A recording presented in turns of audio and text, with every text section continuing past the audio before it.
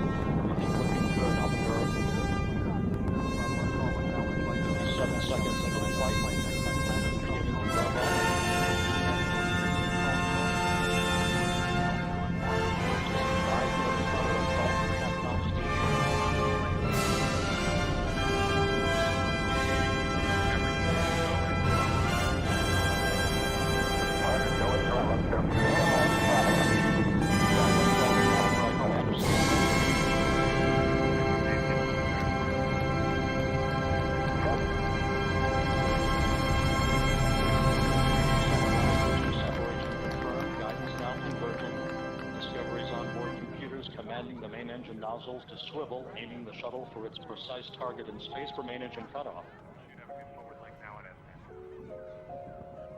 Dan, you sound good.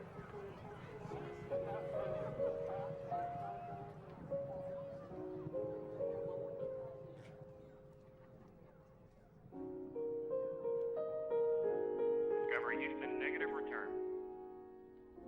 Copy, negative return.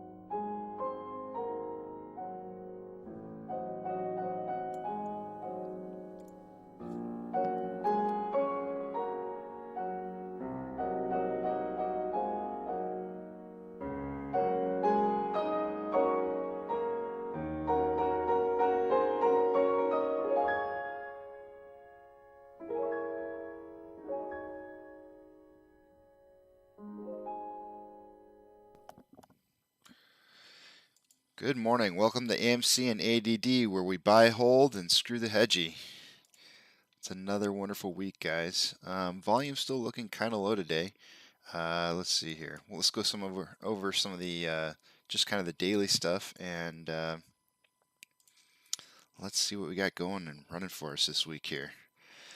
Okay, so here we go. Volume 3866. It's a little bit low for where I'd like to see it at this time of the morning. 1 second here. There's my ugly face. All right, here we go.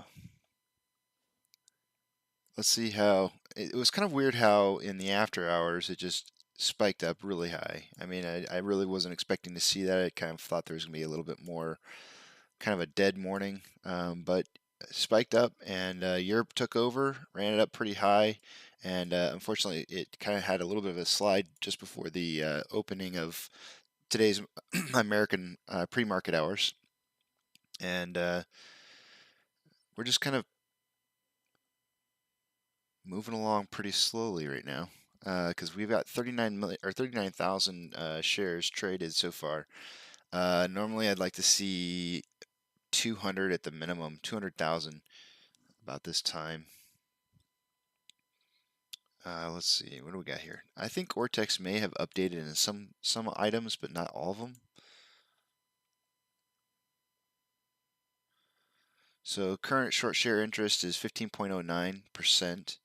The utilization is down ever so slightly. I don't know if it updated here. Let's see if, yep, it shows it.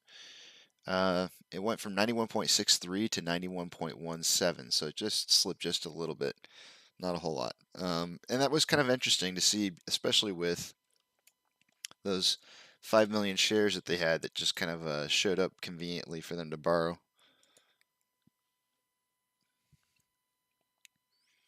So the 5.5 million shares available to borrow, and 3.4 million in ETFs.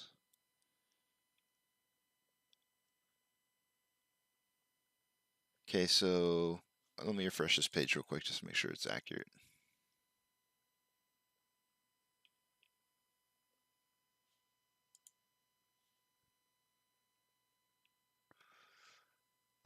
Short exempt volume, True Demon's numbers that he had, and I'll put the tallies back up here so you can see them. But the short exempt volume got lower, went from 303,000 to 232,000, with that utilization at 91.17 and day over day increase at negative 2.91. We're not meeting any of the criteria, so those are all in red. Those are indicators that we're trying to look for to make sure that that we're heading in the right direction towards a MOAS. But some of these out the money calls, if we can get those into the money, could help trigger some of our indicators.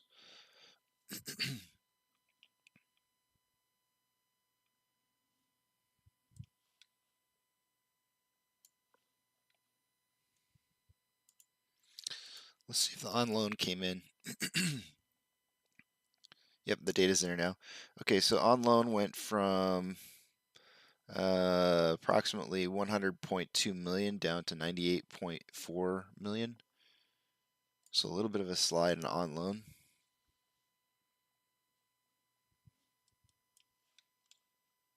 Let's see if there's any new. When I was looking this last week on Saturday, I think it was, there were some new trading signals that had popped up. But they're not showing on the main screen, so maybe if I click in here, you'll see them.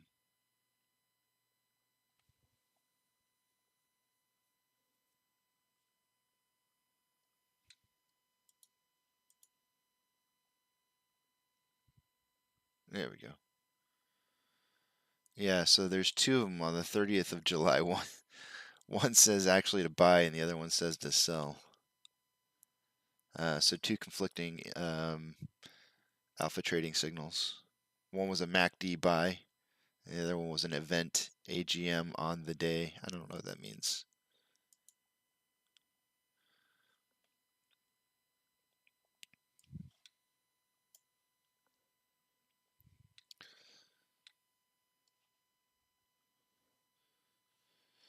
Overall, the market, let's see how it's trending. We have 4,000 decliners to 2,508 advancers. 4,020 decliners. Let's see if this updates. You know, it looks like it's going to update here. Okay, maybe that's accurate information. Every once in a while, you have to kind of wait for this a little bit to update. I think it did. Let's see, Robinhood. Robinhood is, I believe they opened at 38, so they're still down a couple bucks from where they started. Amazon is in the pre-market doing okay. The Heartbeat of America is still underneath the value that they were at 3 or 4 weeks ago, which was 3,500. Cinemark is up in the pre-market 0.77%. Dogecoin is running at 20 cents.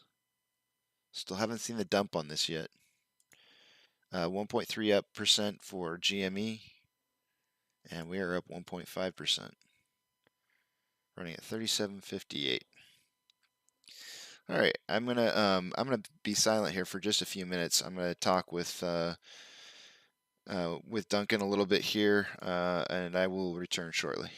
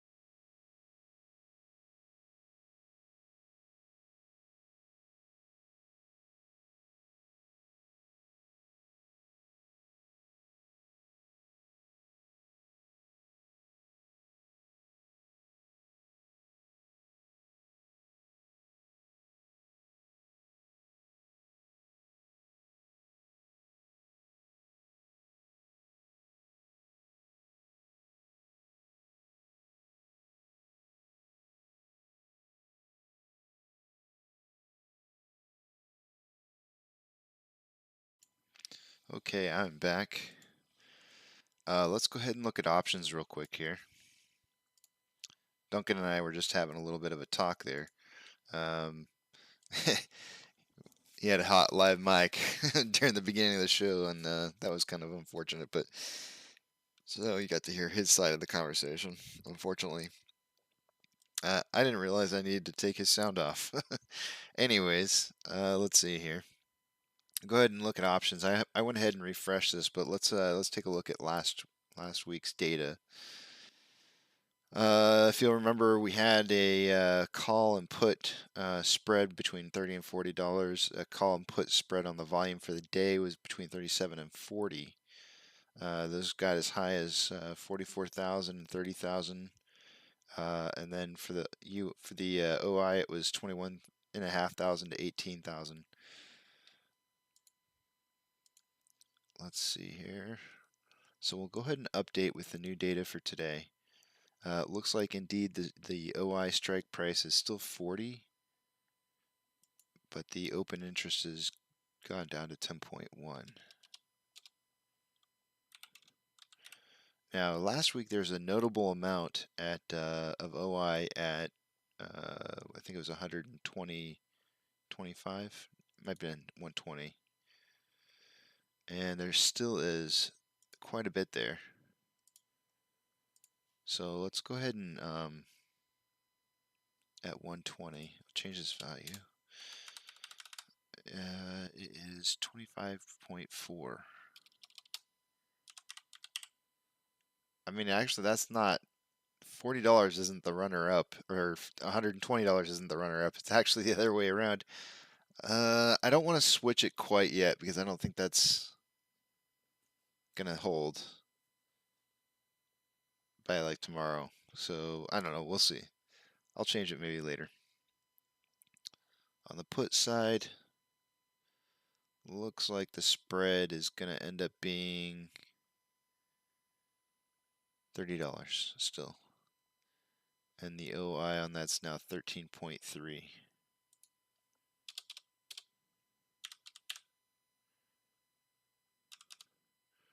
Current volume is still at the 40, 11.1. And 30 with 8.2.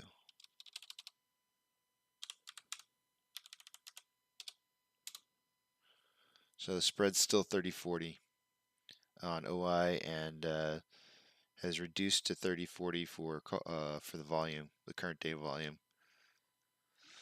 So it looks like they're going to be trying to drive the price down today based on what I'm seeing in the options.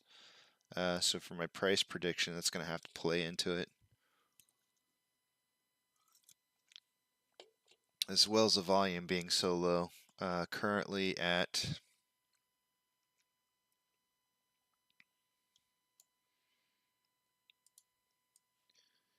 51,000.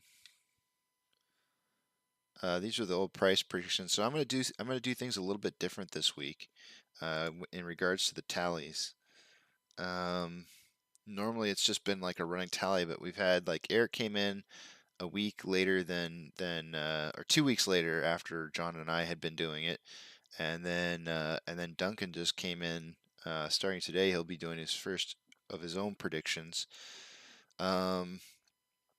So I went ahead and took away the 2 tallies that John had gotten through Duncan, gave those tallies to Duncan, and plus his tally from Friday. I believe both Eric and Duncan got tallies for last week's closing price. They predicted it.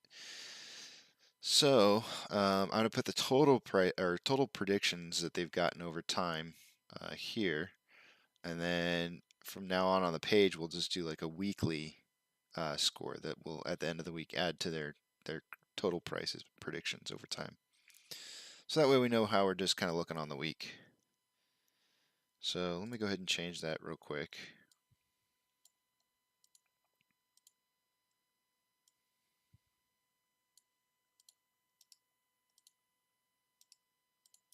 So everybody's going to start out with a 0. Fresh board.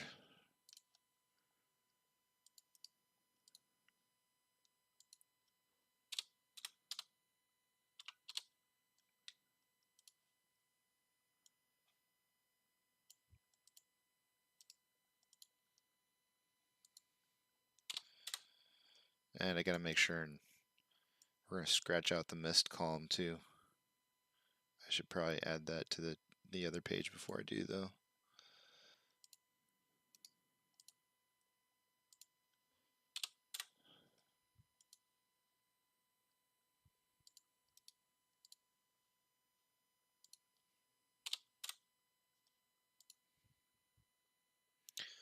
Okay, let's see here.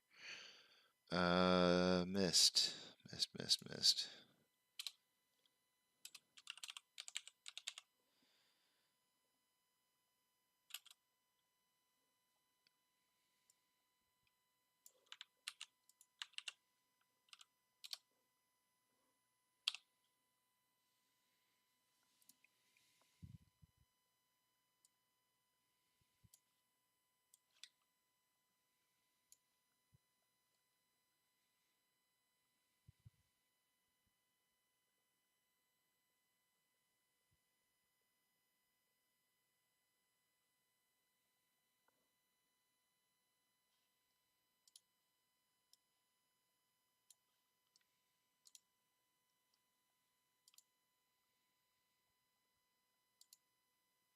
So we ended up closing volume last week at 52.8. I had predicted there being 50 to 70, so I barely squeaked it in there, but I did get the volume correct. Today's looking like it could possibly be about the same amount of volume, maybe more closer to the 60 to 70 range. And I'm slurring my words this morning. I'm tired.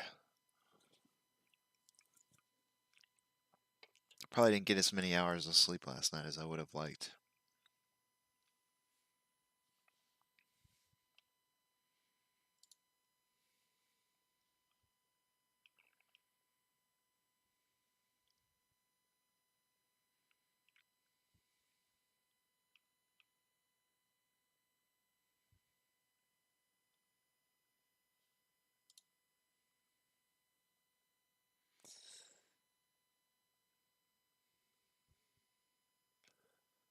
One of the things that I like to look at every once in a while is if you, let's see, I'll pull up, I think it's this page.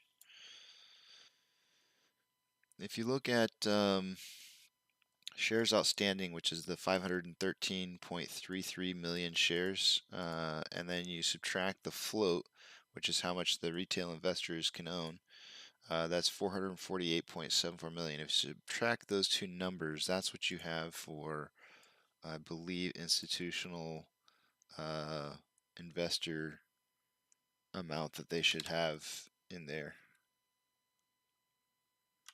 into the company, which we'll just do the quick math. 64.59 million. So this is kind of fun to pull up and look at. This is institutional investors. The date reported on these is March 30th, so it is old, a little bit old information. So you have to kind of keep that in mind when you're looking at this. But calculator. If you start adding these up, remember, we'll say 65 million. We'll just round it up.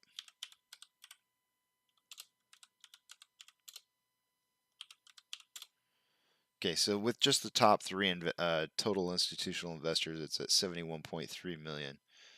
I mean, I don't even know if I need to continue to add, but the point is that institutional ownership is way over what it should be percentage-wise. We'll just add the rest of them just for the fun of it.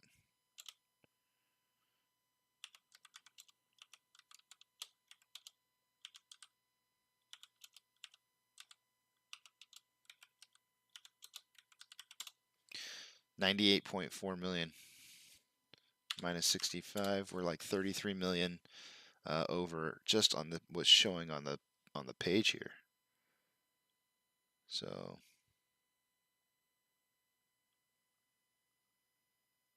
yeah, that's pretty bad.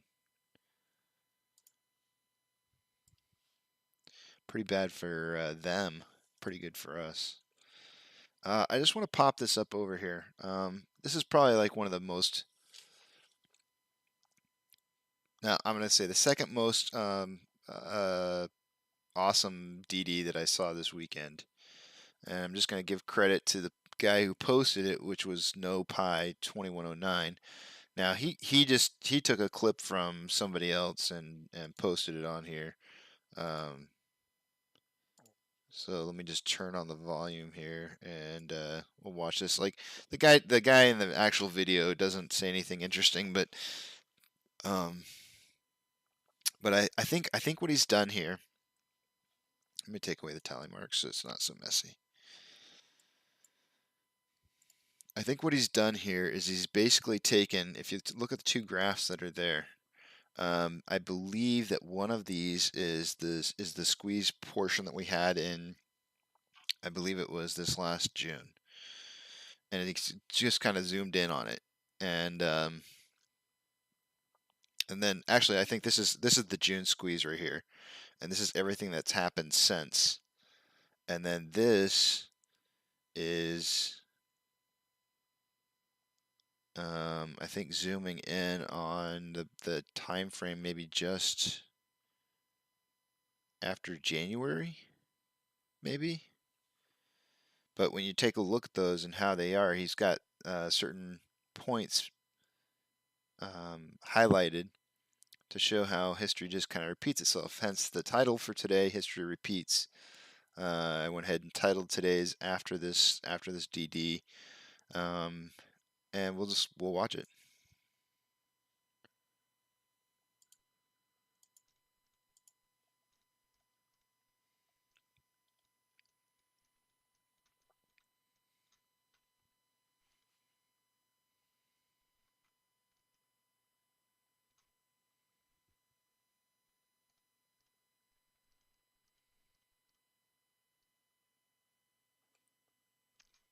Allow me to do that again.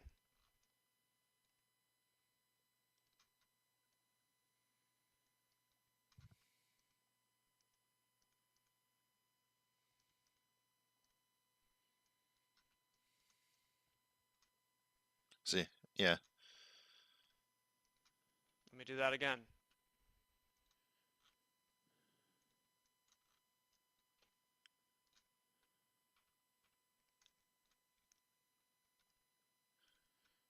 Okay, now see here's the problem I'm coming up with is that this isn't. Do I need to say any more?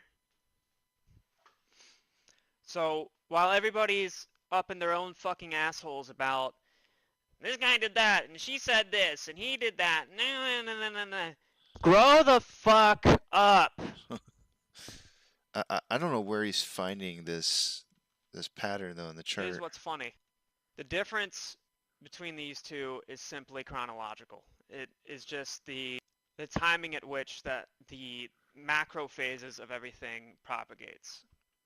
This blue movement is the same as this blue movement. This purple movement is the same as this purple movement. The red and orange and orange. And no. This is currently where we're Down at. here was from January 27th all the way to May 25th. January 27th. So this is the squeeze back in January and everything that happened afterwards. So if I wanted to like double check this,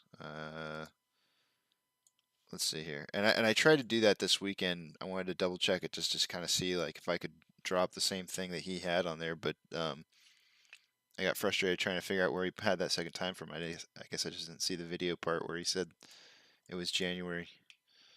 So I'm just going to come back here and drag this back, and we'll go back into the beginning of January. Let's see here. Okay, so this is essentially what he has drawn out right here.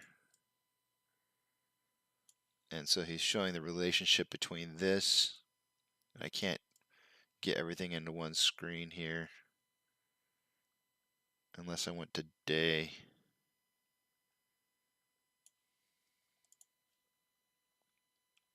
But then I have to drag back out to it again. Let's see here.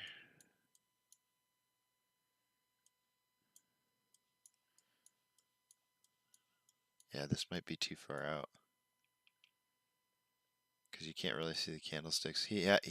I'd have to do a lot of work on trying to go back, dragging back to it, and I'm not going to spend it doing it right here. But yeah, that's essentially what he's saying is that this portion of this graph right here is similar to this portion of our graph here, and that we're likely somewhere towards the end of this portion right here before it goes back up again. Oh, I think he's saying we're like in here. But he's saying there's like a time compression between the two. But anyways, if we just kind of head out to the 30-minute, as of right now, our RSI is kind of right down the middle. 49, 50 would be the middle. On the 5-minute interval, RSI is currently at 46.65. That's relative strength index. It needs to be in between these two lines. Too high and it's overbought, and it's going to have a correction and go more red. Too low and it's oversold, and that means it's going to start going up. And it's going to have a green movement.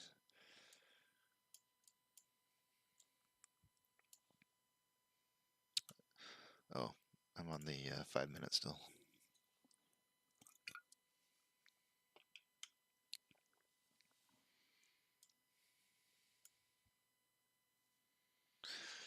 So we got about 20 more minutes until we get our volume of Pokemon volume candlestick.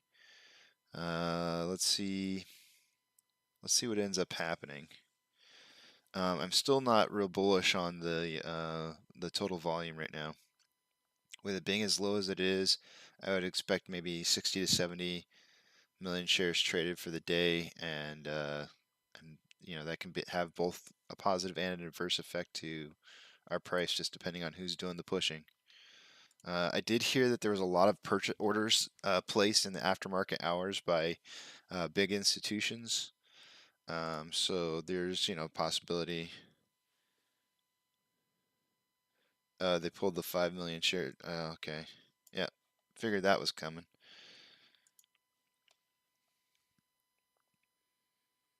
Yep.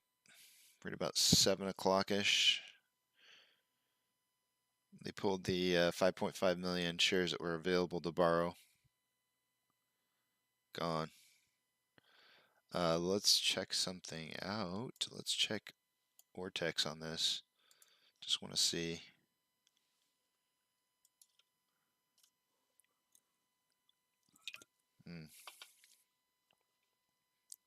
Still not updating any of this information here yet. Usually it's about after 7 a.m. sometime this starts populating.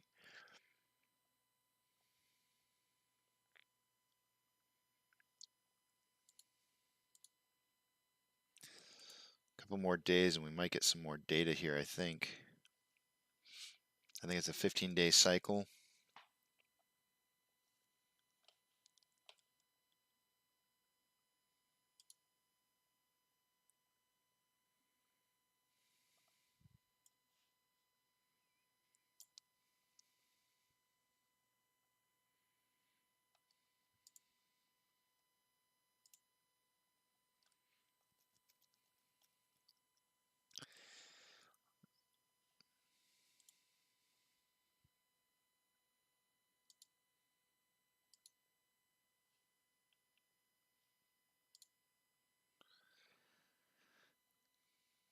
I think it's John's turn to go first today. So I'll send him a message right around 7 a.m.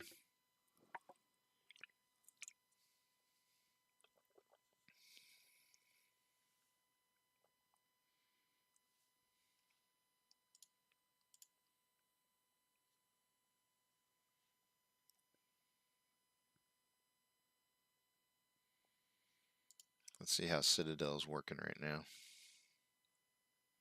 It's looking pretty average as far as their site business traffic.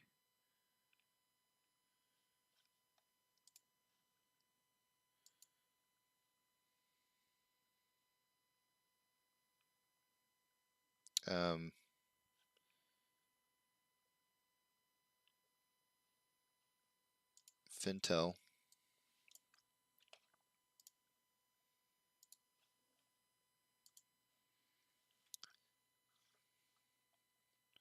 Trying to remember where it was that we left off last week.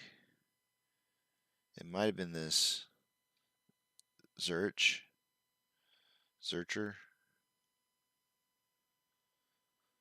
A lot of buys. There's like 23,000 shares here, 201. Of course, these are all from the 30th of last month, probably.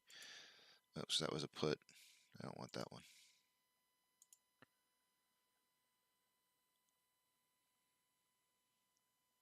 Oh, this one's even before then.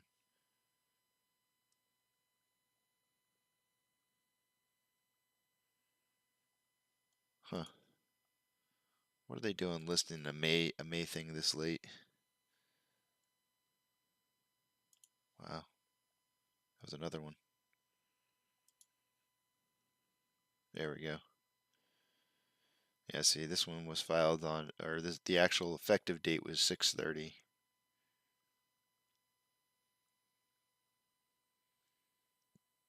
But let's look at the one that sold off. How many shares did they sell? 7 shares. They had 7 shares to sell. Let's get out. It's not getting any better. We gotta save our 7 shares. That makes no sense. if all I had in the game was 7 shares, that stuff's gonna be passed down to my great grandchildren before I sold it.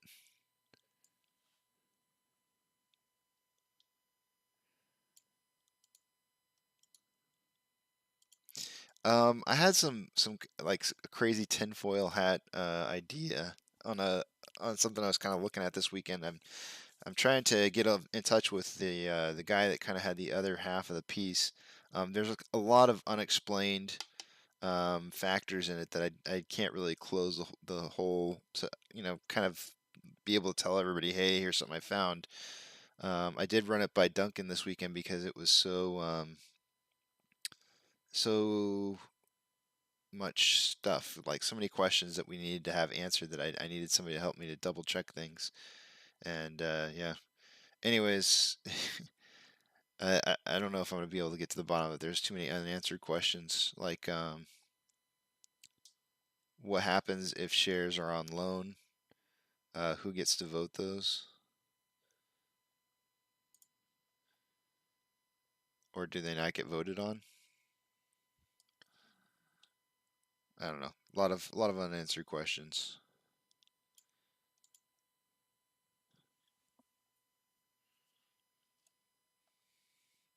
I'll tell you what the guys. I'll tell you guys what the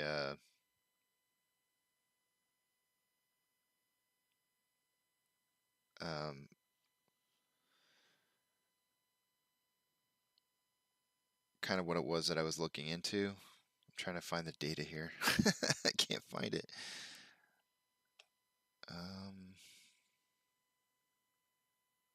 I guess it would be under my save section. Let me just see if I can find this again real quick. I got to use my phone.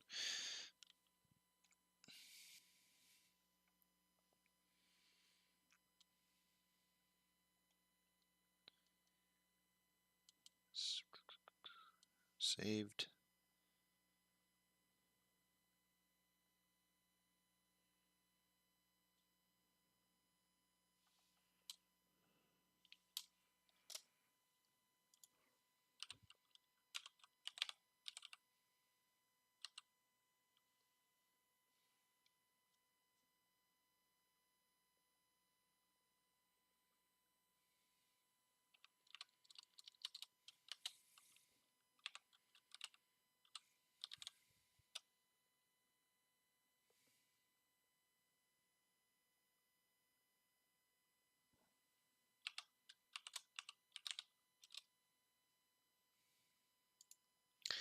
Okay, I found it finally.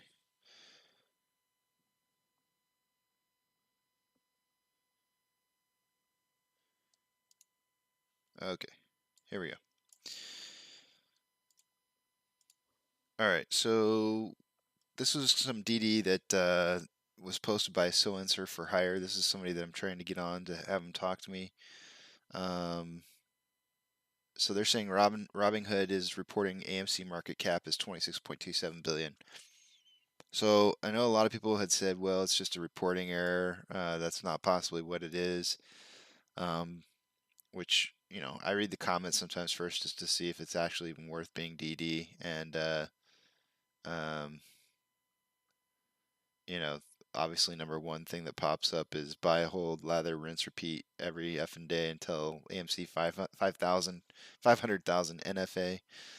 So, you know, I'm just kind of like, I'm like, well, I want to read through this and see what they have to say. They say if it was an error, I'm sure that they would have fixed it by now over 2 weeks. So they had this error for at least 2 weeks. But he's saying 26.27 billion divided by 37 a share is 710 million shares. AMC CEO confirmed there are only 513.3 million shares. It's actually 0.33, but you know who's throwing stones. 710 minus the 513 million outstanding shares comes to 197 million. Shares that were legally issued synthetic naked shorts. 197 million that he can account for based off of the numbers that were submitted. Also based on that market cap. And I'll show you what market cap is here in a minute. But 197 million divided by the 513 equals 38.5% of the total float shorted illegally. So, and the float, remember, is, as I was just showing you just a minute ago, showing you. Is this the right one? I think I'm on the wrong one. I am. Some of these AMC tabs all look the same. So the float's right here. Outstanding shares is the 513.3. The float is 448.7. So as we're talking about that, now add the 15.6% of the float shorted illegally or legally, and we get 54% of the total float shorted. The legal shorted float and illegal synthetic shares come to 277,000 or 1,028,000 million shorted shares. I can't read this. And if they were all covered at once at the $37 price, that won't happen because price increases as shorting starts. It would come out to $10.53 billion. Apes will hold, and I believe institutions long on AMC will hold as long as the price shows consultant increase. I think he meant constant increase along with retail holding interest. This is easy as a $100 billion hole in the making. Citadel and other shorts are stuck in the hole without a ladder and can't lose 10 billion covering just AMC. It would force liquidity issues for GME, which is according to MarketBeat 13% short interest.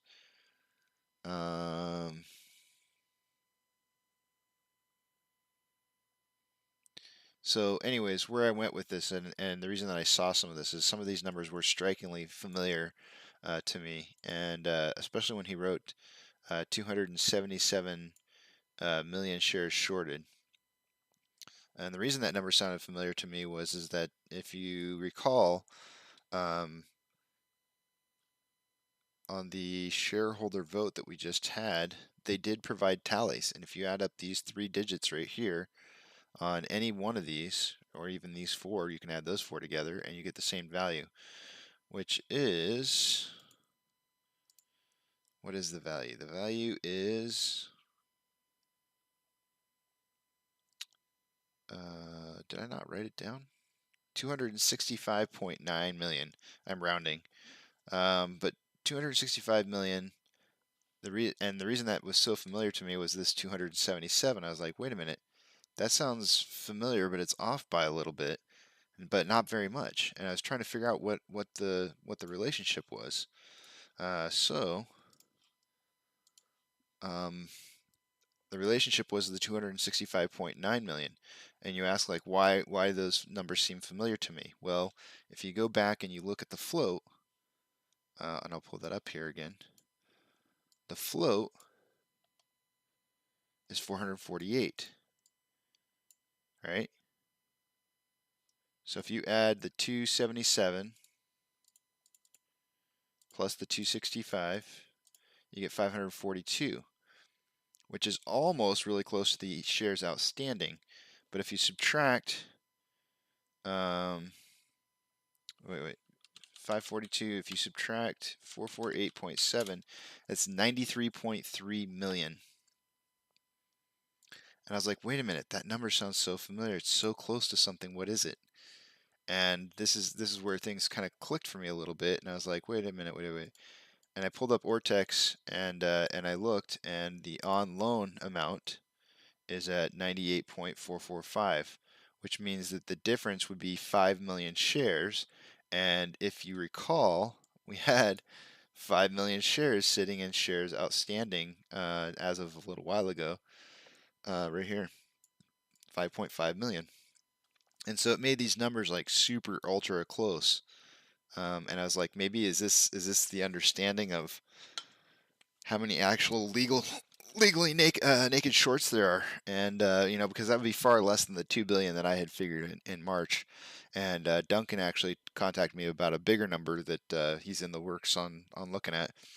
But you know, I felt like there was too close of a parallel, but things that I didn't know or things that I don't know is, as an example, can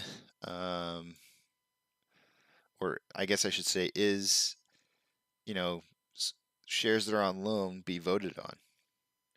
Who gets the voting rights? And if there's multiple people that it goes hands, you know, his hands are tied or attached to this, then is anybody? Does it cancel out the total vote, or you know, do people vote on it but they just kind of get canceled? I don't know. There's a lot of questions that I don't have answers for. So it's kind of one of those things where it's like, I really have to just kind of call this tinfoil hat stuff.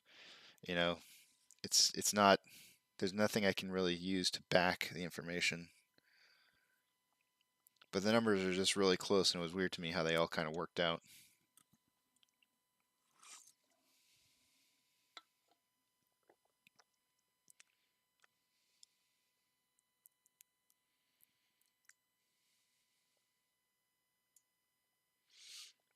About 4 minutes away from the 7 o'clock Pokemon stick of volume. Pokey stick of volume. Anyways, that was my fun little weekend. What did I stumble upon?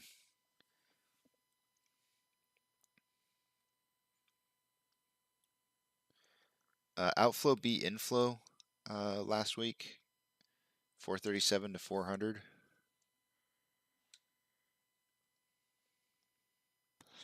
Volume's increasing a little bit, which is good. I want to see that.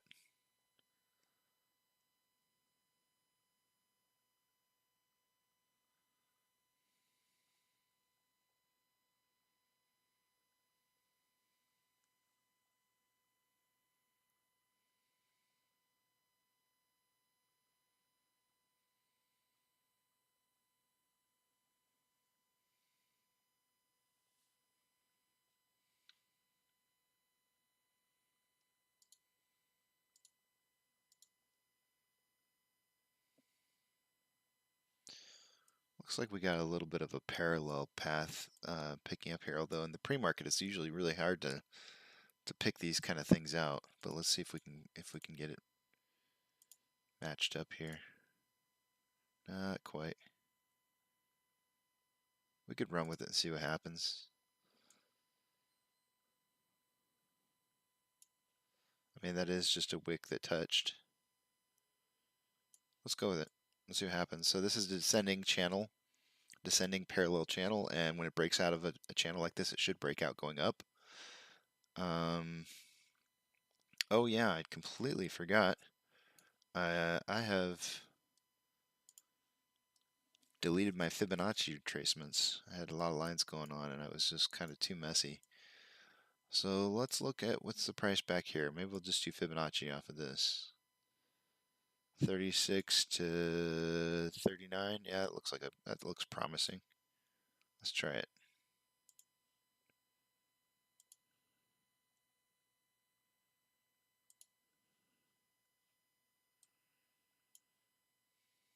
Yep, I like it. I'll tell you why I like it. Let's go back into the 1 minute. Look how the price is just kind of bouncing right between these two Fibonacci lines right here, especially in this channel. So what we might expect to see is if it just continues to bounce off this and then uses this as a wedge kind of point right here, it's going to drive down into and then possibly out and up, probably near the opening of the market. Here comes the Pokemon of volume. Pokey. There's Pokey. Right there. Look at the volume right here. 1,000, 2,000 shares in a minute. What are we at? Oh, it's whopping 39,213. Usually you want to see 300,000. It's like 10 times less. Today is going to be a low, slow day, guys. Low and slow. It's like a barbecue kind of day.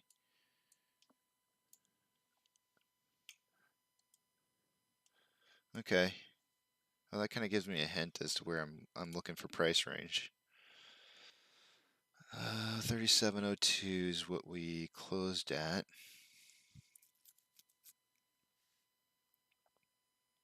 We'll probably end up opening around that same price.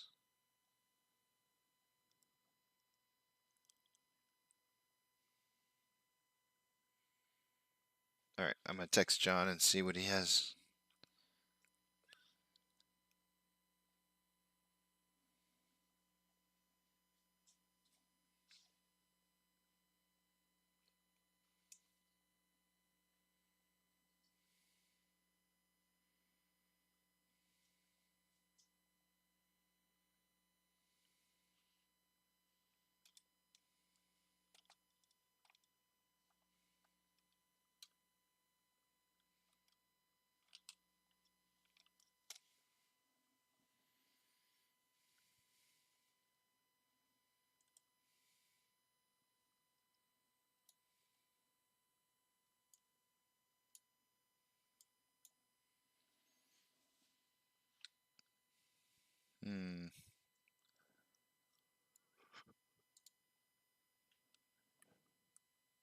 I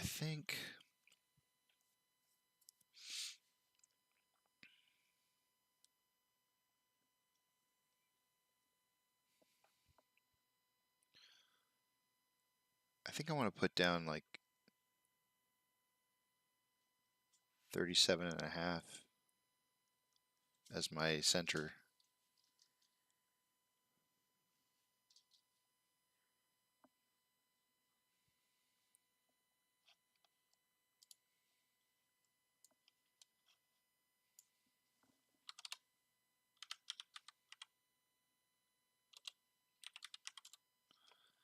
Yeah, 36 to 39.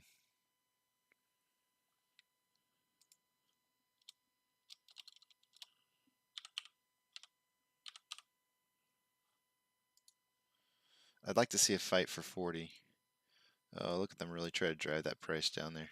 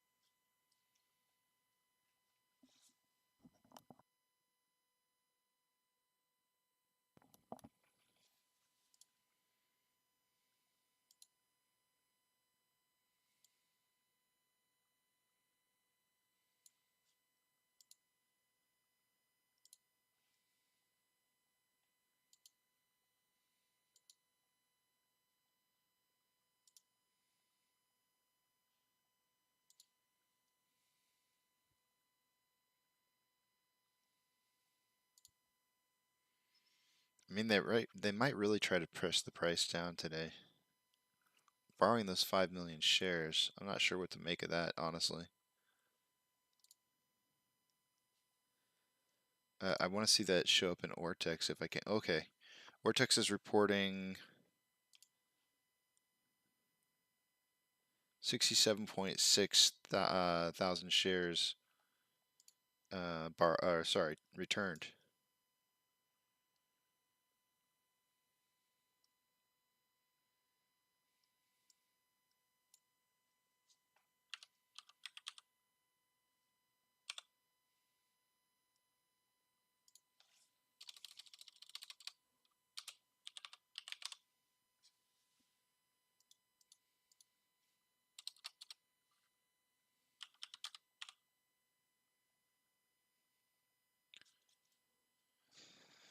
Yeah, I think that's my price prediction for the day today.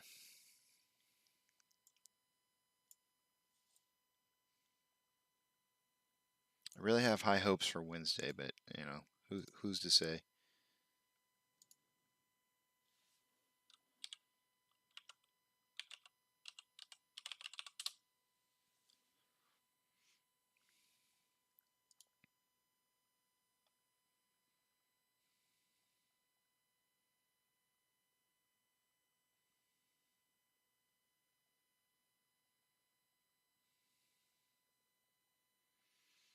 So this is posted by Zealous Ideal, dash date 302. Goldman Sachs at 3 a.m. What doing? I don't know if we can zoom in on that or not. I don't see people. Maybe some people. Oh, there's a really bright section in contrast to the rest. So I'd say this is probably the only busy part right here. Looks like they might have like some kind of light savings kind of thing going on up on these other floors. I've always kind of wondered how, what's what I'm looking for, how business communities have their, or business buildings that are primarily businesses are able to keep their lights on like this throughout the night. I mean, talk about a bunch of waste of energy. I don't know. Sometimes I feel like I care more about our environment than I lead on sometimes. Reddit user Flamo. Oh, get my sound on. Sorry about that. That was loud.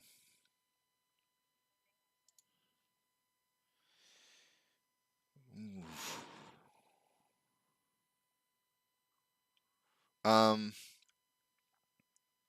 So Adam Aaron posted something that I'll pull up his post actually.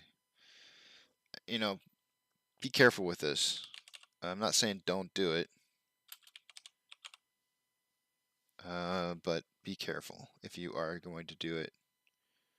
At the very least, I think one of the probably the best piece of advice I can give for what I'm about to show you is to, you know, if you're going to go ahead and give a third party access to your broker, then I would change that password right after you're done giving access.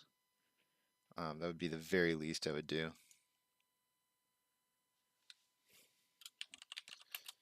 Still trying to pull up Adam Aaron's name here. Oh, here we go. So let's see. I think this is it right here.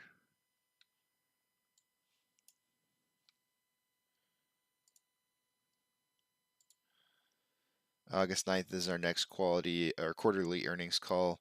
Will be webcast so that you can listen. For the first time ever, we will take questions from individual investors on the call. Here's the link. Really smart questions in so far and fascinating suggestions too. I thought that was kind of interesting how it says August 9th is our next quarterly earnings call, period. And then the thought process continues with will be webcast, so you can, it's actually be a comma. Like what's going on here, Adam? Are you doing these or are your kids doing these? what's the deal, man? That board of directors spot got you got you a little stressed out. So you know you can click into it. You can go in there and you can see. Basically, what happens is once you sign up, it requires you to link your investment. So you say that you're a retail investor. You put in your information, and it has you takes you to a link to your broker, so that you can put in your password and everything, and it can find out how many shares or verify how many shares that you have. So yeah, I'm not real keen on the idea of just passing out my my password to third parties, especially when it's coming to millions of dollars at stake.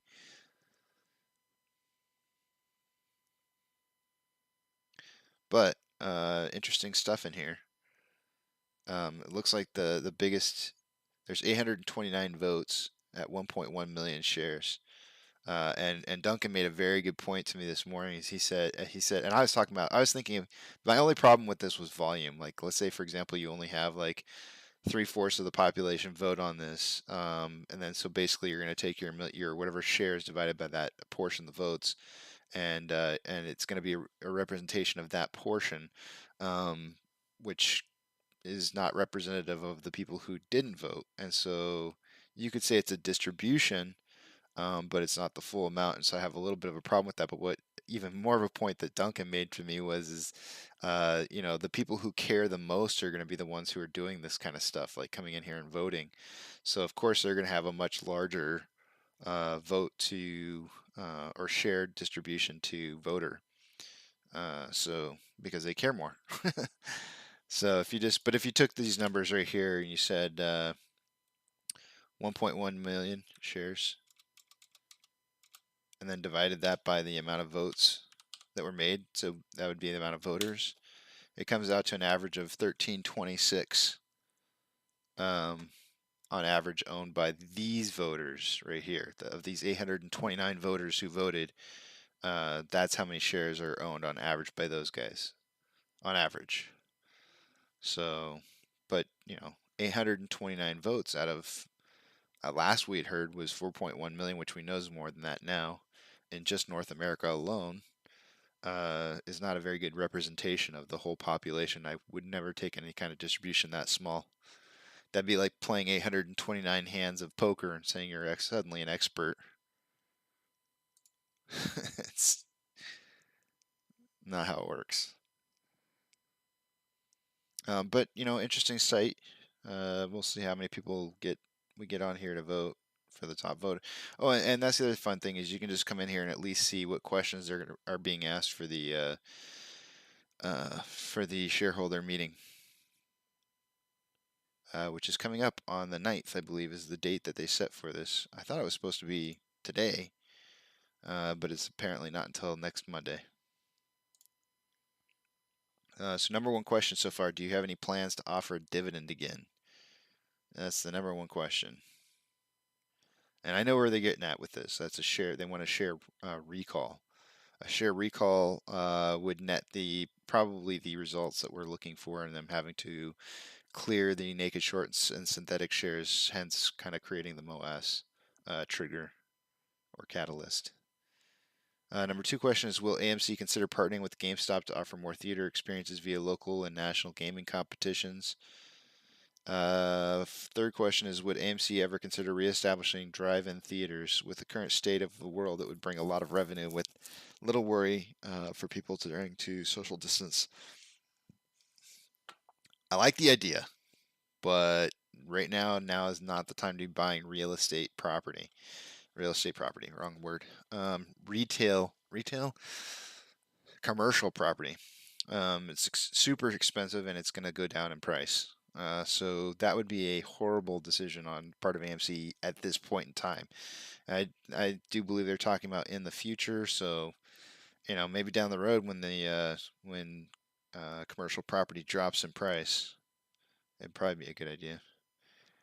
How's AMC preparing for the possible large-scale COVID surge could potentially shut down theaters again? Yeah, it could. But AMC already said they have enough money that they'll be able to last through another shutdown, so who cares? Would you consider selling AMC merchandise at theaters and online platforms? I think it would be profitable.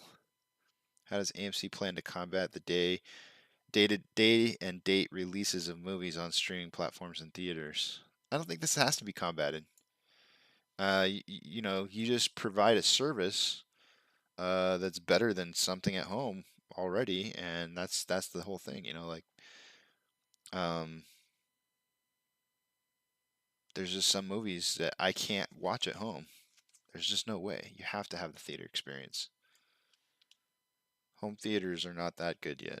Even if we had the millions of attendees that we would have after this, I still wouldn't buy a home theater good enough to consider, even come close to considering leaving the theaters for that experience. Anyways, I'm not advocating the site.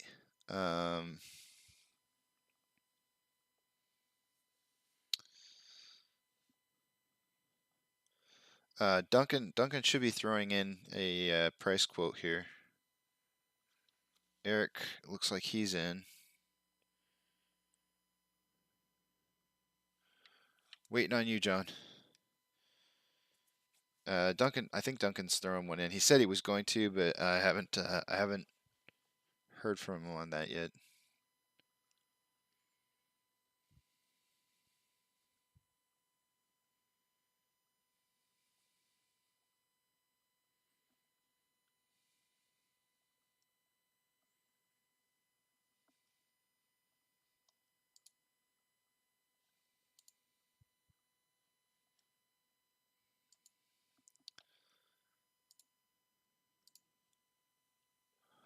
Okay, so price predictions are coming in.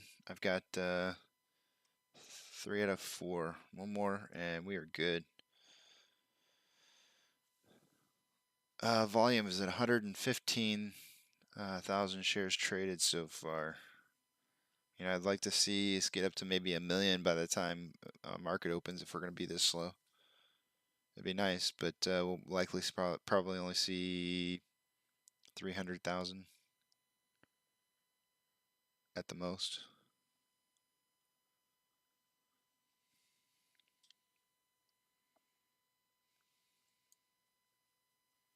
So we had a little barcoding going on. And then it finally, I guess you know, maybe you might want to call that consolidation possibly. But it looks like it's now starting to break out of that descending parallel channel.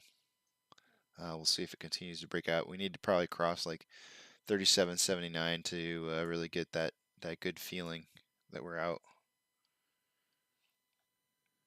35, 2 sideways. I think we got 3 sideways. Let's see what Eric says. We have 4 sideways. The bullish person in for the day today is Eric. Eric's got the most bullish prediction. So I'm at 36 to 39. Eric is at 37 to 40. John is in at 35 to 38. We're leaving lots of room for us to miss, all of us to just brick today. And Duncan is in at 37.8 to 40.8. Oh, I take that back. Duncan is the most bullish today. Duncan, he actually has Eric beat out by 0.8. I didn't realize that. Okay, guys, I'm going to start adjusting. Those are our price predictions. Most everybody's in agreement that there's going to be a sideways day today, leaving us open for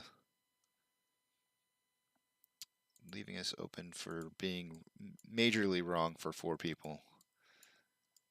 That's okay. These are just for fun.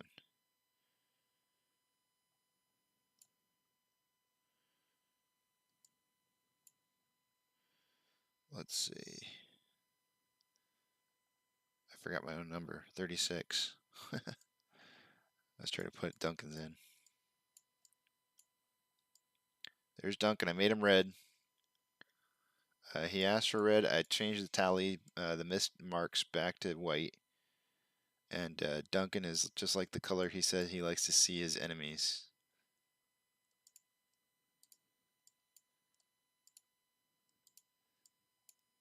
Uh-oh.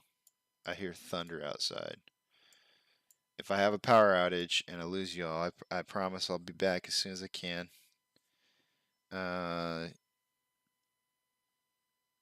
This is probably a hedge fund ploy to prevent me from being able to stream.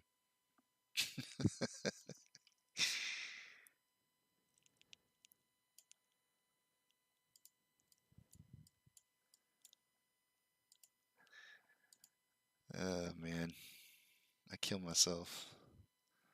Purple, 37. So I'll move these price prediction around and get everybody into the spots where they're supposed to be.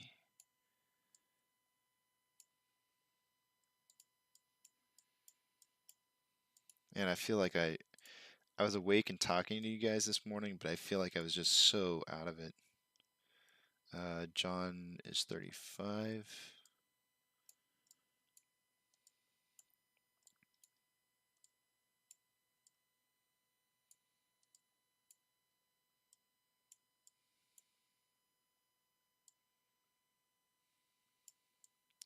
I think John's got the lowest values today, right? 35, yeah.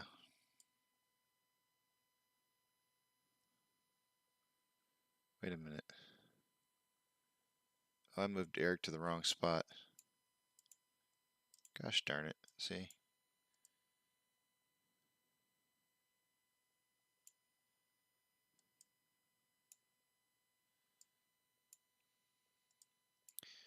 Eric goes way back up here. He's 37 to 40. Oh, that's his other line, that's why.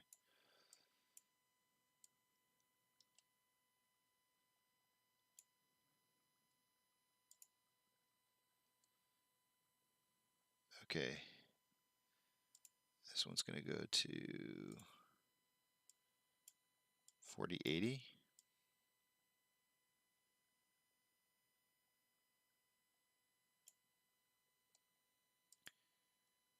I'm going to move down to 39.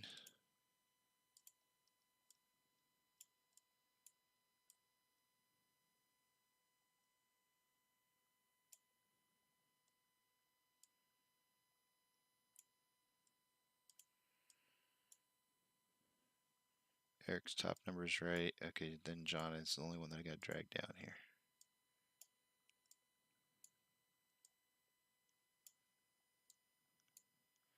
And he's going to 38.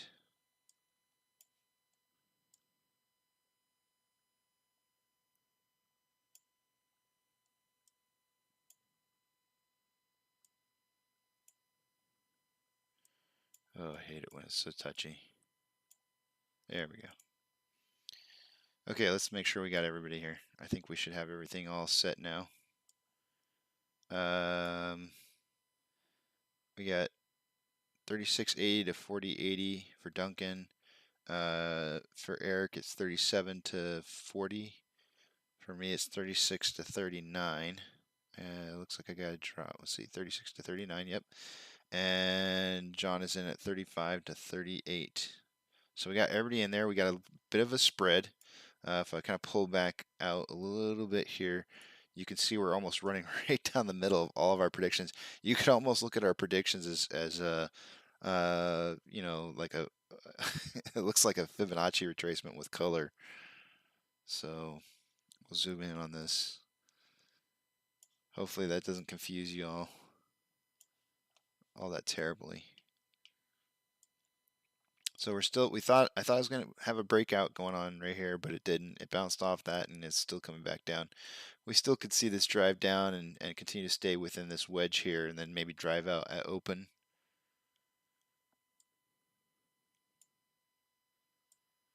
This level of resistance at 37.39 could hold.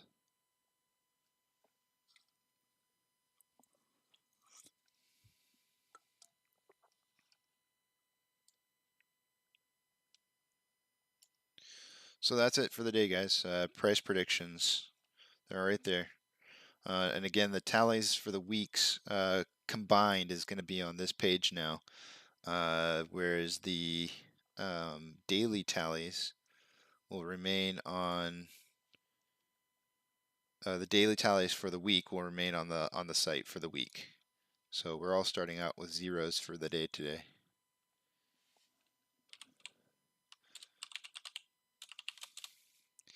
Let me go to Eric. I'm going to text Eric real quick and let him know what our prices were so he's in the know.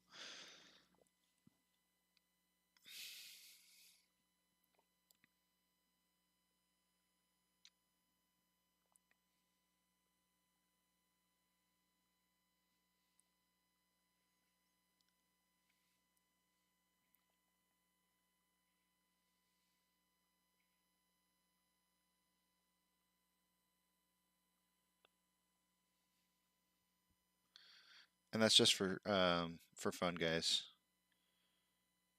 This is not by any means the word, but it is definitely just fun predictions for the week, or actually for the day. But over the week's time, we're doing this just to try and earn a free ice cream between us, see who can most accurately predict over the weeks. And of course, the missed column is getting the most amount right now. Eric's coming in close and trying to tie it up here. Yes, I mean yeah, it's for ice cream. I mean, there's definitely an ice cream, and you're owed one. You won, I think it was 2 weeks ago, or maybe it was, yeah, I think it was 2 weeks ago. So last week there was no clear winner, unless Duncan was involved in on it, but he only got part of the week.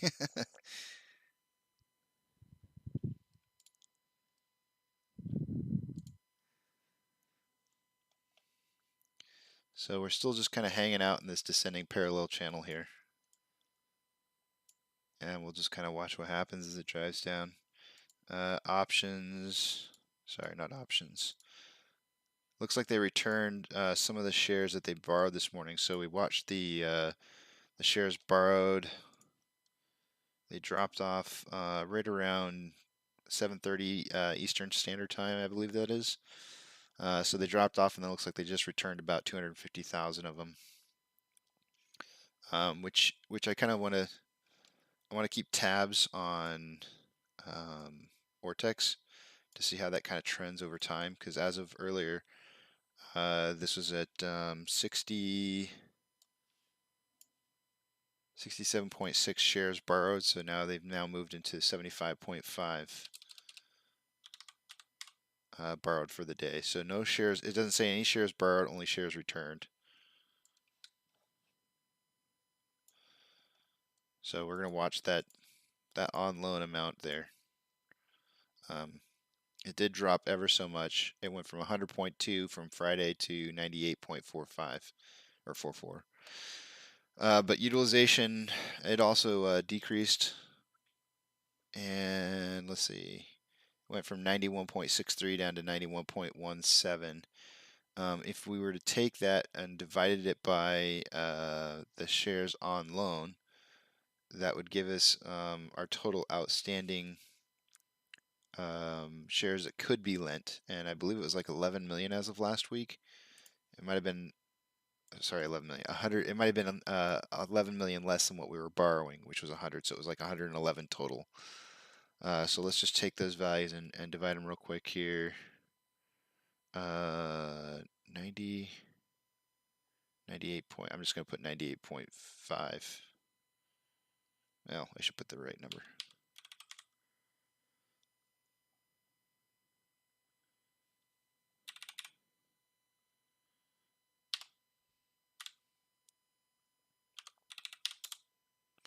So the total amount of shares that could be lent, while there's only 98.4 million, is 107.9, which is actually less than what it was last week, because that would mean that we have, I'll just subtract the two numbers, 98,445.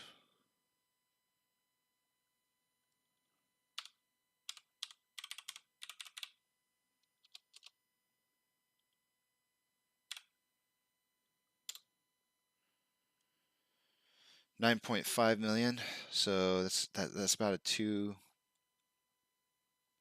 So I guess just basically 1.5 million shares difference. So there's like 1.5 million shares less for loan this week than there was last week, essentially, is what I'm saying.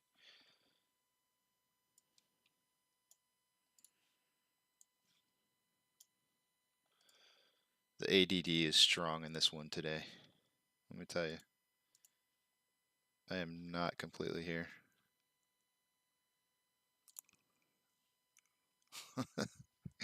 I'm here, but I'm not here.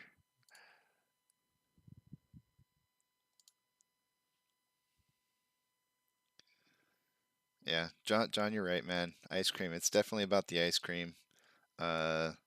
Especially after he had, was it Happy Tracks?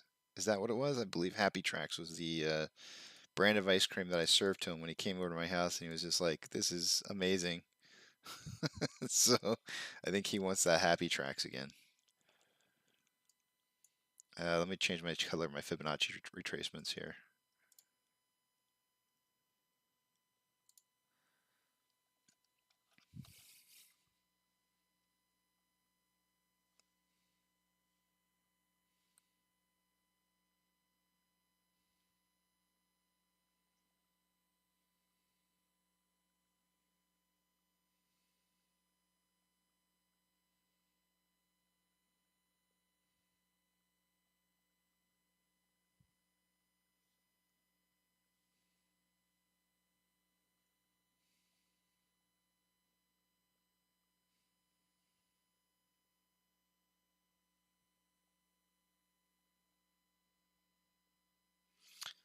So my wife should be on her way home. I normally would probably take a break with her already by this time.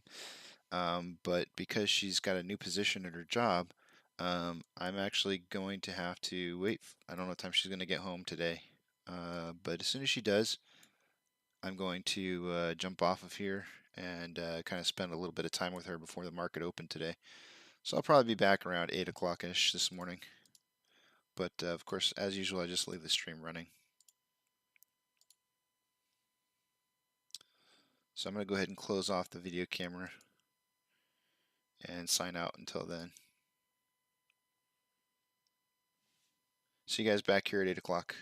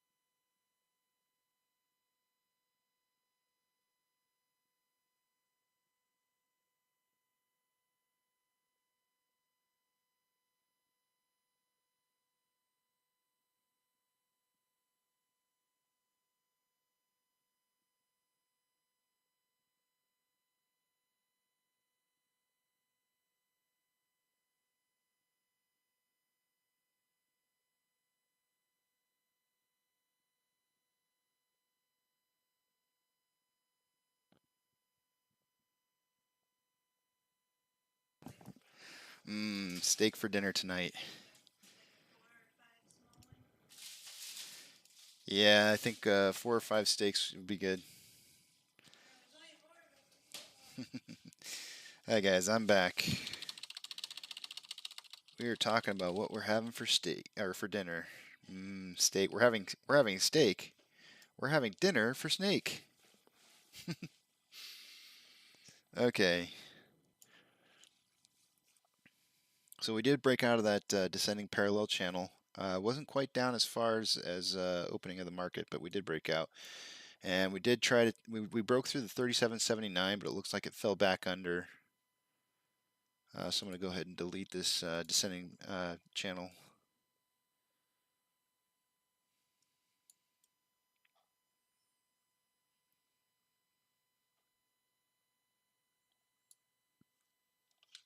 Let's see where we're at.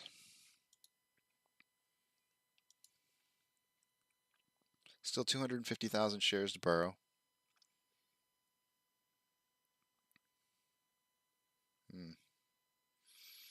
Currently, the total amount of shares in the money, out the money on puts and calls, looks like we've got basically 144,000 on the calls and 70, 80, 90, 91-ish. So 90 to 145.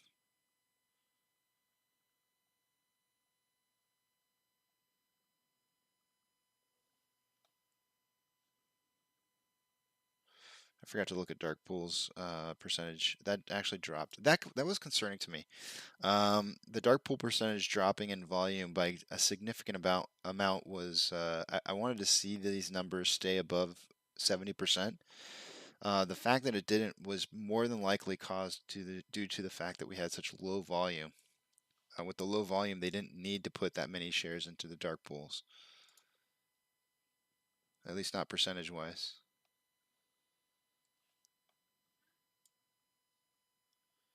Looks like we're testing that 37.79 again.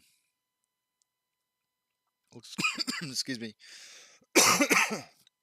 It looks like 37.91's got a wall of about 10,000 shares, roughly. So it looks like we might bounce off of a wall that's somewhere right around in here. And I think I choked something down the wrong pipe. I've went ahead and logged into Reddit, so now when you see this, it's going to show up as me. I guess I kind of figured it's no need to hide that anymore since I'm publishing it right on the page itself. So you know, if somebody does private message me or something like that on there, it could be seen.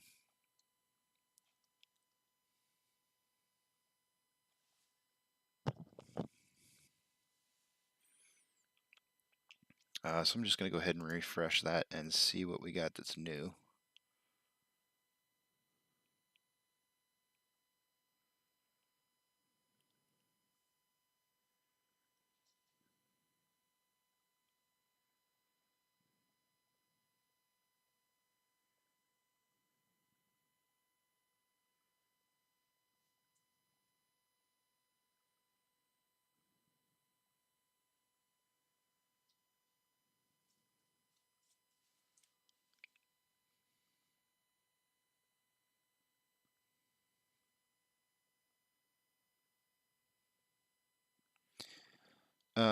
So this was posted by Paul Moreau,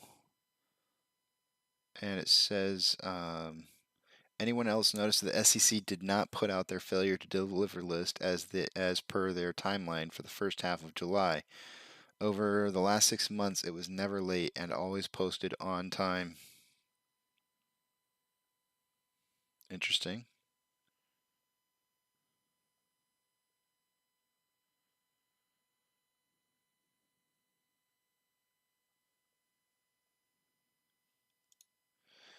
This is posted by 1980 Scottsdale. Oh, yeah, 1980 Scottsdale. AMC could hit 1,000 soon. Yahoo Financial comments. It looks like this might have been pulled from a quote from Yahoo. Says word on Wall Street is that reverse repos due Monday. Any liquidity crunch increases margin requirements via NSCC's risk management algorithm. DTCC can now liquidate shorts in a day. So whether it's the Delta variant that induces risk, which increases the margin capital requirement, or AMC's rising capital requirements, egregiously shorted, or I can't say the word, egregiously? Yeah, don't even bother. Due to share price increase or just a flat-out burst of the largest inflationary bubble of all time. All indicators point to a high likelihood in a breakout gain of AMC's share price. AMC is therefore the all-time greatest hedge against a crashing market.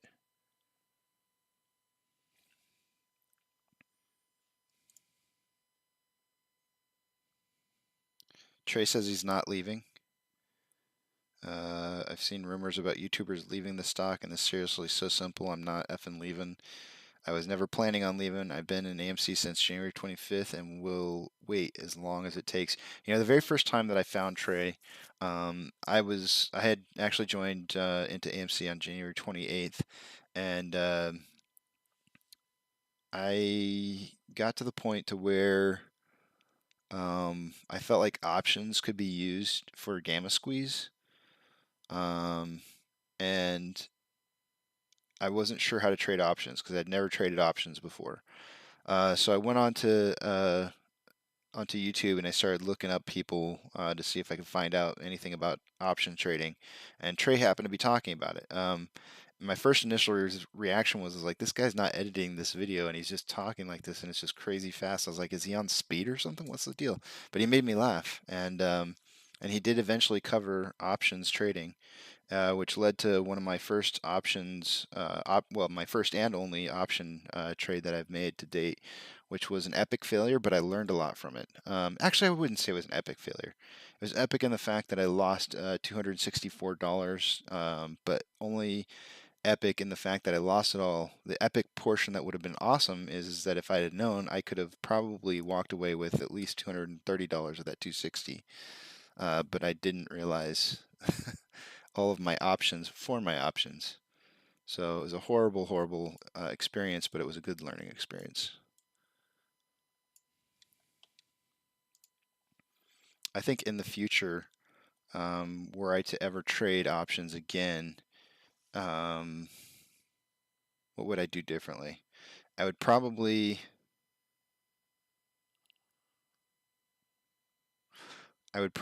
buy out a little bit further, maybe a week longer than I did. I think I had only purchased the options for about maybe 2 weeks out.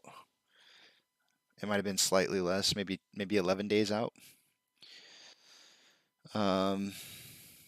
So that would be the first thing, is I'd probably make it at least a 3-week process. And then when it comes to AMC,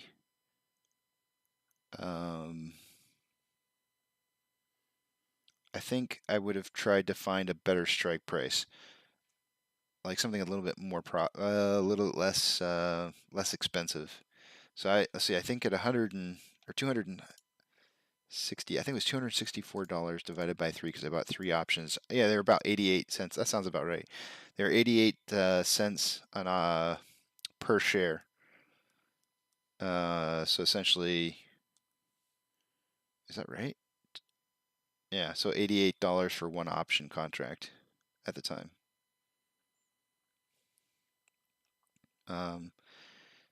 Which I think might have been a little too expensive. We did end up hitting, it was a $10 strike price that I had bought them at. We ended up hitting 10, but I think as high as it got was like $10.17. And I think I needed like 10.24 in order to be profitable. Might have been 10.30. So I was just waiting for it to happen to sell them so I could break even, but I didn't realize I could sell them before I didn't realize that I could sell it before they expired. So I let them expire out of the money. And the other thing I didn't know is that I needed equity in my account by Friday to purchase the shares should they have been expired in the money. I could have purchased the shares from the options at the $10 strike price. which would have been great. But it closed like just under 10 that day. I believe it was like 9:54 or something like that. So kind of the perfect storm against me.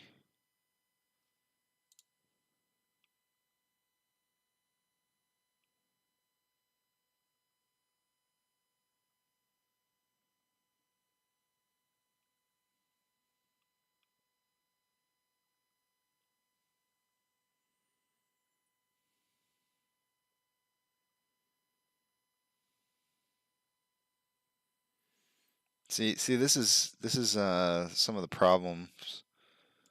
There's a very complicated math equation in here. This is posted by Ein Fachman. Did some math based on a sample size of 444 retail investors. I was able to get an estimate of 4.8 billion existing AMC shares, 935% of the float.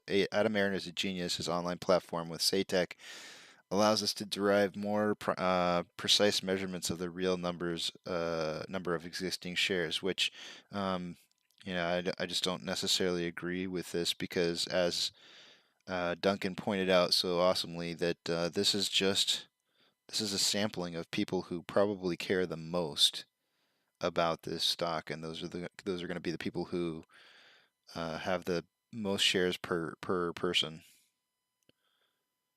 averages. So you can't really base it off of these averages. Let's see if they account for that in their formula. No, it doesn't really look like it.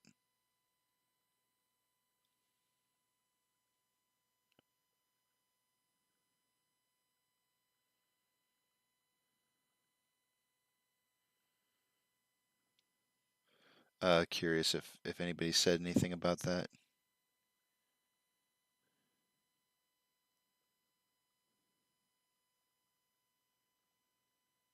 Yeah. To improve this statistic, yeah, we'd need a good sampling. I guess that would be the thing to kind of look at. Like if you could find out the distribution of the votes in here, that would give you a good idea as to whether or not you were on the right track. So in other words, of these 444 votes that were cast right here, if you could get a breakdown on each one of these votes and see like a bar graph to see what the distribution in shares is. If you had a nice bell curve, then I would say, yeah, then you could probably use this as an average. But more than likely, what you're going to end up having is this: instead of a nice bell curve, you're probably going to have a flat line that goes all the way up to X amount of shares, and then it's just going to peak really high and then drop off. So it's a bell curve, but it's shifted off to one side. And when your standard deviation doesn't, or when you don't center around your standard deviation of 0, then you have a skew in the data that you're tracking. So yeah, well pointed out by Duncan.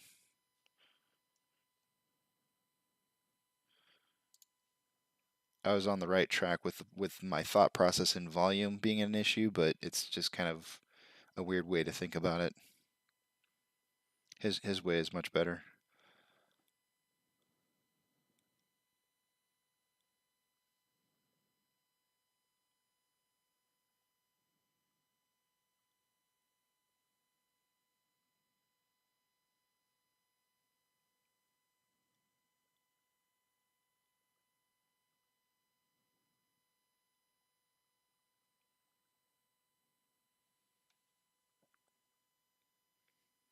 Okay, we're getting closer here. We're about 16 minutes out from open. We're up 1.76% with a total value of 37.67. So we are up from the closing of last week.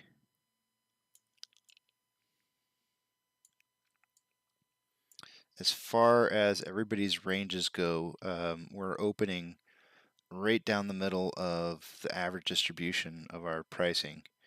price quotes that we have for the week. So everybody's currently in contention at the opening, or what appears to be the opening price. So I'm gonna probably have to list everybody on the tally marks as neutral, unless that should change drastically.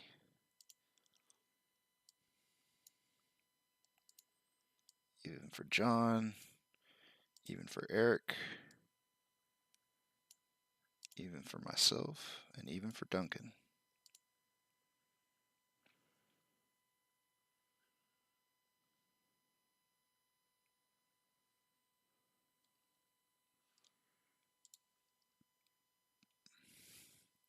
I actually think tomorrow, I would not be surprised tomorrow if we lost about 10%. So whatever the ending closing price is for today, I think we might close about 10% lower tomorrow. And I think Wednesday is going to be that massive push that we've been all just sort of kind of feeling is coming. But history repeats itself. That's one of the reasons I'm talking today is that DD that we did over the weekend. The one that at least popped out the most to me.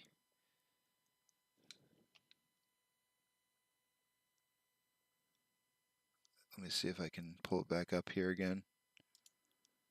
I don't see where my my saved articles are. I'm trying to see if I can find that.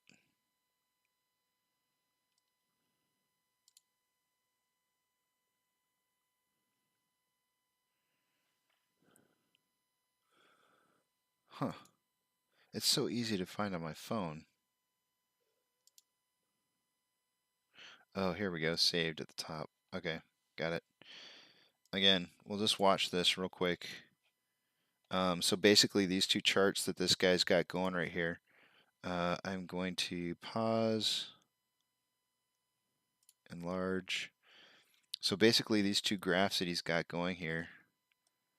Let's see if I can get this just freeze right down on. There we go. So he kind of blocks. This is currently what we're looking like. We're way down here, right now. This portion right here that you're looking at is what happened in January. So this is after the January squeeze, and if you look at these, he's got these blocked off in certain ways on both of them, so you can see that it's very similar charting. When he pulls out here a little bit, you can see that it's the same, but it's what leads into this big jump right here. So now that's the same chart that you're looking at right now. These are the same exact things. But he's basically he's blocking everything off so you can see how they match up, and that basically we're in this phase right here. Now what I was going to go do is I'm going to zoom in on this part in January just before it really raises up in price and see how many days there were between that price increase and this price decrease and where it starts to launch. If we are indeed in that phase, then that's how many days out we would be looking at. So let's see if we can figure that out real quick. I am curious, and I do think that there's strong correlations to the past history and what's happening with this stock over time. I mean, there's very, very obvious patterns that really jump out to me. So let's go to the 30-minute mark, 30-minute interval. We'll go back to I guess it would be the end of May. It looks like this is right about where the top of that point was. So it's 1, 2, 3, 4 days. And I think I had actually, I don't know if it was last week that I mentioned this, but I think I was saying that 4 days is about what we're going to be looking at for that low volume before it started to really pick back up again. Here's those, you got 1, 2, 3, 4 days of low volume, and then it starts to really start spiking up there. So what days were these again?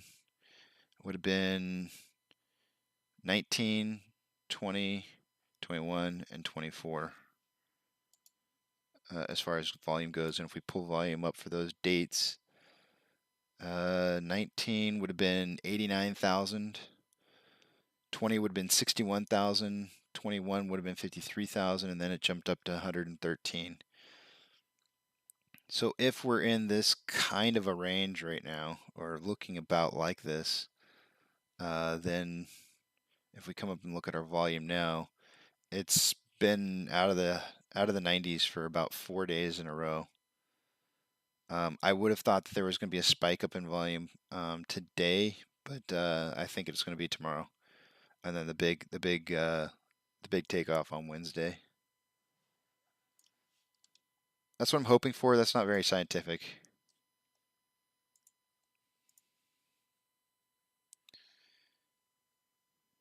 Got about 8 minutes left here to market open, but I'm going to start it in 6 minutes.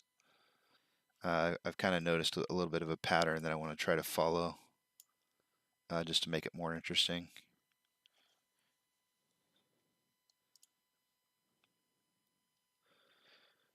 How many shares left to borrow? We are currently at, hold on 1 second. On Ortex. Now you have to remember that that number is going to change, right? It's not always going to be the same. So let me refresh Ortex, and I can tell you how many is left to borrow for today. So there's 98. We closed last Friday at 98.445. So if we just take this value, let's see, it's 98.445.111, and you divide it by utilization. And then you subtract the original value of shares on loan, which was 98.445. So the total remaining amount of shares that are left to borrow currently stands at 9.534609. So basically 9.5 million shares left to borrow. If no shares are added to the borrow list, which it was at, I believe its total value last Friday was 111 million, so it did decrease slightly from 111 to 107. But if they didn't add more shares to borrow and the on loan rate or the amount of shares on loan increases, then the utilization will become higher. If the amount of shares is also increased that are able to borrow, you may not see utilization rise that much. So that's how this number can be manipulated. Utilization is manipulated by the amount of shares that are there to borrow. So if they just add more, you have a lower number. I think some people were thinking that utilization was how much of the free float was on loan, which I guess in a roundabout way it kind of is, but it's the calculation is actually amount of shares divided by available amount to borrow. And I can pull that up.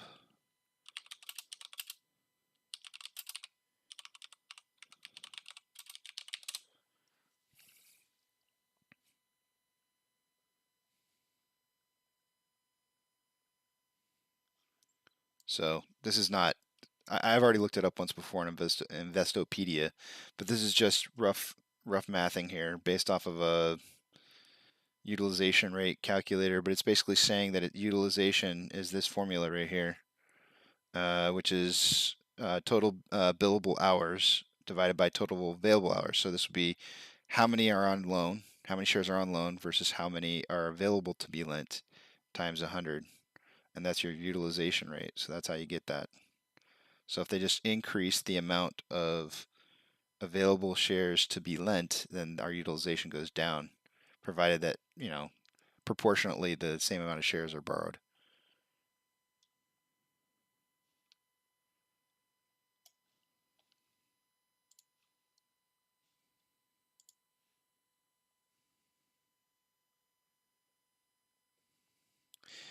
The amount of shares, you can't find the resource on number of shares shorted in 2008.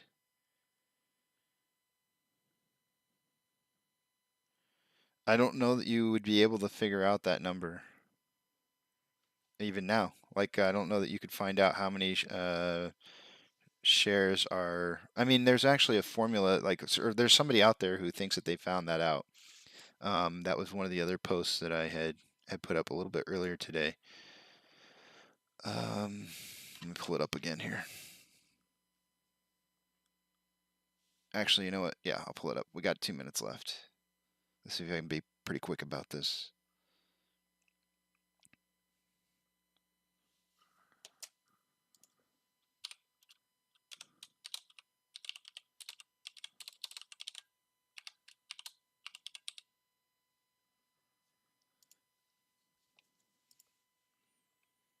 So this is the one that I was looking at this weekend that might give you the number that you're looking for, but I don't think that we can fully say that this is 100%. But it's posted by So for Hire, and they said that there's 710 million AMC A shares. I think he might mean Type A.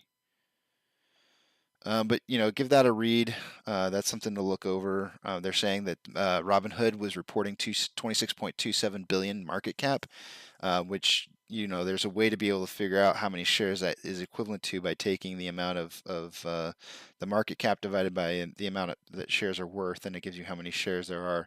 So they do some math, and they end up coming up with illegally synthetic shorts and legal shorted float is 277 million essentially. But I'm going to go ahead and start the show beginning for the day today. Let's just enjoy the market open and see where we go.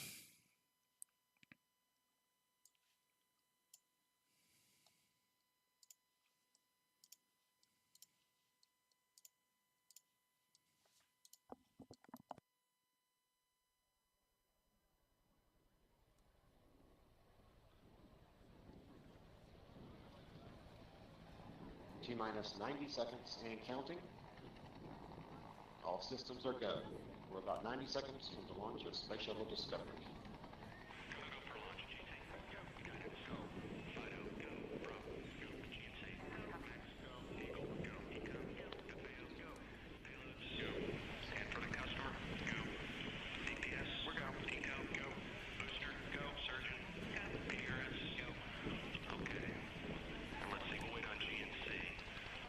T-minus 60 seconds and counting. We are transferring to orbiter internal power at this time. Discovery is now running off its 3 onboard fuel cells. Coming up on a go for auto sequence start.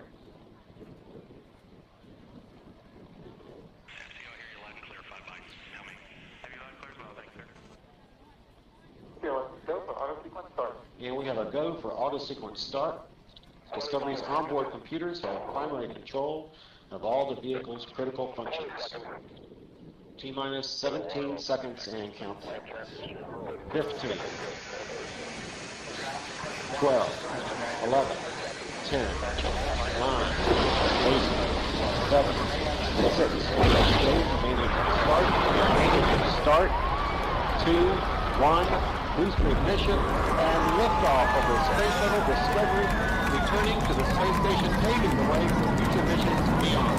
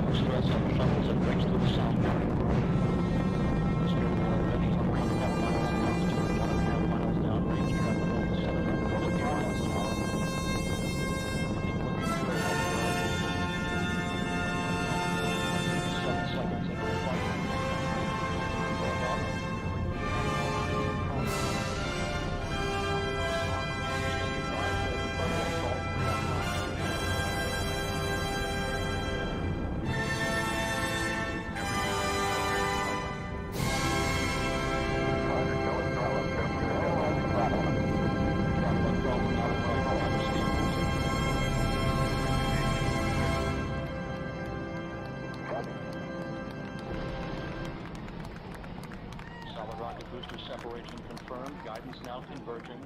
Discovery's onboard computers commanding the main engine nozzles to swivel, aiming the shuttle for its precise target in space for main engine cutoff.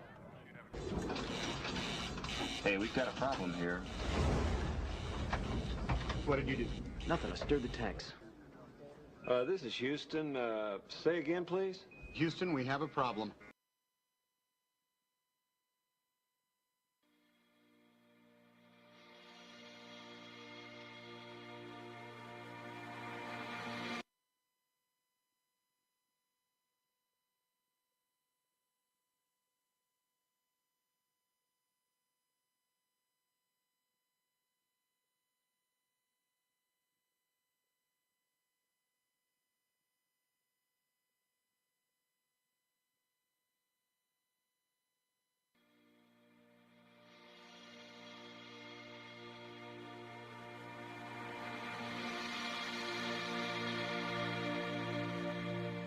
Screen falling off the door hanging off the hinges. My feet are still sore, my back's on the fringes. We tore up the walls, we slept on couches. We lifted this house, we lifted this house. Firecrackers in the east, my car parked south. Your hands on my cheeks, your shoulder in my mouth. I was up against the wall on the west mezzanine. We rattle this town, we rattle this scene.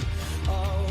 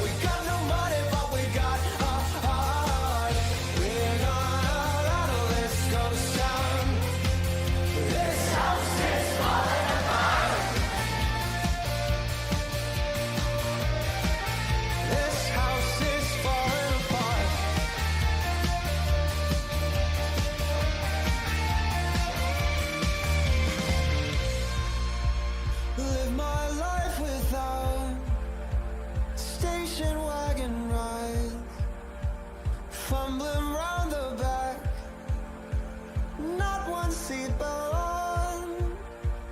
Wait for summertime, coming up for air. Now it's all a wash, now it's all a wash. Live my life without coming up for air. Now it's all a wash. I want everyone racing down the hill. I am faster than you.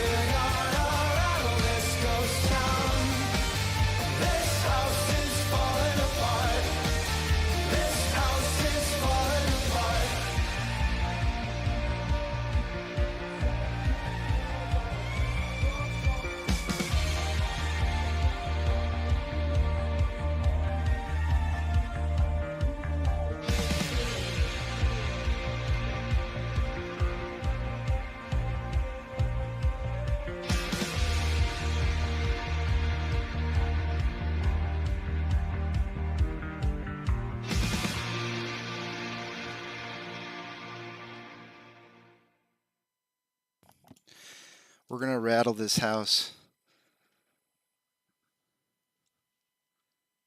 AMC to the moon, man. We're going to rattle this house. Welcome to AMC and ADD, where we buy, hold, and screw the hedgy.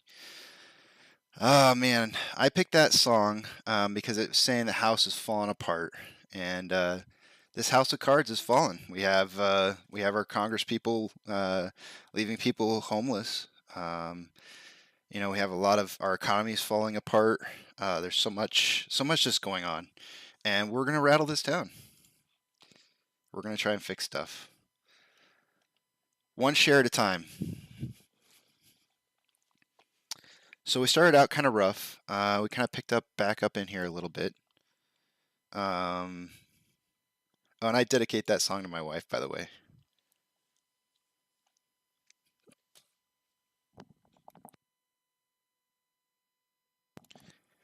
Yeah, she's saying in here, we're going to rattle these hedge funds.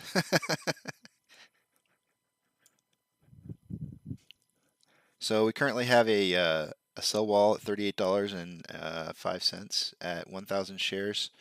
But we're still kind of pushing through. We broke through that level of resistance at 37.79. You can see there was a little bit of resistance there, but we're still kind of climbing up above it. The next level of resistance is going to be at $38.20. These yellow lines are my Fibonacci retracements. The colored lines that you see in here on the chart are going to be highs and lows for our estimations on our 4 guessers for the day, which you see in color coded on the price tally marks. So we have a really kind of a big distribution. As I kind of scroll out here, you can see Duncan coming in at the highest high and John at the lowest low. And we're trading right down the middle, kind of everybody's predictions right now. So there's a good spread, but we were all even, predicting that, you know, within a $3 range that we would probably be coming out close to even for the day today. So we'll continue to see how this trends as the day moves forward. We have 250,000 shares showing up available to borrow, along with the ETFs that are available to borrow. That was at 5.5 million early this morning and through the weekend, and they borrowed off those shares and then returned those 250,000.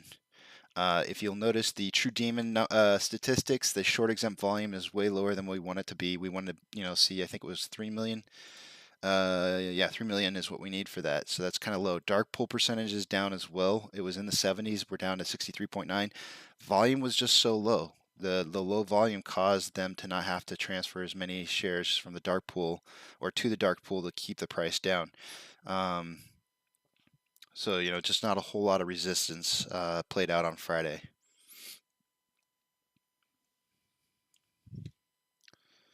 Looking at our shares,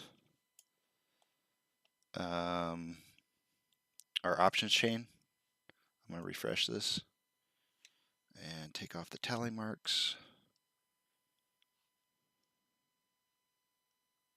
Oops, what did I do? I got rid of something.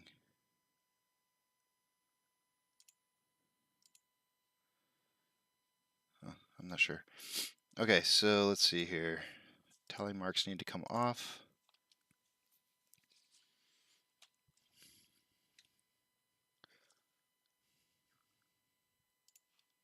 Bring my notepad over. So our shares have not increased at all. This is all the data from yesterday or earlier that I took this morning. So nothing's going to have changed yet. But basically, our OI level of call support is at $40. The spread is about a $10 difference because the lower amount is for the puts is at 30.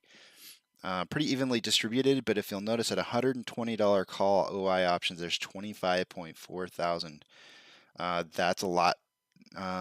You know, if there's a lot of people with some long shot call options out there that they're really hoping that this is going to be hitting that $120 price mark by the end of this week.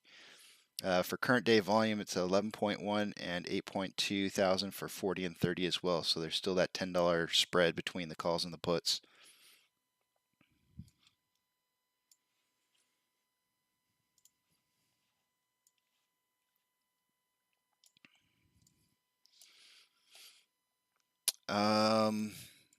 It looks like, let me refresh here. It looks like we're at 69.8. Okay, no, that number changed.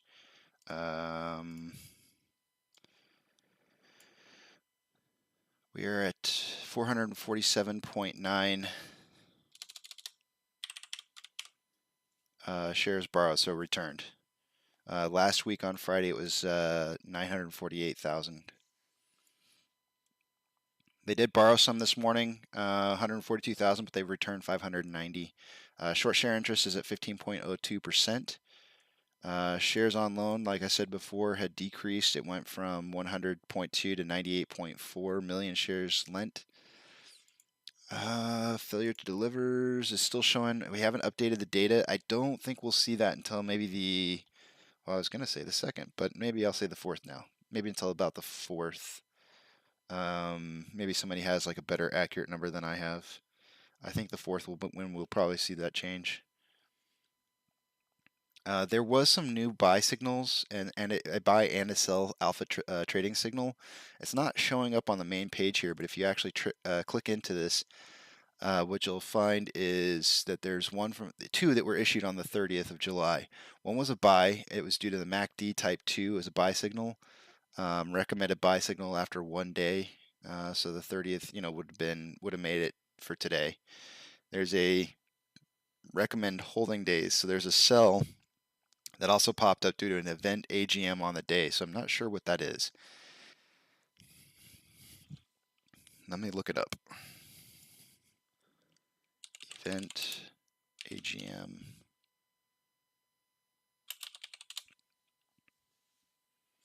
Oh, okay. That was our shareholder meeting.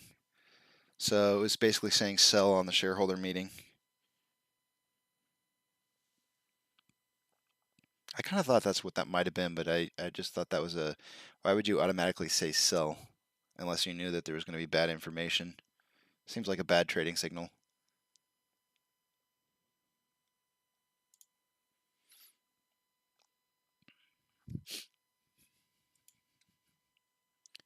I'm not sick, I promise. It's if you hear me sniffling, that song gets me a little bit.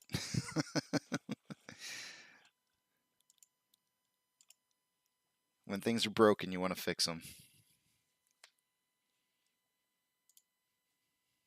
So I entitled today "History Repeats," and the reason for that was due to again the Reddit post that I saw about history repeating itself. Let me go to my favorites.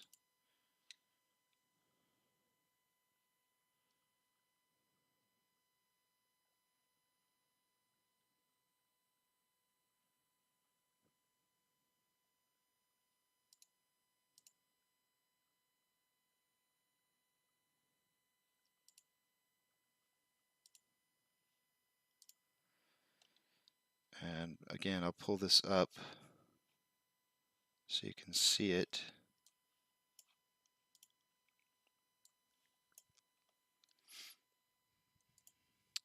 But again, this is our shoot up in June here, our massive price spike from $20-ish to $77, and then here we are way over here. This is the end and where we're at right now currently.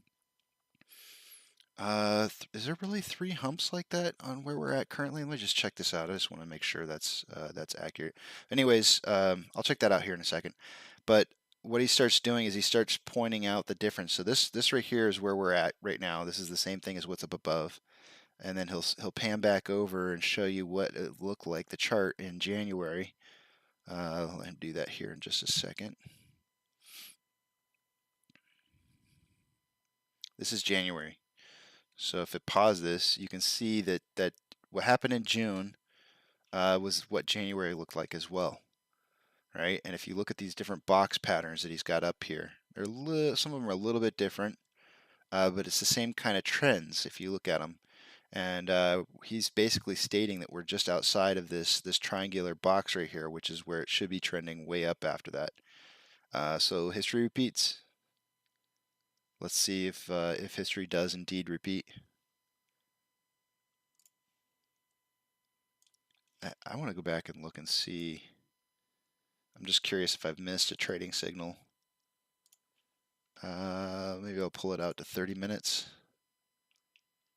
Yep, indeed we did have those 3 humps.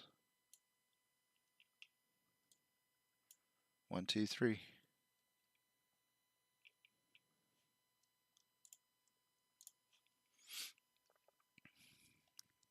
I went back in the history to see when the price hike would occur based off of that. If we were to follow that price pattern, and it would have been 4 days of down days before it took off, in volume at least. And that's I think we're beyond that just slightly by like a day. I kind of have my hunch is Wednesday is going to be something to watch out or have, keep an eye out for. We're outside of John's tally marks for the day, so as of this point, he's currently out of the running for a tally mark. That could always change. So we have a nice ascending pattern here. I'm going to go ahead and plot this out. I think I will.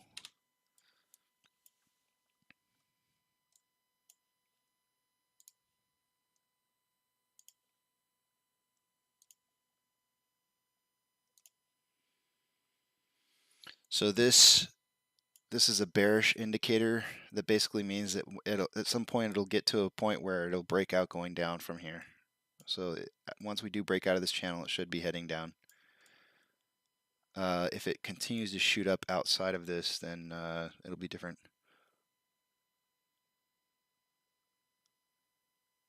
Yeah, we have had a good first 15 minutes. We are at 7 million shares traded 15 minutes in. If we wanted to see better I think better numbers would be more like 1 million shares per minute. That would be a pretty great start to the day today. So the volume's a little bit low, but the price is moving in the right direction, so that's a good thing. RSI on a 30-minute interval is currently at 64.09, so we still have more room to move up. And the relative strength index is at 68.72, which is getting close to that point to where we might see a little bit of a correction. So we could move up this ladder a little bit more before seeing a downturn maybe outside of this. I would suspect that maybe we go up and test 38.71, and this will be the wedge that we'll be working to break out of. We'll be in this sector, maybe right in here. I could just go ahead and draw a box on it. I think I like doing that now. So maybe something like this. We want to avoid this box if possible, because if we can avoid this box, we can continue on this trend. If not, we'll probably come up here somewhere and then maybe break out down here, have a bit of a price correction. And then what you might see is some sideways trading in between 38.20 and 38.71, if we can hold that level of support.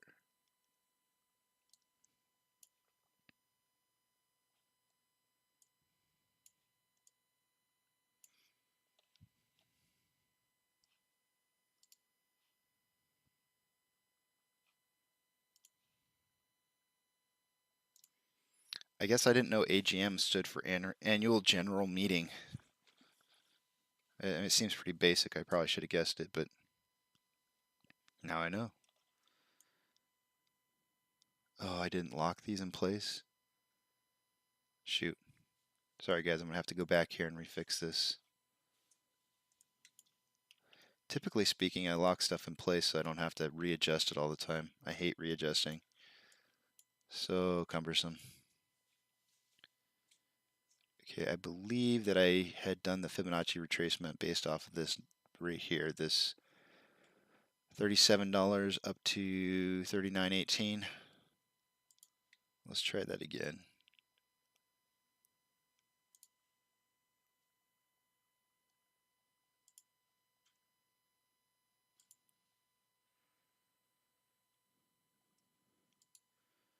Let's scroll in on that, on our values here and see if that's about right. Yeah, it looks pretty good. We'll run with it.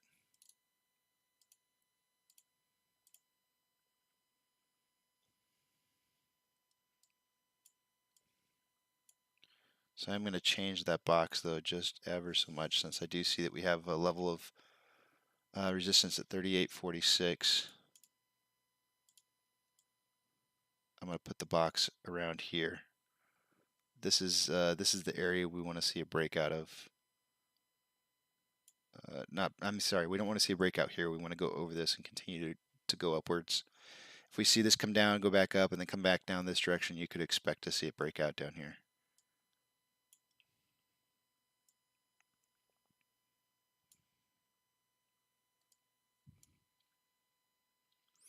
This is a bearish flag. An ascending parallel channel is a bearish flag, so when it does break out of this channel, it'll break out going down. But it's not, we're talking about a 1 minute interval. So what you have to understand is that breakout could, it may only go down to 37.70. It may not be very far, but you'll definitely see some kind of new pattern change once it does break out of this ascending channel.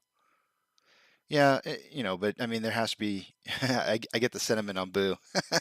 I mean, but there's gonna be price corrections, right? You can have a price go up for a while, but eventually it has to come down. And that's kind of what this indicator is saying, is that with somewhere on this path we're gonna break out, and the way it'll be should be down.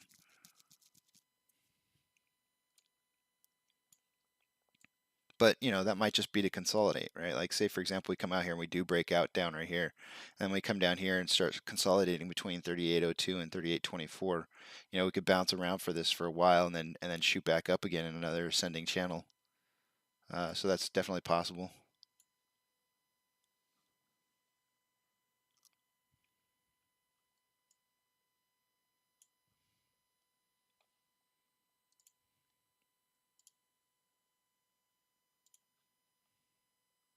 Oops. I'm hitting all the wrong buttons today. Yeah, it looks like I put myself down.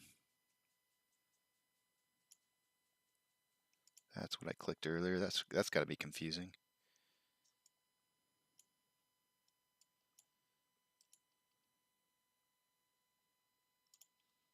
Oh, there I am. Hello. Top of the day to you.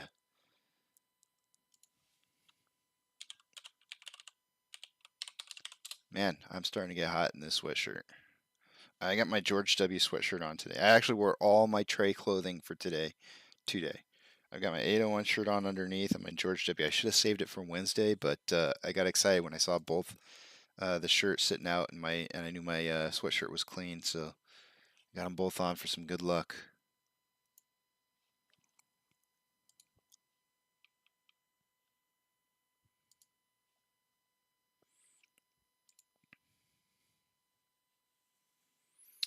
And I really do like Trey a lot. I have disagreements with some of the things that he says, and I'm sure plenty of people have disagreements about things that I say. A disagreement is not a problem. It's an opportunity for people to learn. And that's, that could be me, that could be him. It's just an opportunity for everybody to learn. I just actually heard that quote just the other day. I really like it. I'm going to adopt it. Yeah, disagreements are not a problem. They're an opportunity to learn.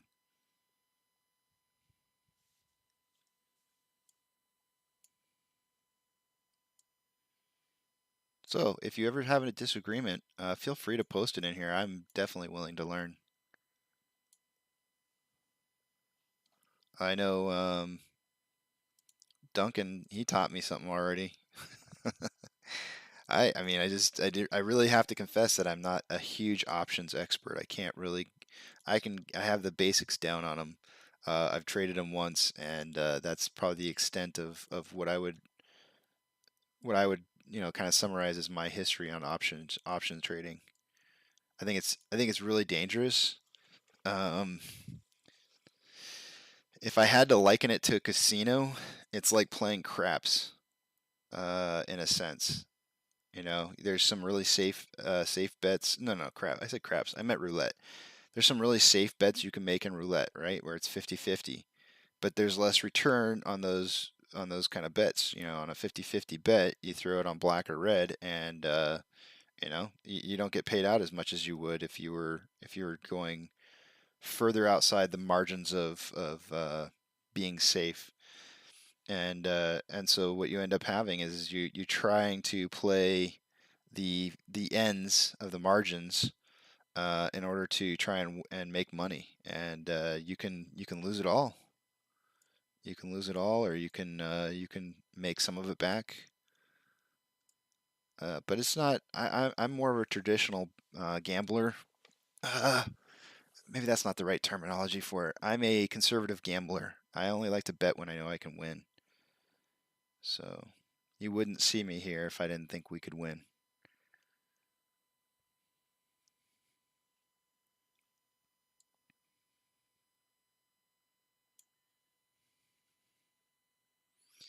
It's funny when I play poker. I consider a 50-50 odd as a terrible odd. Like I think those are just the worst odds. You wanna know how nerdy I am? Whenever they pass around those football squares, right? And it's like $1 a square, or maybe they charge $10 a square or something like that. I've seen some that are really big. They're like 25 bucks, $50 a square. And I look at that and I go, wait a minute.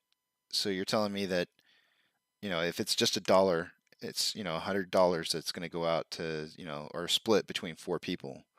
And because they usually go by quarters. And so I'm like, wait a minute. So you're telling me I have a 1% chance at buying a, return of, 25. If you just hit one of them, the maximum that you can possibly get is all 4, right? So it'd be like a 100-to-1 return on a 1% buy, which is just absolutely ridiculous. Like anybody who would make that kind of a bet is just wants to give away their money. It's like scratch off cards or playing the lottery. You do it for fun. But I'm more into 60, 70, 80% possibilities of winning. I like the 100% the most, obviously. But I like to have the odds stacked in my favor. Being a numbers guy.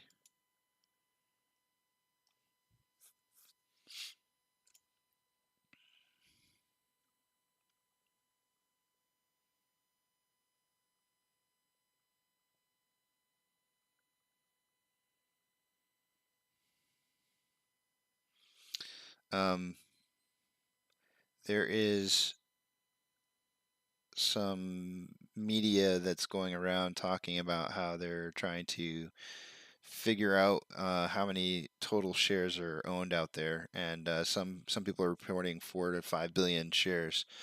However, Duncan is to some more credible data, but he does have some things that he has to kind of iron out before he's willing to talk about it. So he's doing some investigating on something, and we'll see where it takes him. Just kind of some exciting stuff. The people in my circle are kind of pulling up. I love seeing people excited about this and getting information.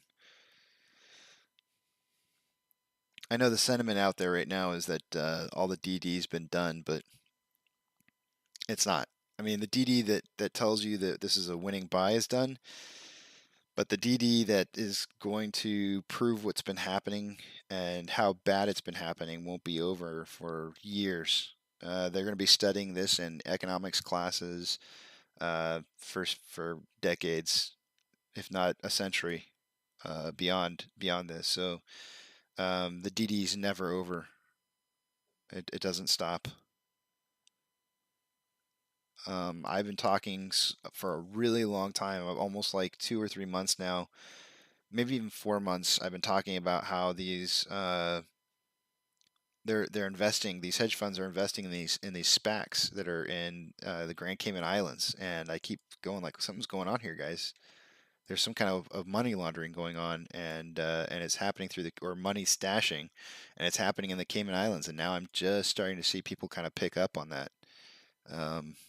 But yeah, I think it's something it's definitely going on right now. All right, let's see if we can shoot up and over this box here. This is an important box to get through, get up and over. If we want to continue to see the price rise.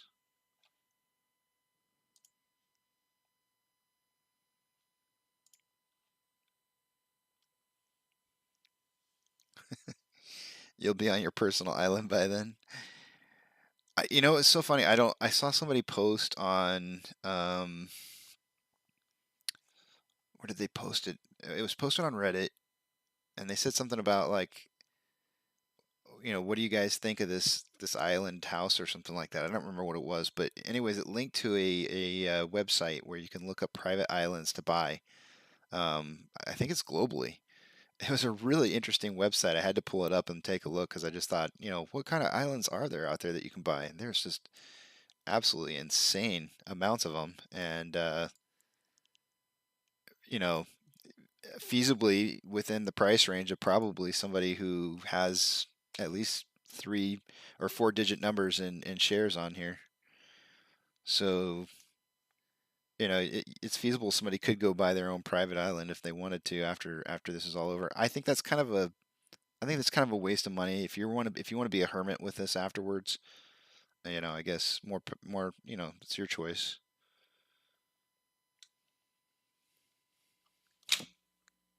Oh.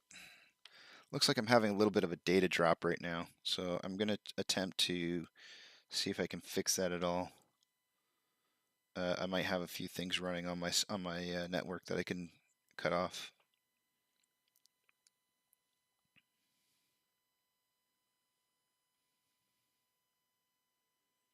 Give me just a second.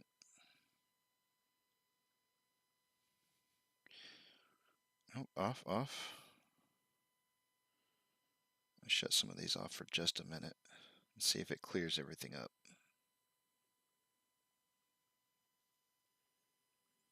Typically speaking, if I shut off a few things on the house for just a little bit, it tends to fix some of the issues that I have.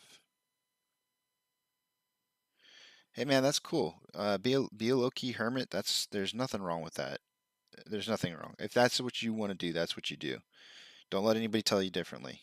I personally want to continue to help people out with this money. I know that I have this one thing. I want to play Santa Claus so bad. And that's not why I'm growing out the beard right now, but geez, it'll be like perfect like if we moon, sometime between now and December and I can go play Santa Claus at Christmas time.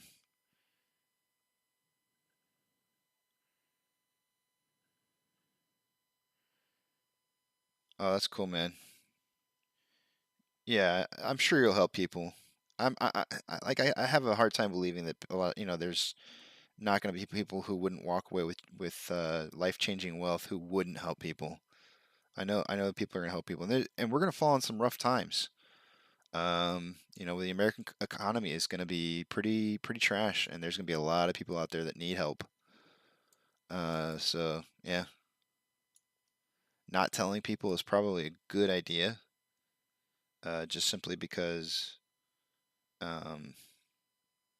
you want to be able to help people, not have people begging you.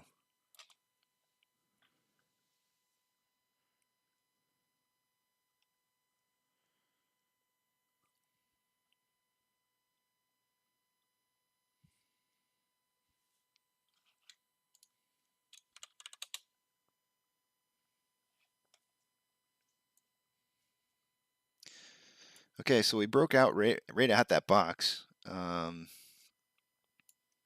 It was kind of the time frame. It was kind of, this is the wedge here, so we either needed to stay above this 38.24 or not, right? We would have been heading back up, but it decided to go ahead and break out right there. So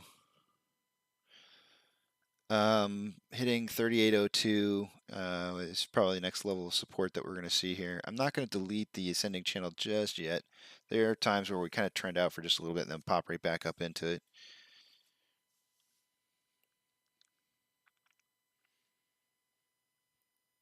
Yeah, I think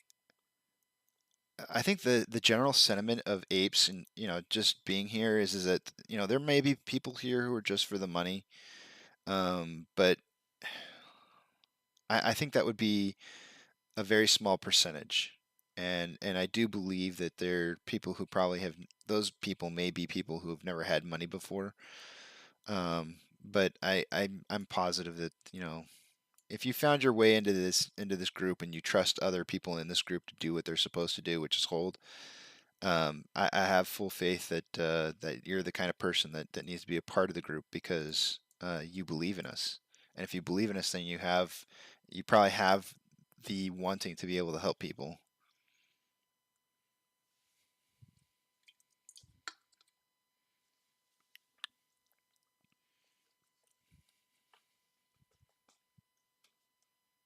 Okay, I'm gonna go ahead and delete the box. We did break out right there. So we went ahead and broke through the 3802 level of support. So the next one's gonna be 3730 or 3770. Sorry. I am gonna delete the ascending parallel channel.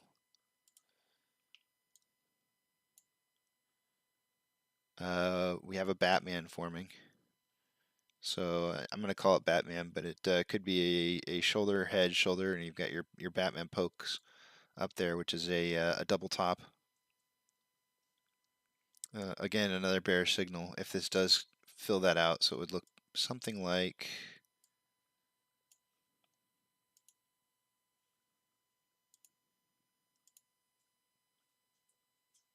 Are you not letting me draw lines? Oh, I drew horizontal lines. Duh.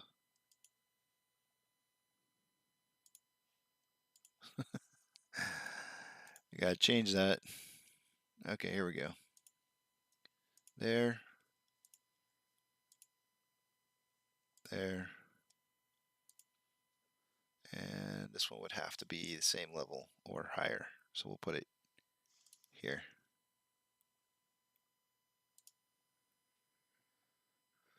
Might be a little long of a line, so somewhere around there. We might see the price drop down to about 37.56, and then if it does follow that pattern, it would drive back up to anywhere as high as $30. Follow that, and then drop down further. Breaking, holding the 38.8-ish resistance today will be a good setup for the rest of the week. Stay in the new channel.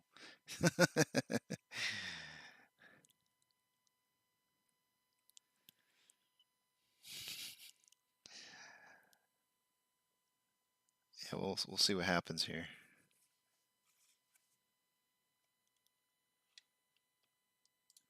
Ooh, I'm gonna have to take off this sweatshirt soon. I'm starting to cook.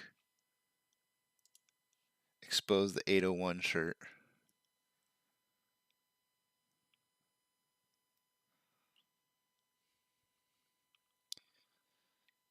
Let's see, options should be modified by now.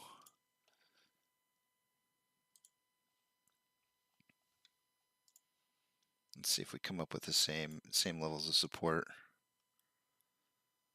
Okay, highest level of support right now for the calls is currently at 4.3 at 40.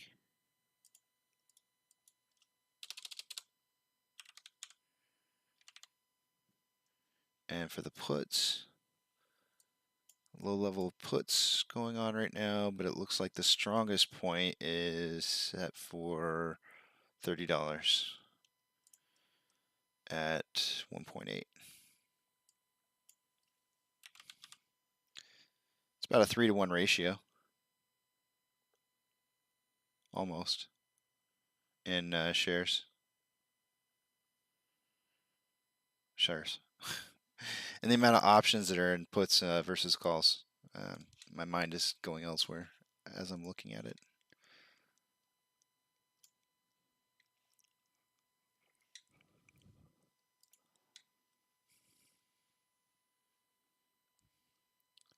Let's look at inflow versus outflow, and then we'll take a look at the market as a total.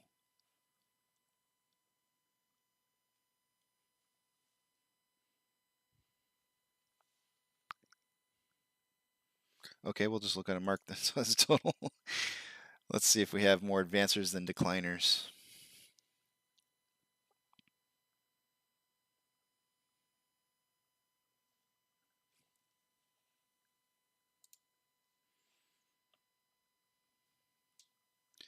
We'll wait for these numbers to change.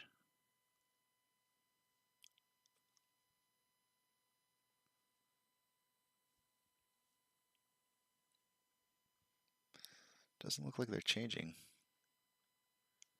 I still see the maps changing and everything, right? All the data in here is changing.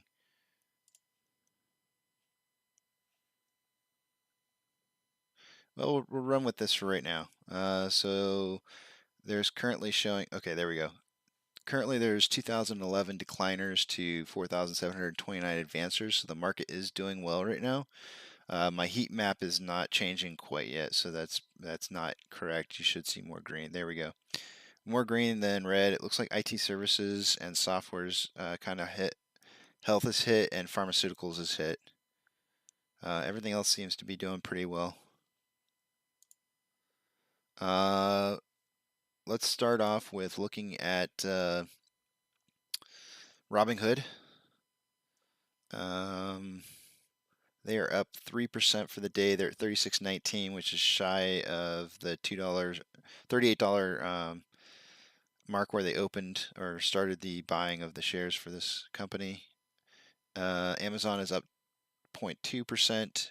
Still needs to get back to 3,500, so they still have a pretty big decrease. Cinemark is currently at 2.77 percent, or sorry, 3% basically higher. Doge is at 20 cents. They're still kind of following this this trend here. I really expected them to drop off right about here to 17-ish. I do think that's coming. I just don't know when. So this channel is done for. GME is just ever so slightly up for the day. 0.14%, and we are up almost 3%, similarly to Cinemark.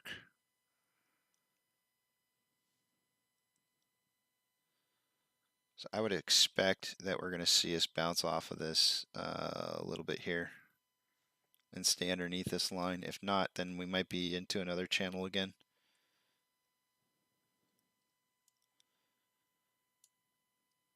It'd just be a wider channel that I could draw out some touch points on.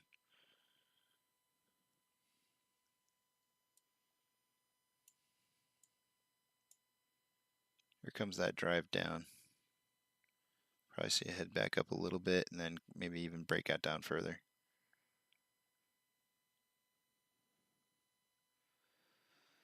What do we want to stay above? 38.24 would be a great number to stay above. We don't want to drop too much further down than 38.02, unfortunately, because that's where we're at right now.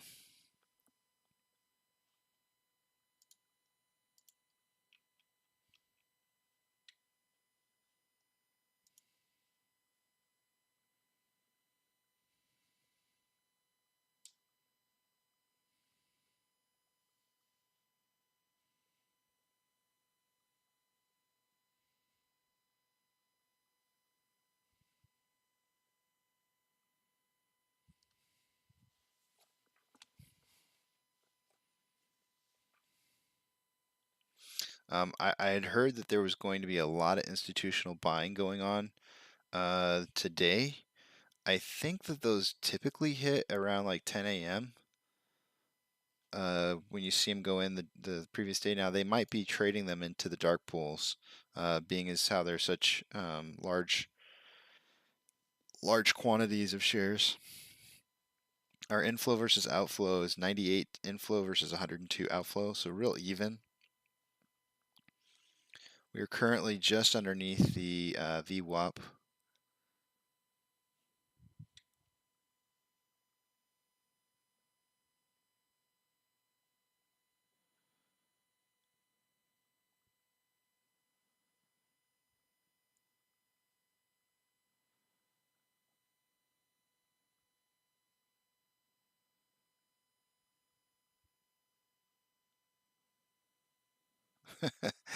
This is Marine PLT 3019 posted. I know it's wrong, but I have 10K coming in Thursday. Can we keep it under 40 until then? I need more shares. No, but we'll come back for you if you buy high and we drop below it.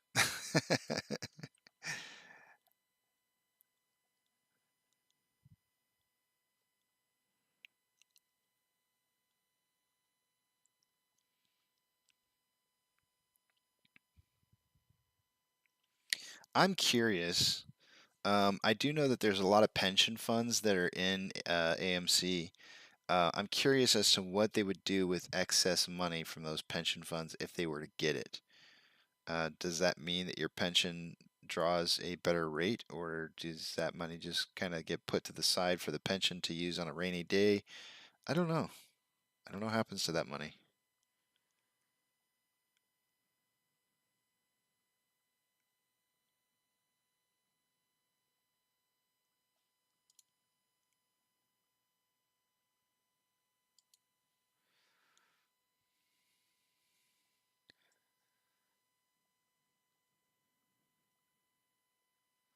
Positive beta. Somebody's saying that it's a Stoner Riverside posted that we now have a positive beta, and I saw that myself.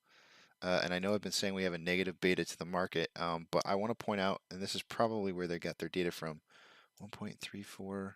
What did they say? They said, yep, they said 1.3. So this is probably what's going on. And I'm not sure to find out more current data. But if you pull it over here, you can see the beta for the five year. It says 5 year and then monthly, so I'm not sure which it is. But you can see it's 1.34, so it's the number they're talking about, which is positive, which means whatever the market does, we do. But I think this is the wrong beta. I think you have to look at the beta for more current time frame. So let's see if we can find. I'm gonna look and see if I can find a value that's different than that. Volume. What is this? Oh, institutional investors. Shall we look at that? Institutional investors on Fintel. Let's see if anything changes from Mint Tower Capital. We'll refresh this and see. No, nothing new. No reports. Citadel. I had looked at this earlier this morning, and there's been some changes on there. And I think I kind of briefly talked about the SPACs that they're invested in that are overseas in the Grand Cayman Islands. So we did have a little bit of a shoulder here. It wasn't nearly as much as I would have expected. So you got your shoulder, your head, and then this could be the top side's shoulder, which is kind of high, but this would be your breakout down here. So this would be your bearish breakout, and you know, there's no telling how low this is going to go. On a 1 minute interval, you know, I would probably say you might find support at 37.29. I doubt it'll get to the 36.12. It's already bouncing off the 37.70 level of support.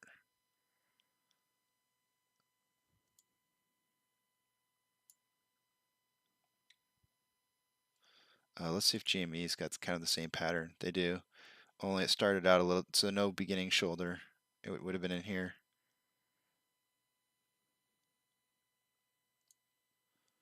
But I do see that double top.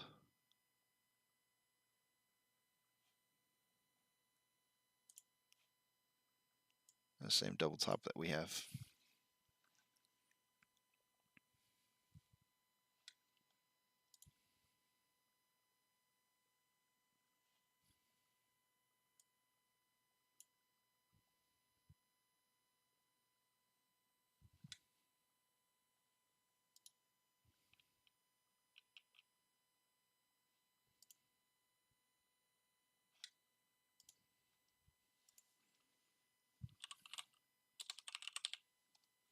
I really didn't do a whole lot of YouTube watching this weekend, to be honest. I think I took a little bit of a break. There was some stuff out there that I probably should have watched. I actually met my neighbors 2 houses down from me are both AMC shareholders, and we talked briefly last night about you know, just basically our whole history and everything. And you know, I let them know about the YouTube channel, and they said they'd come and check it out sometime. But it was really kind of exciting to see that there's other people right here on the block that share the same interests. We talked about having a block party sometime, and everybody on the block who is a shareholder just getting out here and drinking beers and talking AMC.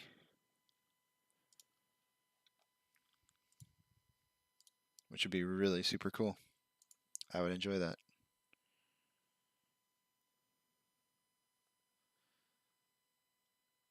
And we have a storm rolling through right now in my area. I'm kind of going through some of these videos before I look it up, but I do want to, this is my ADD kicking. I want to see what the storm looks like. If I get shut off suddenly and instantly, it would be because we've lost power. So just know that as soon as I regain power, I'll get back on as soon as I can. It's just, you know, Mother Nature kicking in.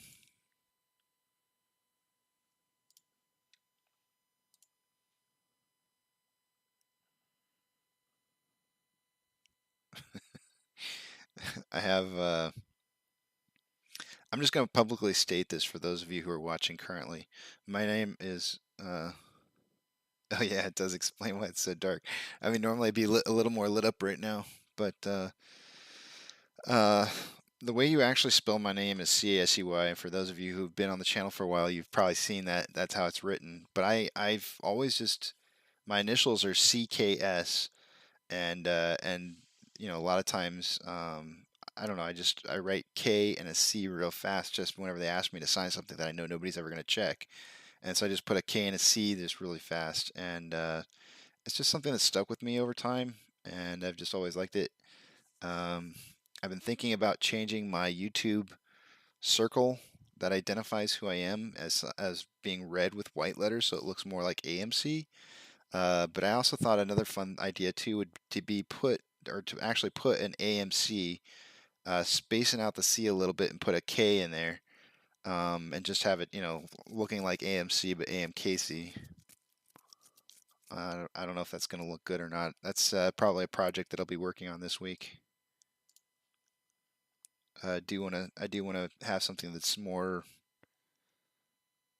definable, I guess, when people are looking at those little icons. And I don't want to put my picture on there. It's bad enough you guys got to look at me when you just visit the channel.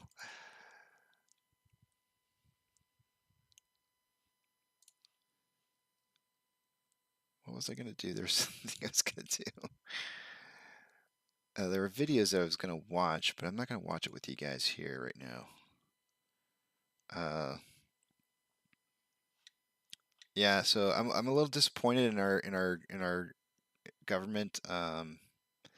They adjourned for a period of time, and in the process of adjourning themselves, they are going to let some important things expire that would have to do with people losing their homes. There's going to be a lot of evictions that are going to start happening across the United States, and you know, it could be the start of, you know, the failure of the market. It's kind of a sad situation. There's going to be a lot of people that are going to be without homes, unfortunately. And when Cap ATX was talking earlier, is saying about helping mom out, you know, moms across the nation are going to probably start needing help. Moms and dads both. You know, it's going to be sad. I have kind of a feeling, a sick feeling, that, you know, we're going to make out on this, and the rest of the economy is going to tank, and we're going to be in a depression, and the people are going to come looking to us for help, and it's going to be our shining moment to try and change things.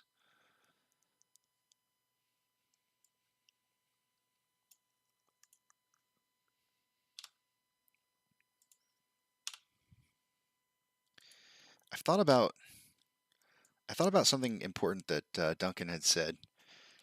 This is just kind of floating on the back of my head a little bit here, and I don't know that I really want to do this, but you know, you can't sit here and complain about things being wrong without having some kind of action plan to fix things.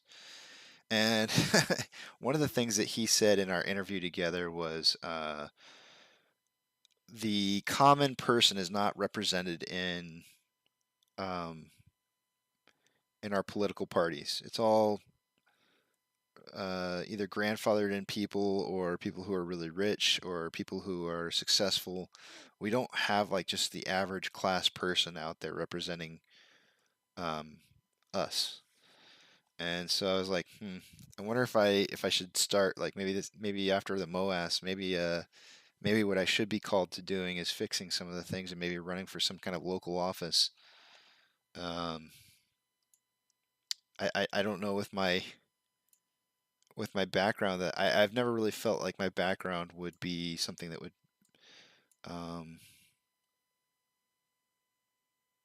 I guess maybe this is just a flaw in our society, right? I feel like you have to have some kind of level of stature in order to be you know, an elected official.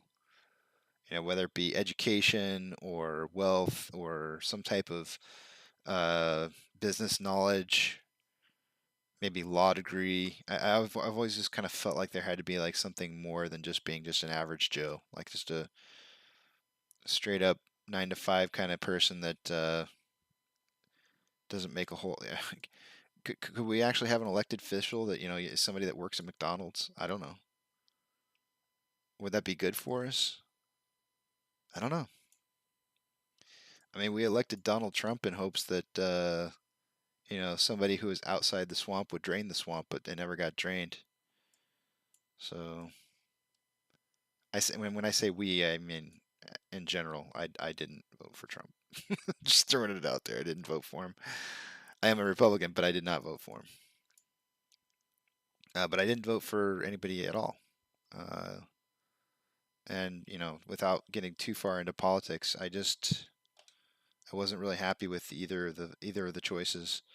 And again, Duncan and I were talking about this, and we were talking about how there needs to be more parties in our country. I think the Republican Party and the Democratic Party have disenfranchised a lot of people from their parties, and there might be, I think there's room for new parties to be made, parties with people with average ideas that are down the middle, that aren't so one way or the other.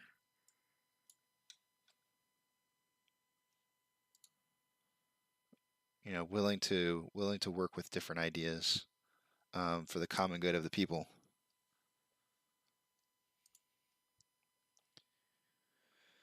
Who knows? Maybe we can fix stuff, maybe not. When I was growing up, they had, I think I was probably about 10 years old, and Cabbage Patch dolls were this like big thing for people.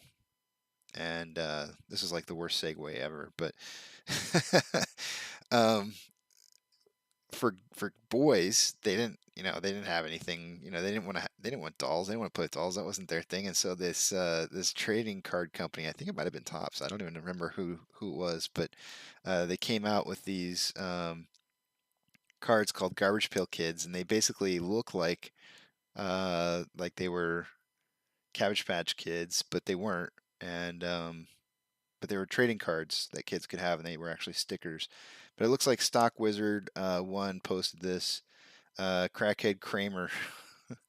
Garbage Pail Kids, Reddit, AMC, Crackhead Kramer. That is pretty good. I like that. I like that one a lot. It's pretty special.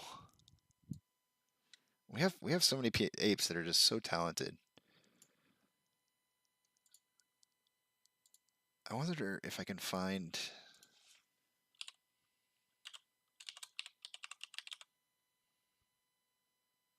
Yep, here he is.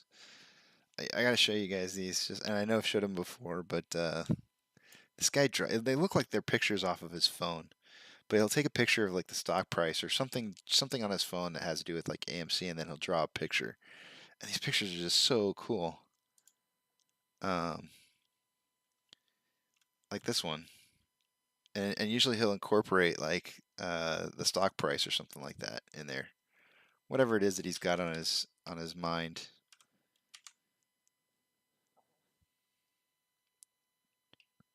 Is there a way to...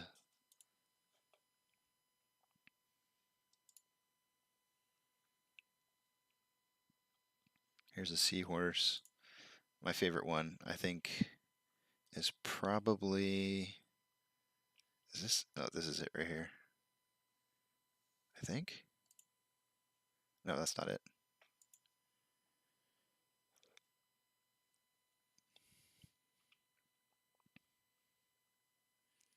I I want to say it's the one where it's the gorilla flicking off the hedge funds.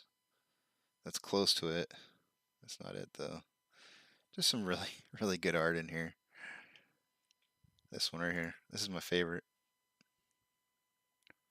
I like that one, especially with the I told this guy that as soon as this is all said and done, I'm gonna buy his art off of him and put them on shirts because these are ridiculously awesome. Him and I have been in contact since for a while now, and we've just kind of talked back and forth every once in a while. It's so funny that like I called my channel ADD, and I'd actually done that after we had talked a few times, but and when I say talk, it was all texting, but messages back and forth. I didn't name my channel after him. It was just something me and John when we were first talking, we both have kind of like ADD, and our focus, our attention is so just all over the place, and so that's what we called it. But I wasn't even thinking about the fact that he had that name already on Reddit. So we did have that dip in price. We did hold strong at 37.29. And it looks like we're having some consolidation now, so we could see, I mean, this is just going to kind of be like a wedge, right? I could draw a wedge out here, but it looks like we might already be breaking through it. So I would have drawn a line right here and then a line right here to kind of show where it was going to break out, and it's already happening. So no sense. But yeah, this should be a consolidation period maybe.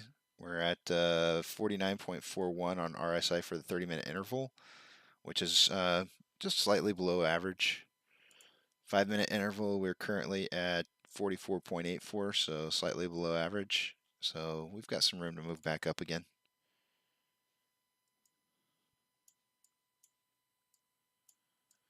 Oh yeah, see, I get so distracted so easily.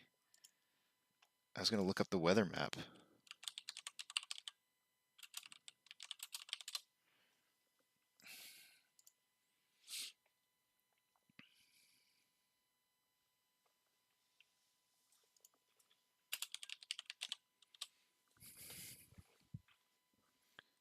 I got my drink. I got my water today.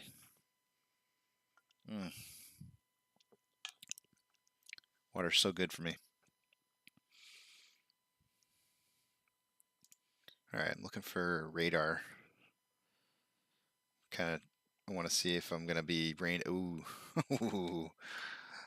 yeah, I might get shut down some point today, guys. I'm not sure which way this weather's traveling. Okay, it looks like it's going northwest. Is that accurate?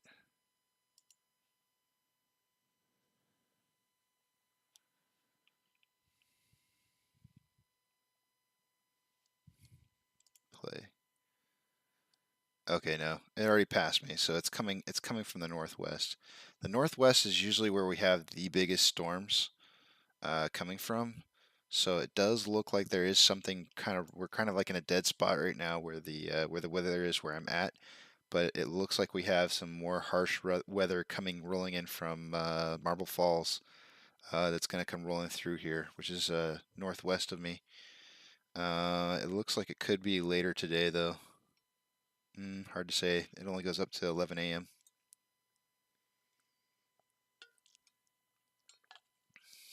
So I'm okay until at least 11 a.m.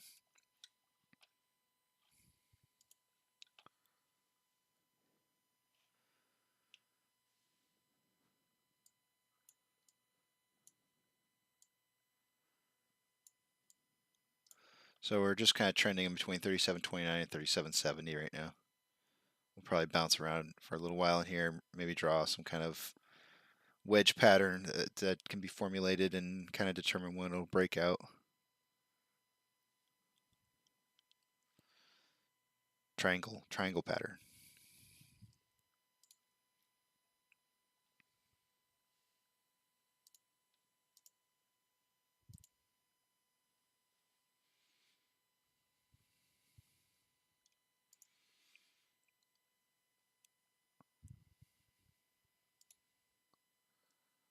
I have not done anything with the beard this week, guys.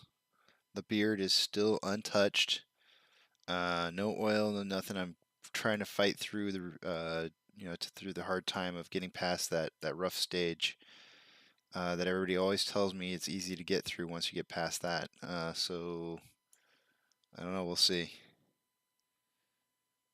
If it gets unbearable, I'll have to start resorting to like beard oils and stuff.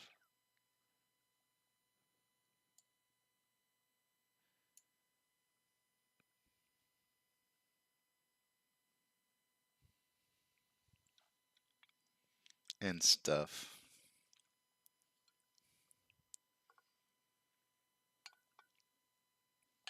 I watched Fight Club this weekend. If you haven't seen Fight Club before, it's a great movie. Highly recommend it. It's got Brad Pitt. It actually had a few a few actors in there that I actually didn't know. I don't recall when I saw it when I was younger. I didn't recall that those people were in it. But anyways, it's got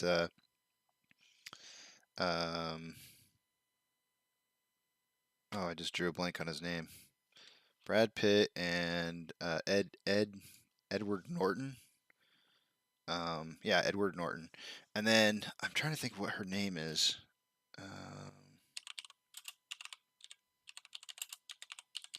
I think this is her. Oh, yeah. That is not right. This is it. Okay, is she no longer married to him? Okay, maybe not. Yeah, she was married to him. So Helena Bonham Carter. She used to be married to Tim Burton, but she's in the movie, and I had no clue that was her.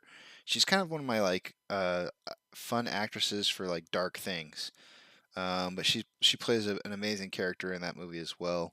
There's Meatloaf in it, and I had no clue Jared Leto was in there. Jared Leto is in the movie.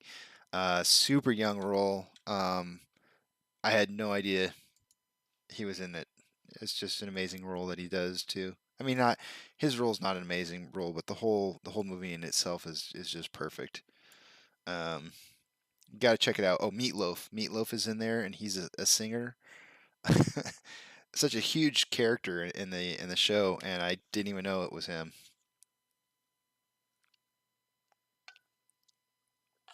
Bob.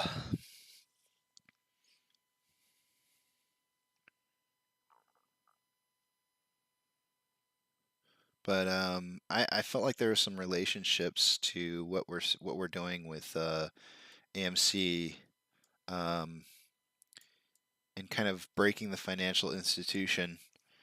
But we're like the softcore version of Fight Club, right?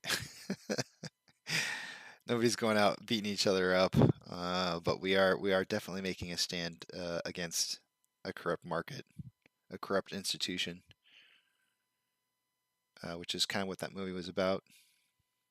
If I had to liken it to something, I might liken it to Guy Fawkes, maybe.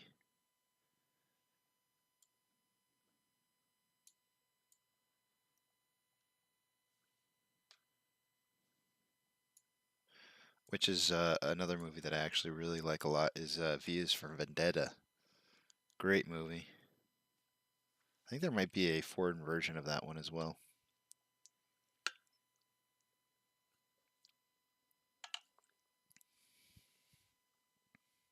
So we did break past that 37.29 level of resistance, or support rather, and we are dropping. The next one's going to be at 36.12. There might be something in between here somewhere, like the 36.50 range. I don't see anything in the buy wall. Now, when we have such low volume, let me just check here, see where we're at. Actually, volume's starting to pick up, so that's good. But earlier it was low. And when you have low volume, it's really easy for them to manipulate the price down, just as easy as it is for it to move up. So it's actually a bullish signal. I'll pull it up real quick here so we can see the chart for it. Let me see here. Get rid of that and put this back up.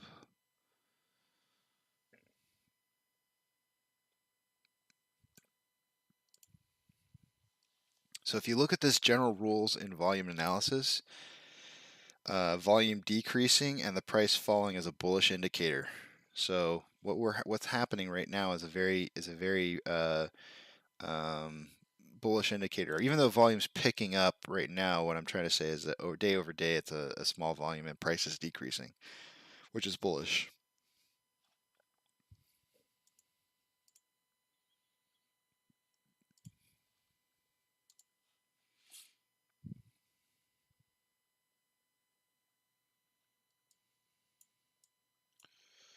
So if we were to continue on this route, and by the way, John is back into the contentions for a tally mark. $37 I think was the low for Eric. Yep, it was. So Eric's now out of the contention for a tally mark for the day, and I think we're getting close to Duncan's lower as well. Wait a minute, is that right? Something seems off here.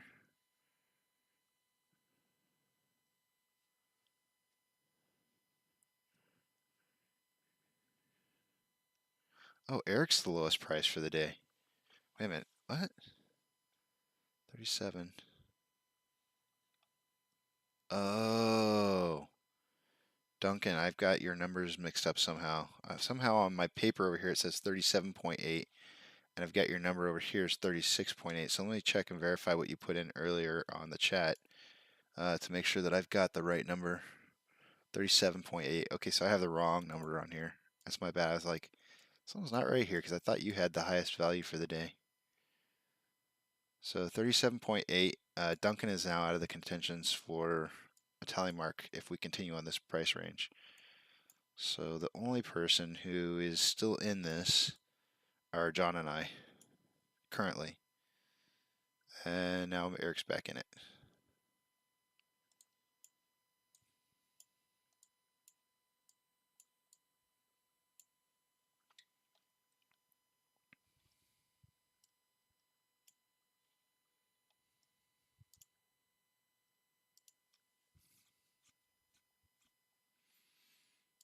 Let's look at Ortex real fast here.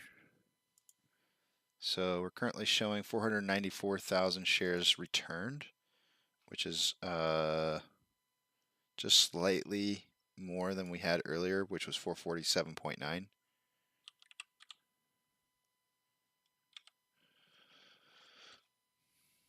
Short share interest is at 15.01%. I never did look at that to see what it changed from last week. Whoops. Looks like we went from 15.36 to 15.09.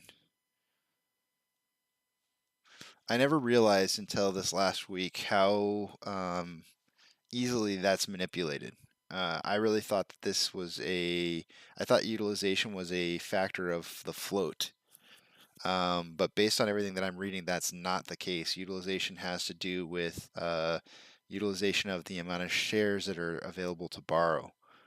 So if that utilization is at 91.17%, that's of what's on loan.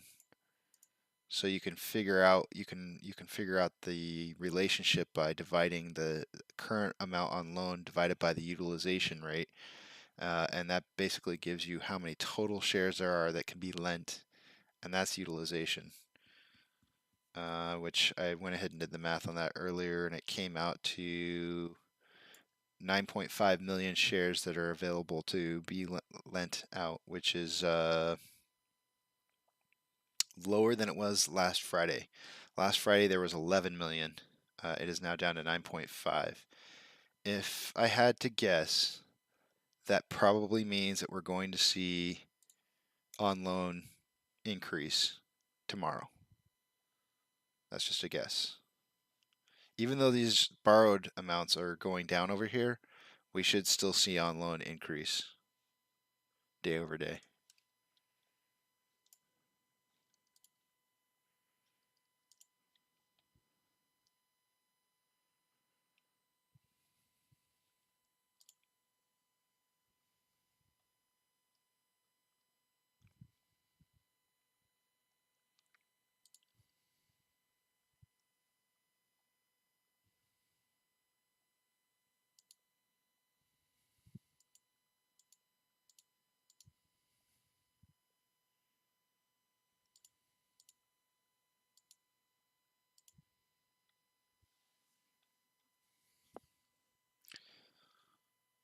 Let's check and see what's going on in the Twitter land.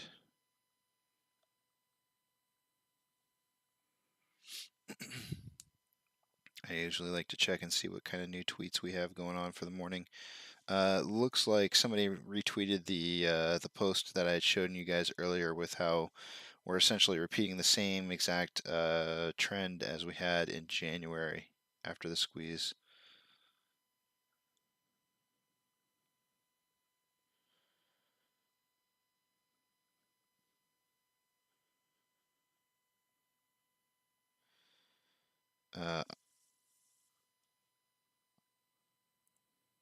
Let's see here.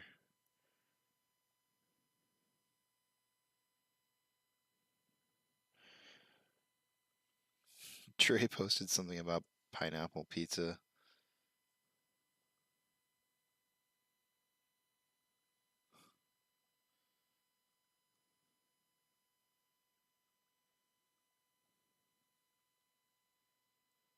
Trey posted 2 hours ago, not a dead cat, never was a dead cat, never will be a dead cat. Gary Gensler's Workhorse, which is Charlie's vids. If you look him up on YouTube, he's got a GameStop 2021 GameStop timeline of events. In case you missed last night, he posted that up to watch. I really like his work. He's got a lot of good stuff out there.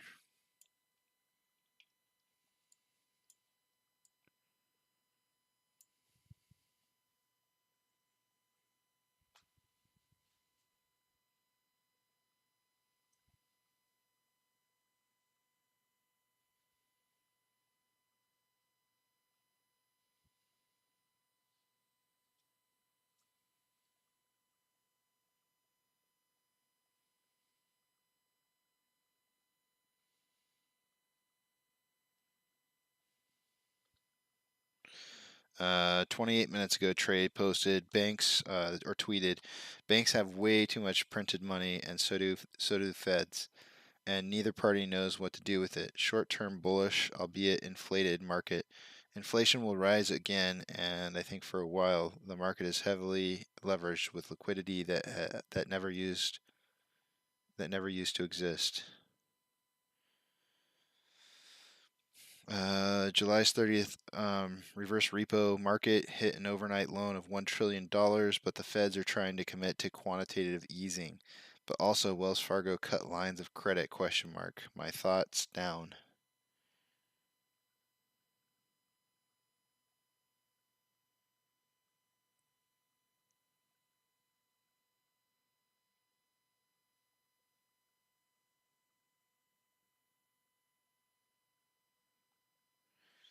The U.S. Treasury Department to invoke extraordinary measures as Congress misses debt ceiling deadline. CNBC is reporting, and that was Stephanie Kammerman that had posted that on Twitter 3 hours ago.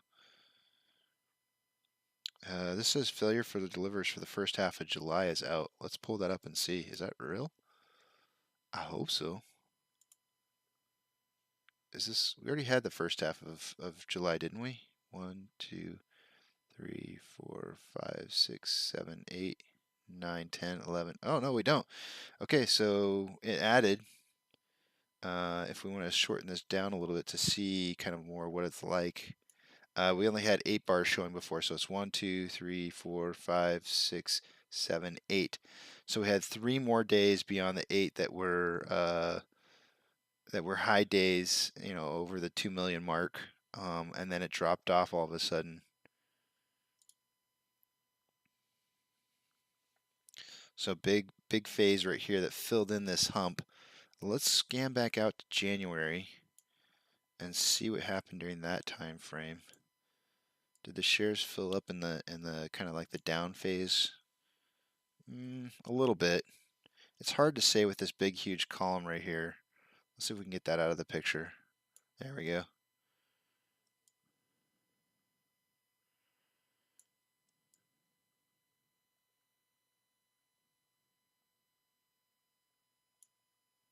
A little bit maybe. But nothing like this right here. Massive failure to delivers during that time frame. But notice the cycles. Notice where we're headed.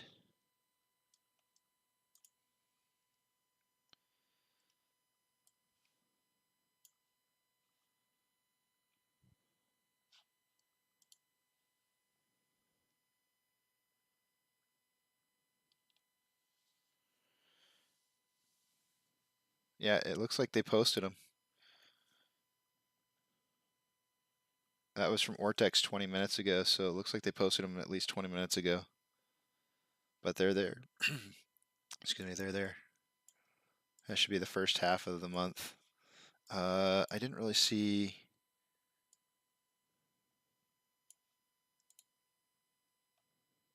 Not a whole lot. It looks like it reports up to July 14th, which makes sense because we won't get the second half until later. But there was hardly any failure to delivers whatsoever on July 7th through the 9th. Let's look at the volume during those days, 7th through the 9th of July. I'm curious if that was a low volume period.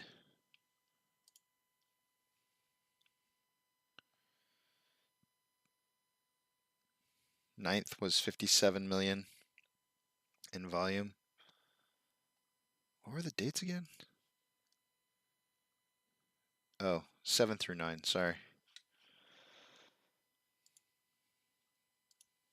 7 through 9. 7 was 95 million shares volume.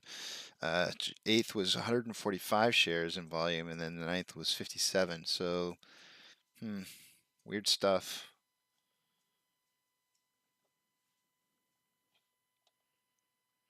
We had a turnaround just now in the price.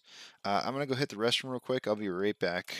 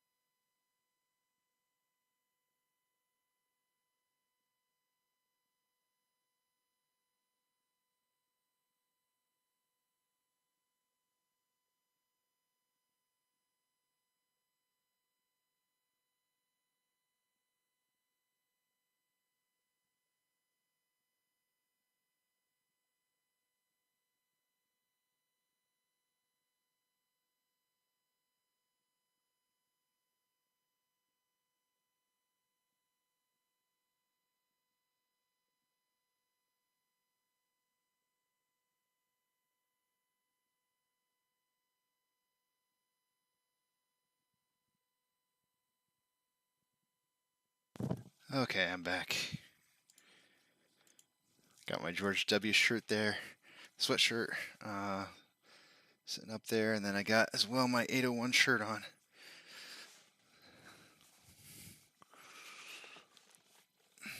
Let's get some more of those days back.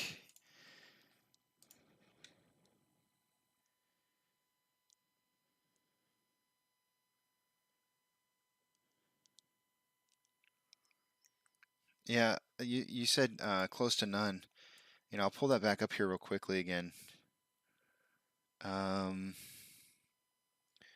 So yeah, so there were some reported during that time frame, but they were really, really low. So it went from like basically 2.2 million failures to delivers on the 2nd to 41,000, then down to 9,000, then another 9,000. Then it started to increase to 14,000, up to 98,000, down to 41,000, up to 63,000. So something happened here. We could kind of pull some data and see if anything kind of jumps out at us. Utilization. So notice utilization kind of skyrocketed during that time frame when the failure to delivers were so low. So if more shares were being lent, sorry, if shares were being returned, or the spread between the amount of shares for loan versus the amount of shares that were lent narrowed, that utilization would drive up. So it could be that they bought shares to fill those failure to delivers, but you don't see like a huge on loan increase. You do see somewhat of an increase. I guess it was kind of averaging around like 95, and then it instantly went up to like almost 100, which is 5 million 5 million shares, and the failure to delivers were about 3 million. You know, steadily dropped from 4 million all the way down to basically hardly anything.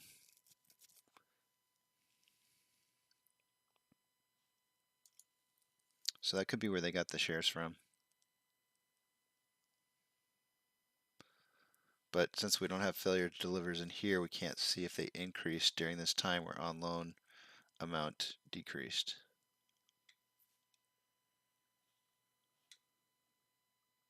Let's see what else there is.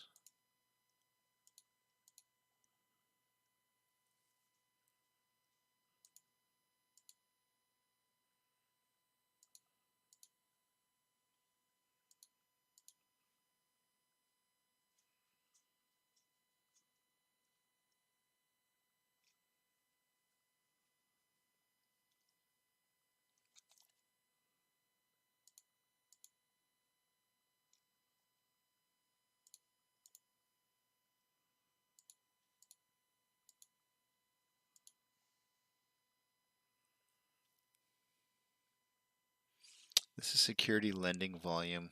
I want to look that up real quickly here.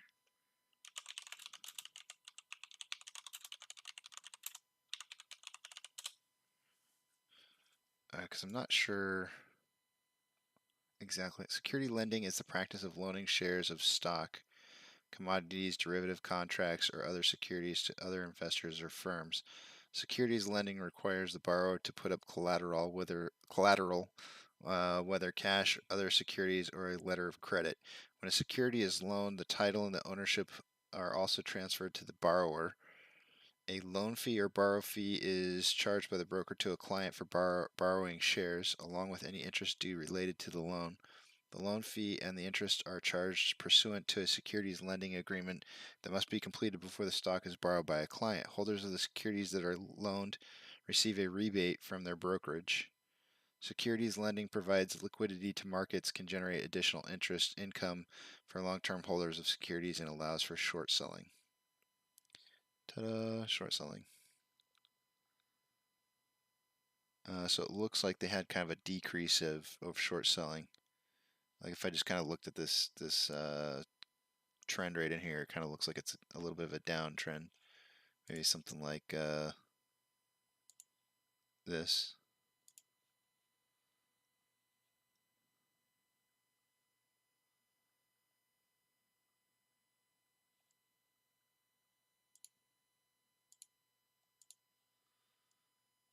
I wonder if that goes away when I leave and then come back. I've never actually messed around with plotting on Ortex. Oh, I guess it does.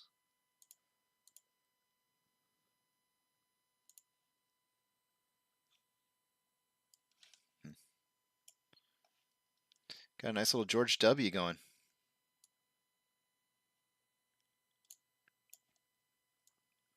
You know, so I said earlier, my new favorite quote that I learned on watching some science dude on YouTube. But he said, disagreements are not problems. They're opportunities for people to learn. And one thing that I saw posted on Reddit this weekend that I saw was somebody was talking about, in reference to some of the YouTubers, that it was funny how they even thought that George W. or cup and handles, that cup and handles were an intraday market indicator for, signals. And I had to correct him. I politely sent him a link and said, tell me more. You don't say. Tell me more. And but yeah, I mean, it can be used as a cup and handle can be used as an intraday indicator for price movement. But obviously, the larger span of time that you're looking at, the better the indicator it is, right? So, like, if we were to go back, I can't remember where there was a good cup and handle. Maybe it was.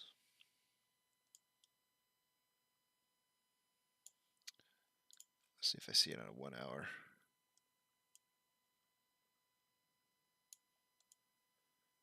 It's been a while. I know we had one back here, and I don't remember where it was. I probably won't see it on the 1 hour, but there's been quite a few cup and handles that we've had inside AMC, and have correctly indicated which direction it's the price is going to go.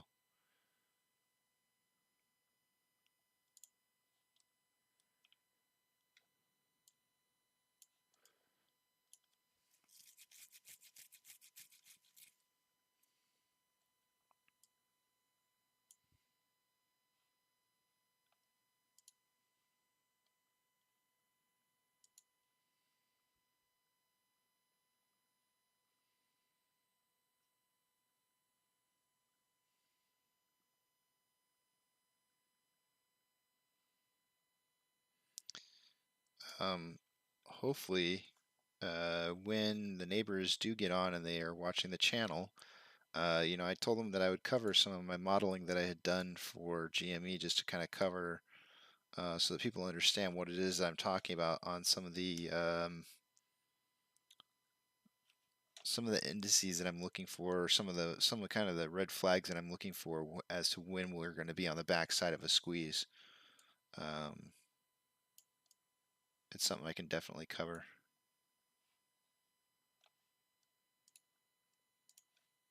To a certain extent. There are some things I can't say.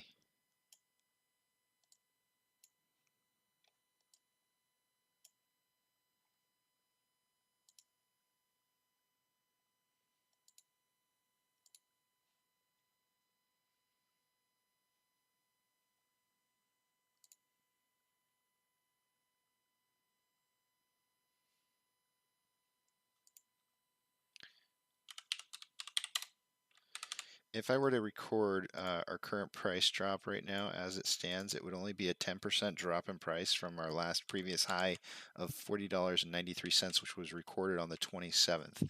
I'm going to zoom back out here just a little bit so that we can take a look at that together. The 27th would probably be easiest to pull out the 30-minute. There's our level of our high point level of 40.94. Looks like I have the value in just slightly wrong. So I'm going to change that. Okay, so when we hit this 40.94, that was actually up 18% from the previous low, which was set on the 20th. So again, if I drag back here, you'll see that value of 34.69, which should be this one right here. Yep, 34.69. So from 34.69, we increased in price by 18% up to this value that's right in here, 4020. Sorry, this one back here, 4094, right there. But since 4094, we're down to 3684, and that's only a 10% decrease in price. And you say only? That's 10% is pretty hefty. The synthetic price failures that we're looking for, the amount of money that they try to drop the price by in order to induce paper hands, is typically 20%. So this is not what I would consider a synthetic price failure yet. This could just be normal trading and consolidation that's occurring right now. And we could look at let's look at Fidelity and see where Fidelity's at. We might be having the volume just being low doesn't really help much for moving the price very far. Let's see here.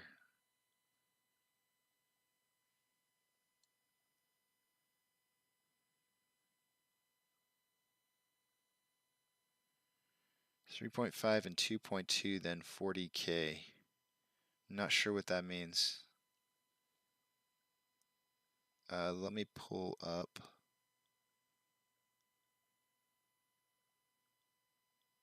There was something I was going to look at and I forgot now. So in order for this to be a price failure down to 20%,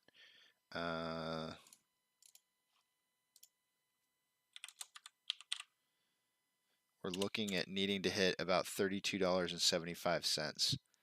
If we don't see $32.75, this is not really a what I would consider a strong indicator that they're trying to drop the price enough to get people to sell.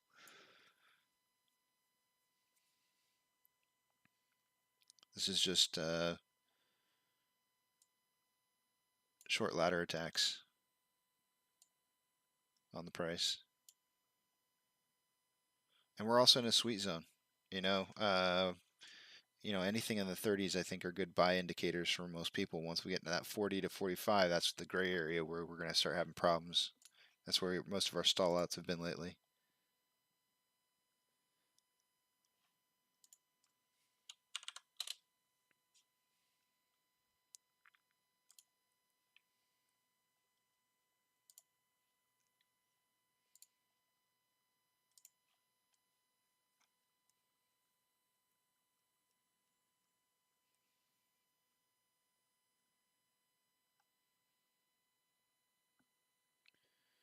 Looks like 1 and 2 failure to delivers. Oh, first and second are in the millions, then it just stops more or less.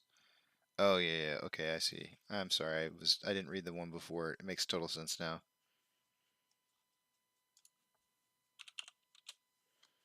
It just took me too long to get to see your message to realize that you had said something from a while ago.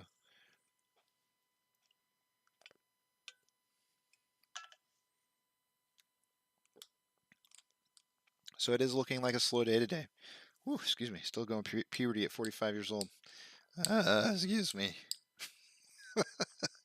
So we're going to have what looks to be like a slow day as far as volume goes. I know I didn't predict it earlier, but I was going to change my prediction from the 50 to 70 from last week to 60. I think it was 60 to 80.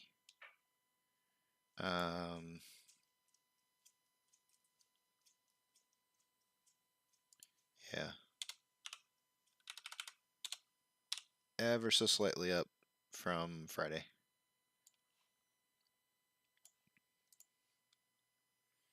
And the only way that we're going to see probably the large amounts of volume coming back is going to be, that FOMO that kicks in at some point when the price drops to a certain point and it just starts, buyers just start coming in like crazy. And once the cycle's kicked off and, the buying just happens, it's just cascades and cascades on top as you get those FOMO buyers that come in and want to hit it, while it's still low. My dog's over here. What's going on? Something outside you want to see?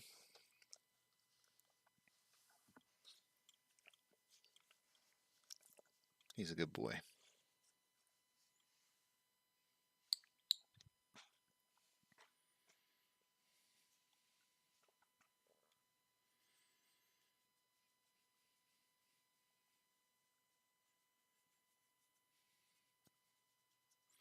wonder if I should buy a special mic instead of having this headset.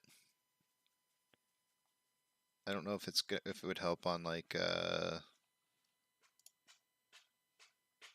how I just sound in general coming through. Oh, am I really peeking out? No, I'm not peeking out.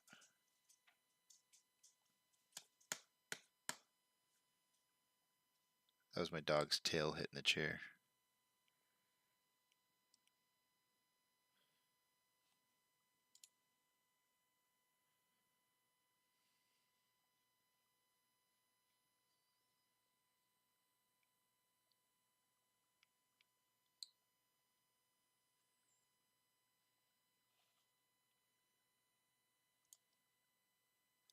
So we're currently trading below the VWAP. I'm looking to see if there's some kind of trend that I can identify.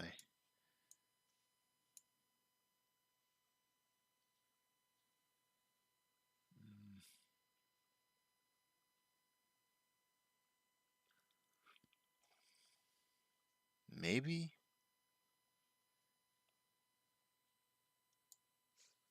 Let's see if I can draw this out.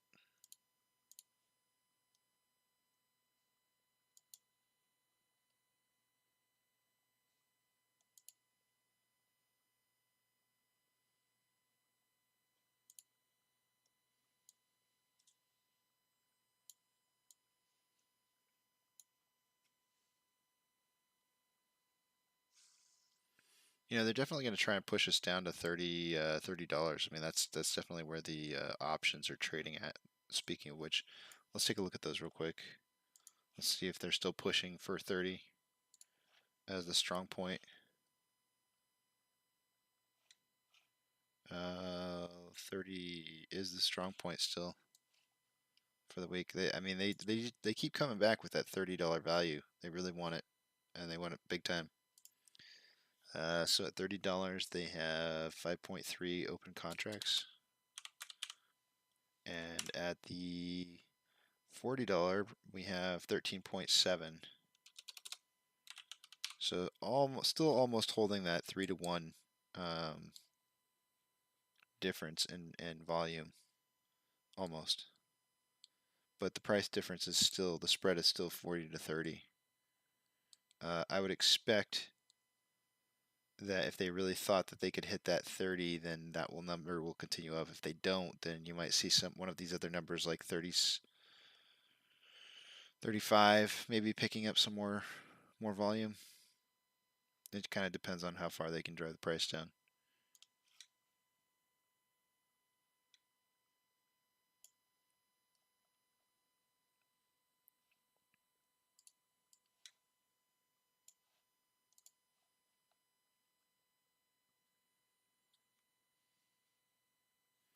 $25 million shares traded in the first hour and 45 minutes. So if you were to just do a straight average, which is probably not the best way to look at it, I'm going to put something up here, utilization.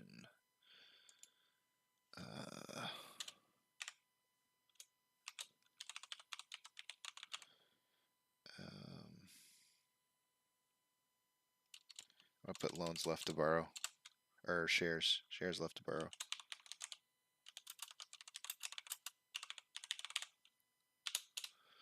$9.5. I'm just gonna put 9.5 million.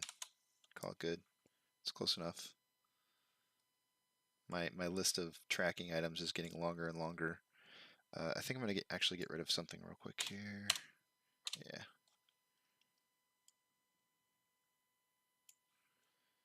Okay.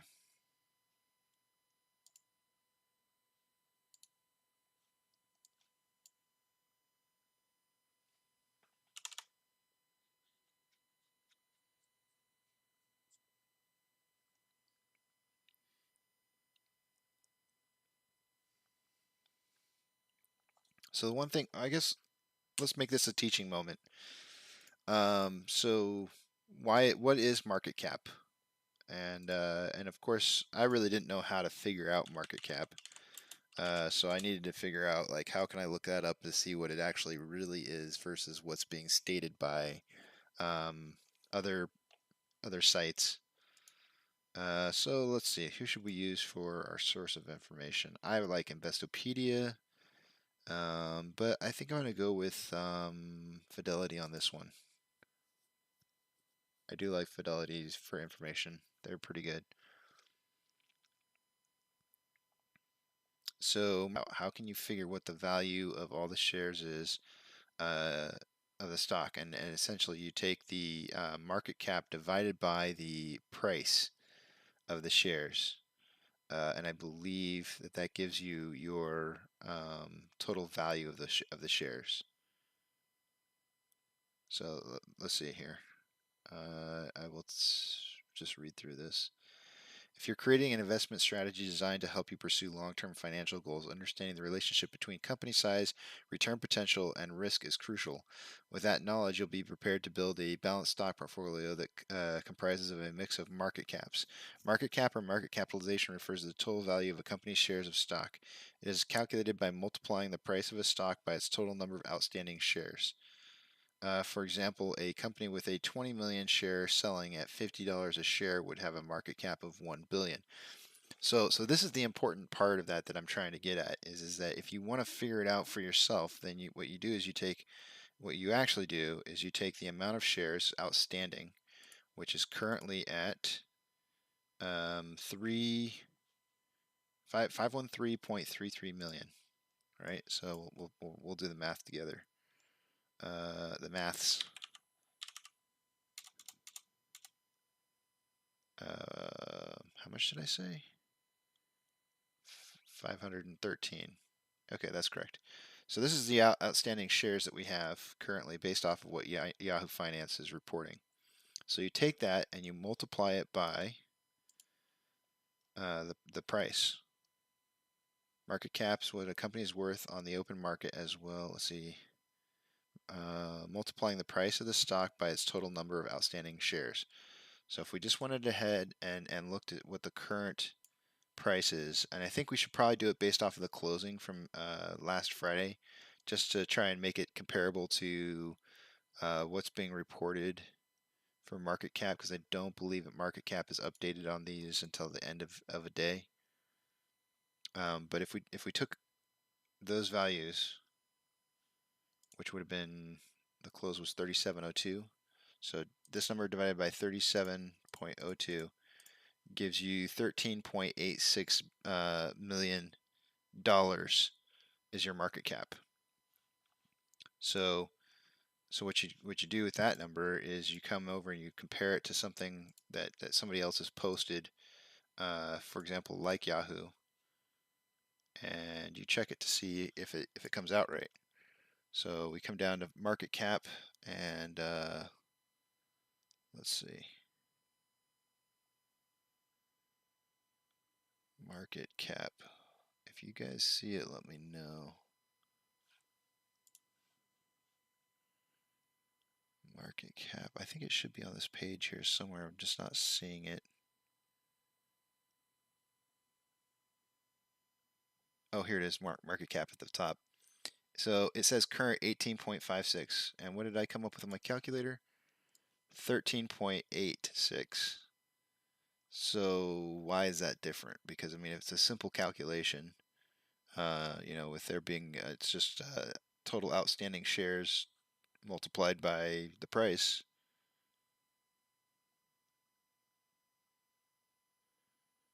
Oh, this is billion. Did I not do this right? Oh, you know what? I had the wrong number in there. I know what I did. 513. I know what I did. I had too many. I didn't have enough zeros. That was 513,000. I needed 513 million. No, wait. No, I had it right.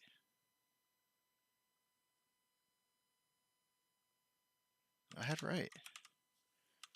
I don't understand why these numbers aren't adding up. Multiplied by the price, which was 3704. Okay, there we go. I get $19.01 billion. I don't know how I screwed my math up earlier, but that's kind of close to what they've got here. They've got 18.56 billion. I'm coming up with 19. So I'm not sure where the difference in price is. I guess maybe we could use the value that they've got listed up here, just to see if we come out exactly the same.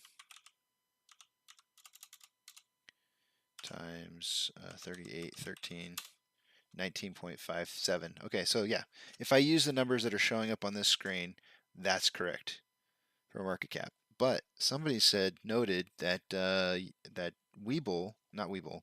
Robinhood had a number that was much higher than that. I think it was 28 point something billion dollars as the market cap, and they had it that way for like 2 weeks. And so he was like, "Hey, what's going on here? Why is there data reporting like these weird numbers for 2 weeks in a row?" Um, and so a lot of people were asking questions, and some people were saying it could be just a data reporting issue.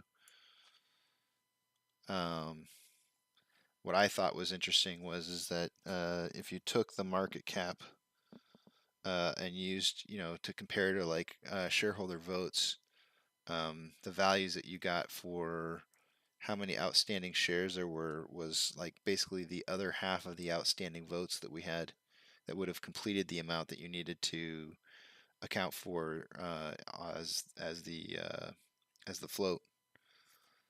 So, but there's a lot of questions that are raised from looking at the values like that. You'd have to know that certain votes weren't counted, and there's just a lot of stuff.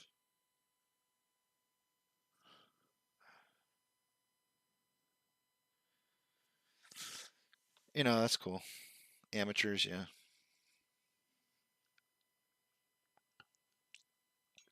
But I'm gonna have to throw myself in that same book and say I'm an amateur too. I'm learning something all the time. Okay, so we might hit this level of support and kind of find it as like a wedge for this descending parallel channel. Squeeze out, hopefully, somewhere in this range in here.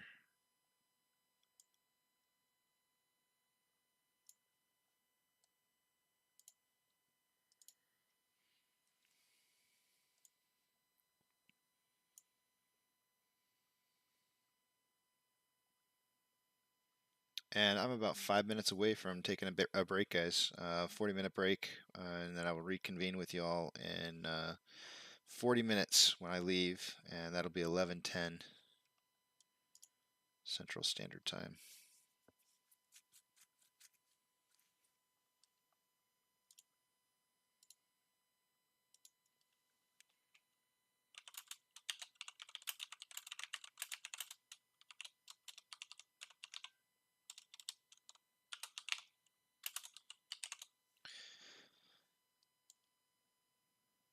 History repeats itself.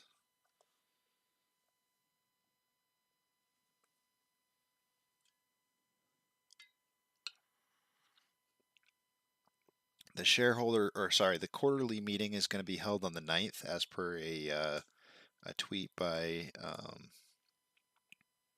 Adam Aaron. I'm going to go ahead and finish that article on market cap, just to kind of touch on it. Why is market capitalization such an important concept? It allows investors to understand the relative size of one company versus another. Market cap measures what a company is worth on the open market, as well as the market's perception of its future prospects, because it reflects what investors are willing to pay for its stock. Large cap companies are typically firms with a market cap of 10 billion or more. Large cap firms often have a reputation for producing quality goods and services, a history of consistent dividend payments, and steady growth. They are often dominant players with established industries, and their brand names may be familiar to a national consumer audience. As a result, investments in large cap stocks may be considered more conservative than investments in small cap or mid cap stocks, potential posing less risk in exchange for less aggressive growth potential. I personally, for most of my life, have traded in the mid caps. Every once in a while, sometimes in the small caps, and probably every once in a while in the large caps as well. But for the most part, I think mid range is kind of where I'm at. I found that there's more volatility in the mid cap range, and you can often find some of your better swing trades there.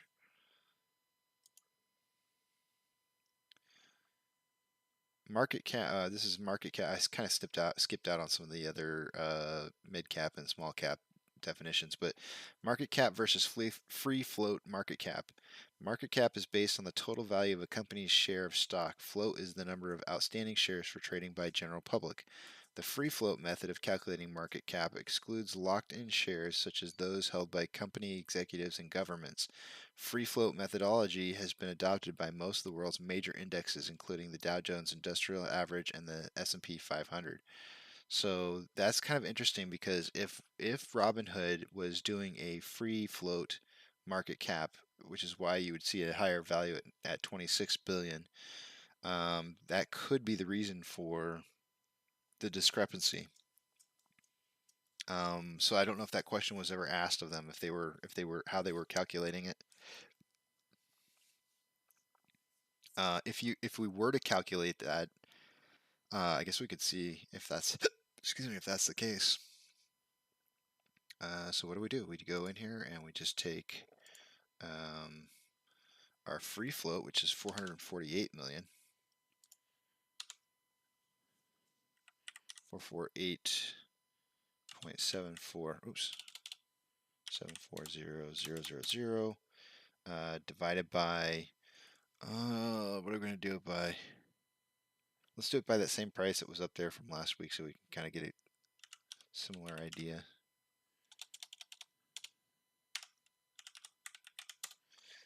$11 billion, 11.76 billion. So it actually lowers the value, not raises it.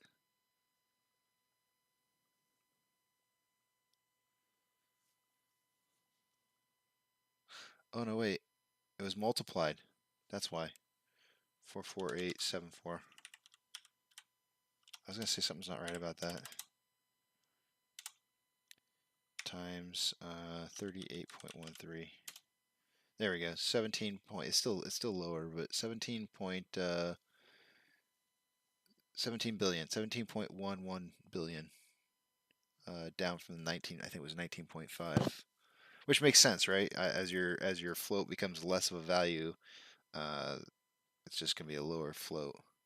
So it doesn't explain why.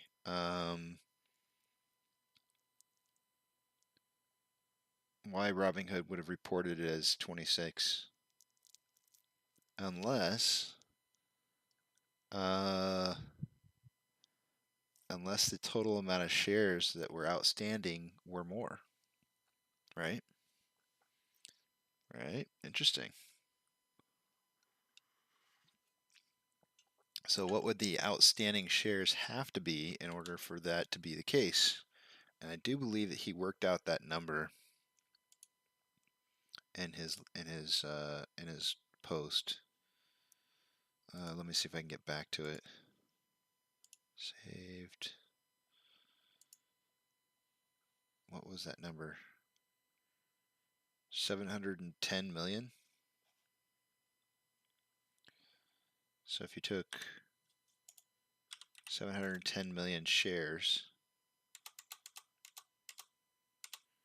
right, and you multiplied it by that same exact price that we've been using over and over and over of 38.13,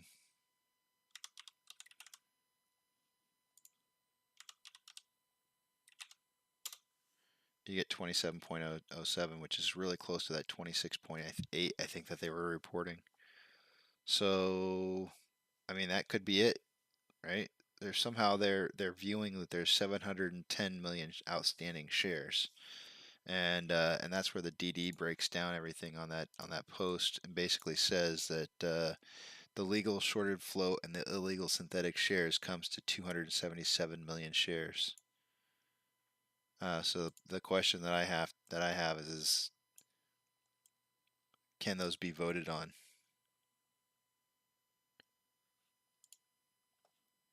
If anybody knows the answer to that and can show me where, I'll give you $100.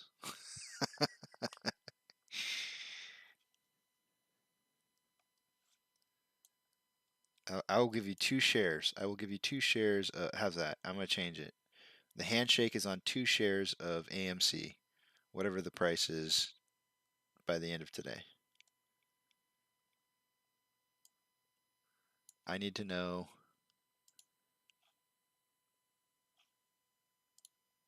what I need to know is specifically is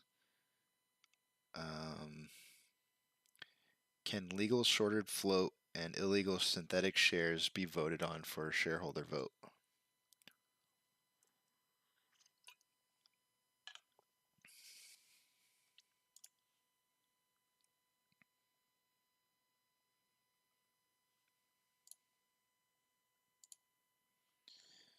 Oh, I think I put my phone in my pocket. Yep, I did.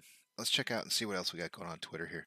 We are kind of consolidating a little bit here into this wedge that I kind of have this level of support right here in this descending channel. So, we might see that breakout here kind of in this box area.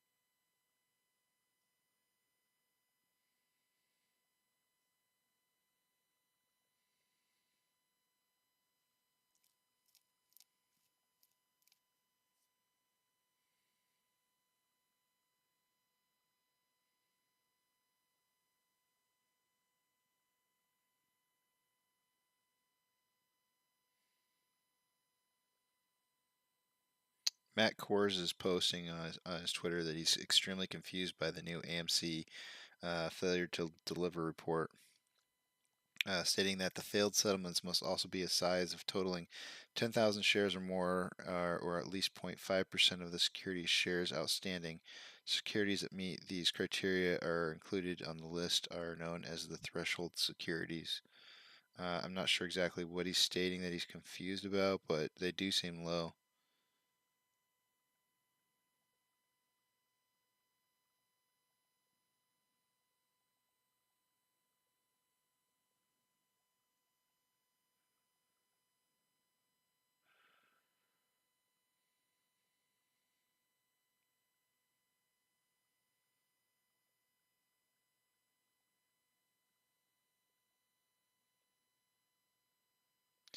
Okay, so there's something I wanted to, it looks like Charlie submitted another video. And I am curious as to, oh, it got removed. I'm not sure why he uploaded what he did. But it was interesting. It had some numbers. 2021-0802. So obviously that's the date today.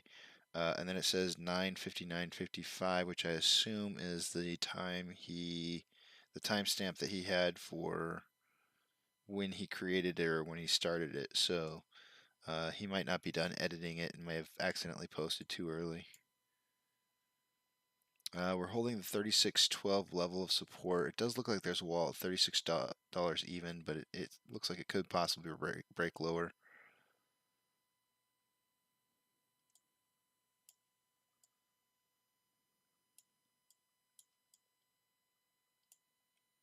We really want to see it bounce off that 36.12 level there and just kind of back up into this box and take off through the box.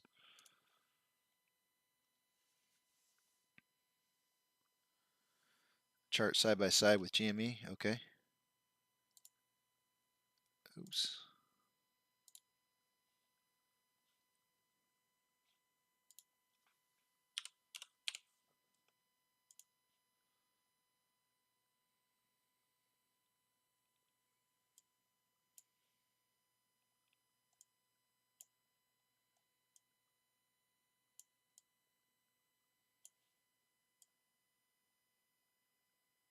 Strikingly similar. It looks like GME kind of has like a taper off. Definitely a pennant forming here. This would be a bearish pennant since it's upside down flagpole. I don't see that on ours currently, but that could be coming. You know, we could be starting the portion where we break out down and continue into this channel even lower, and then have that pennant start down here.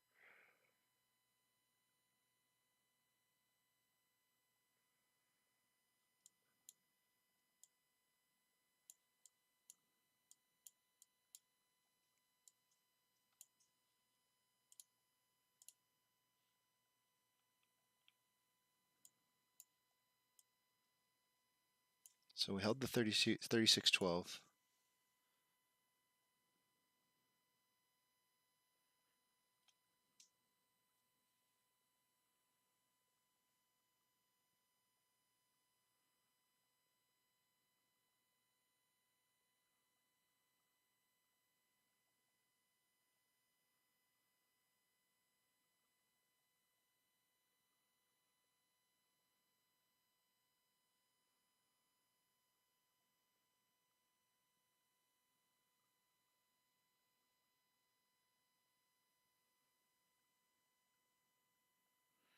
Okay, so I'm not sure that he's got a 9 minutes ago he posted in a video, so I'm gonna pull it up here. It's a 5-minute video, roughly. Let's take a look at it real quick. I really do like what Charlie has to say. I'll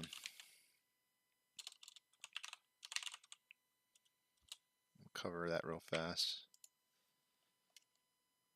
I'm just gonna listen to it. If you want to see his content, then you'll have to go to his channel. Charlie's Vids is what it's called. But I'm just going to play just the sound.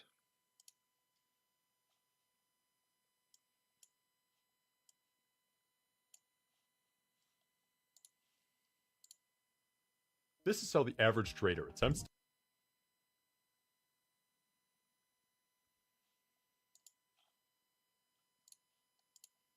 book order only, and bulk messages submitted through bulk ports, and modify the bulk message fat finger check. So the purpose of this, again, is to change. What's going on, everyone? Charlie here. We have one to talk about. Sorry about before, the audio, I guess, didn't record. But we have SR SIBO 2021-042 fat finger check.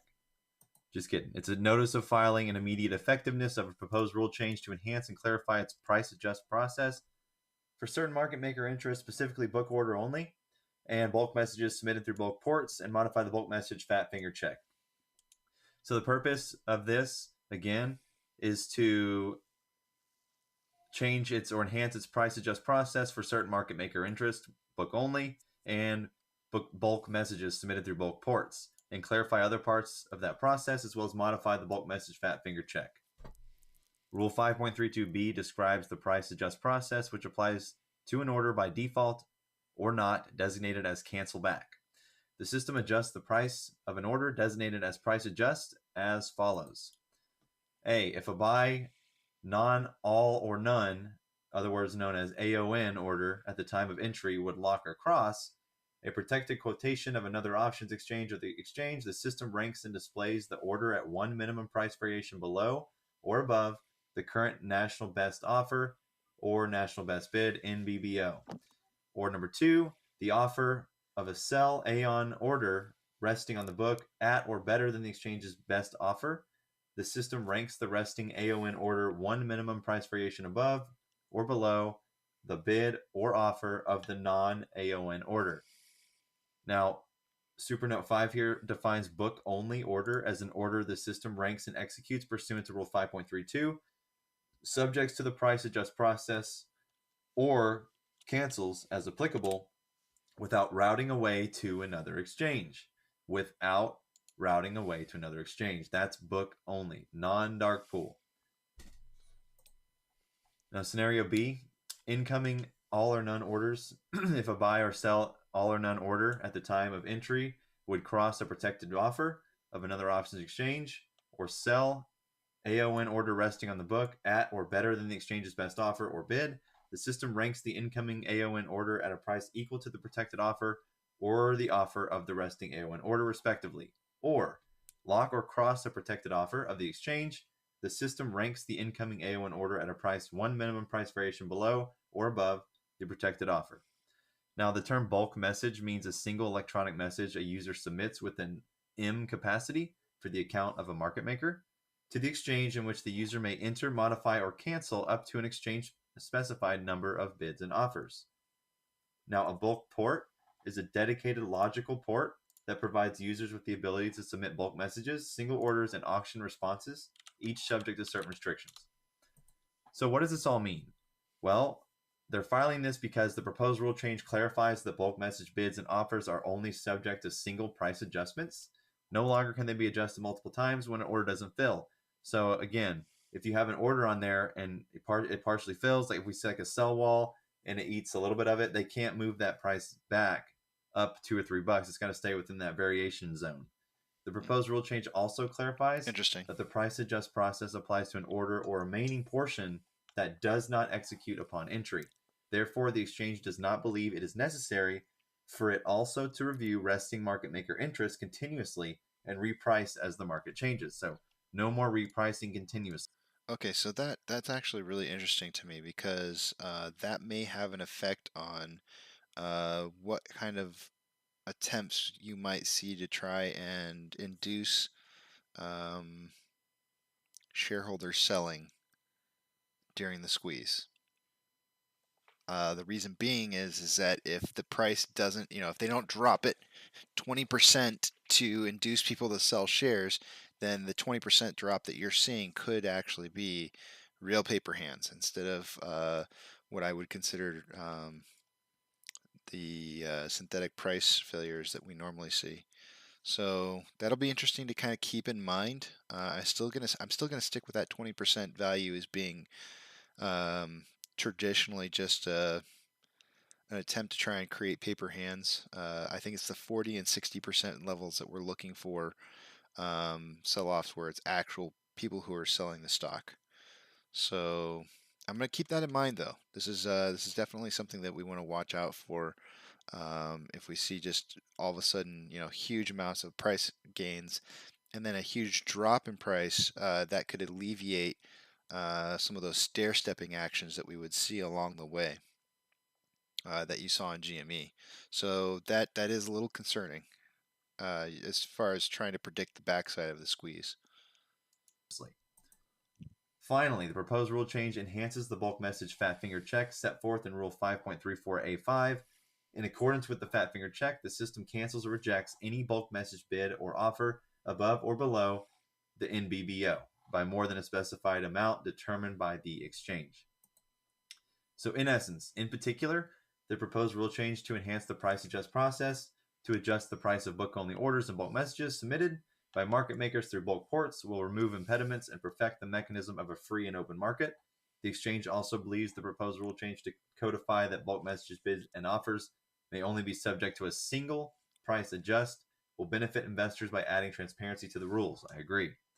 In addition, the exchange believes the proposed change to the bulk message fat finger check will protect investors and the public interest, as the check will continue to mitigate potential risks associated with market makers submitting bulk message bids and offers at unintended prices, and risk associated with orders and quotes trading at prices that are extreme and potentially erroneous, which may likely have resulted from human or operational error, or both. So there you have it. That's basically it. Basically what this means, they're preventing market maker interest from adjusting the price outside the NBBO more than once, and any remaining portion of that order that's not filled, the same rule applies. So hope that helped. Jack to the T's, and y'all have a good day. If anything else comes out, I'll let you know. Cool.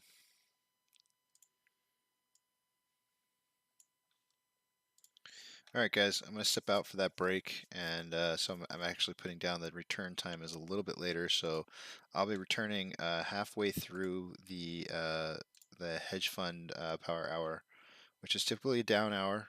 We are trending inside of this descending parallel channel, which is a bullish indicator when it does break out. So we've been in it for most of the morning. You know, at least ever since 9:46, so like 15 minutes after the open. So we'll go ahead and continue to watch to see where that drops down to. I'm now out of contention, it looks like, for a tally point for the day. Just almost out. So John will be the only one left standing if it continues to drop further. All right, guys, be back in a bit.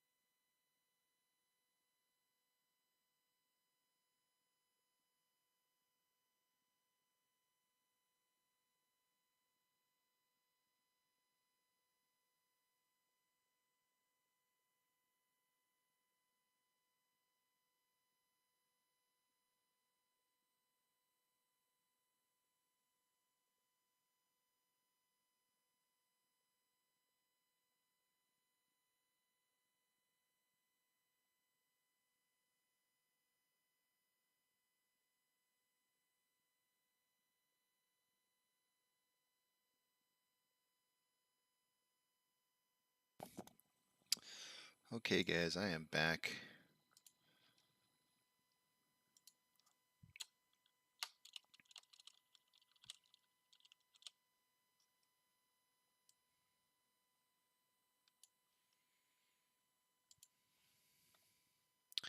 So we did indeed break out of the descending parallel channel. And if I had to guess, it looks to me like there's just kind of a triangle formation going on of consolidation. As to which way it will break after that is hard to say. But let me draw it out here.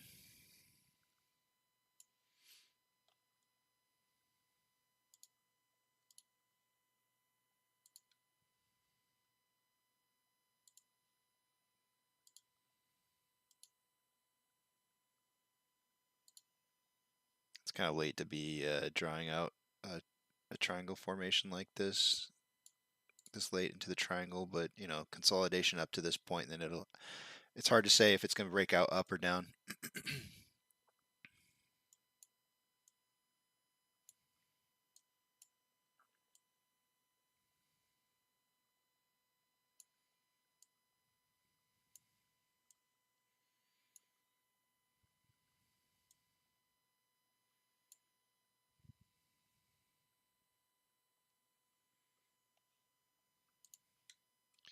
Might expect a breakout kind of like in this area.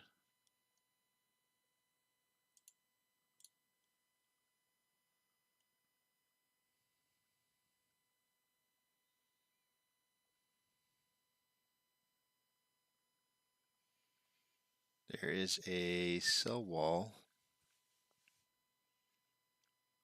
at, oh, it was there and it's gone now. There's a buy wall at 35.75. So here it looks like it might be starting to break out going up.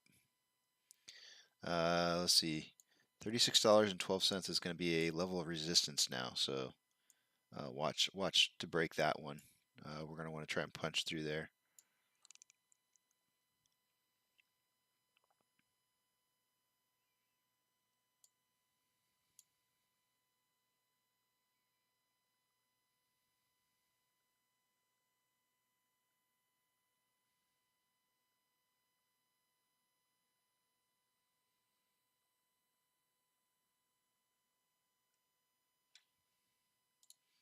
Let's look at the options real quick here.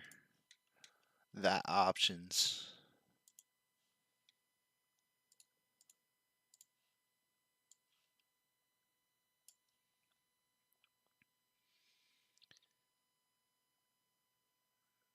$40 is still the highest level of support for the call options at 22.1. And $30 is still the highest level of support for the puts at 10.5. So it looks to me like they're it's no longer a 3-to-1, it's now like a 2-to-1. Calls over puts.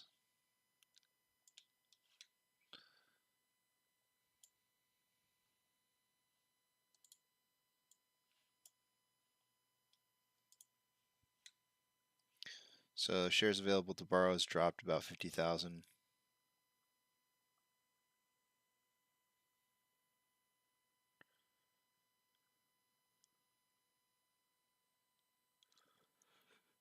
Excuse me. 144 call options in total to about 101.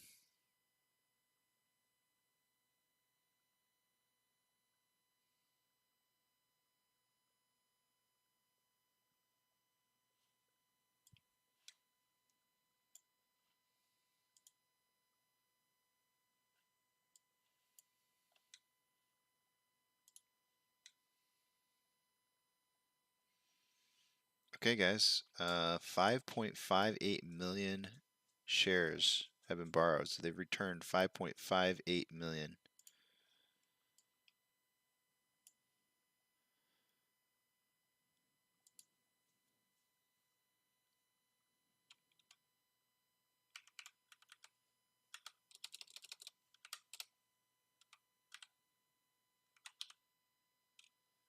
It's a lot of shares to return. I'm trying to remember if the last time that we saw the price really jack up high was if it was on a huge amount of shares returned, or if it was a day where a huge amount of shares were borrowed. I can't remember which. But there's been 5.82 million shares borrowed with 239,000 shares returned with a short share interest of 14.23. So that's dropped quite a bit there.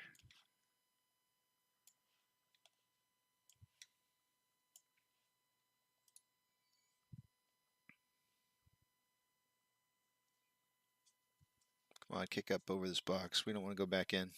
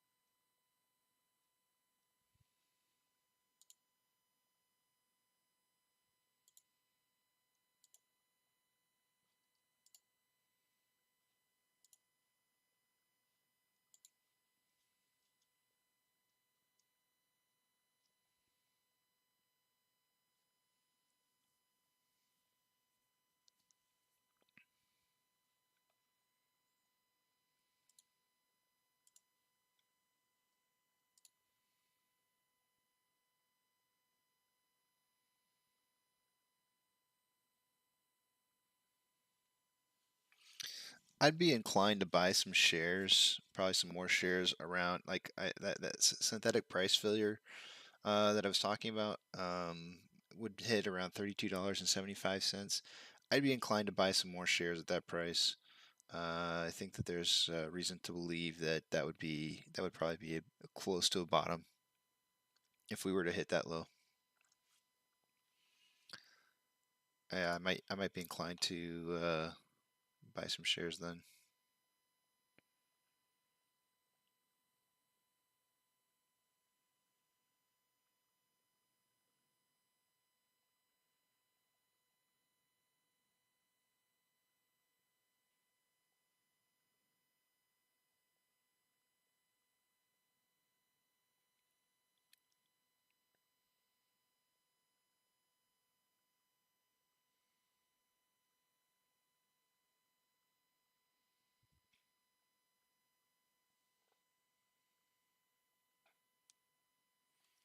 Somebody on this is Must Not Sleep on Reddit posted today is looking like some of the lowest volume I've seen in a good while. Could it mean that the wells are drying up? I've seen people on the GME side saying that low volume is usually a setup for a short squeeze. It's a possibility that it's definitely not drying up. The wells aren't drying up, I don't think, quite yet.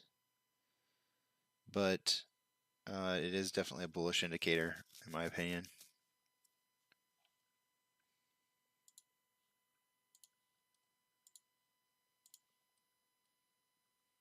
Let's just stay above this box here. Looks like we've kind of gotten past it.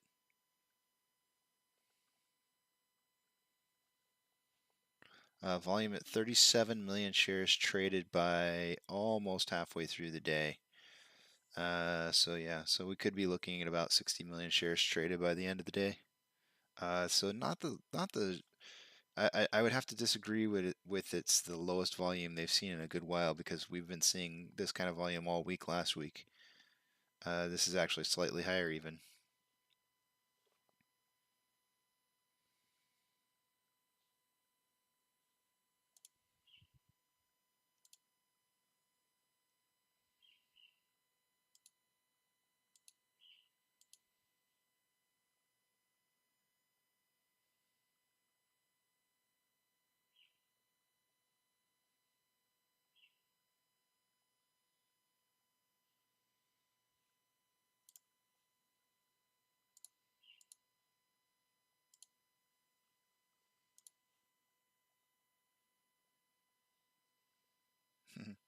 Your run to 40 has begun.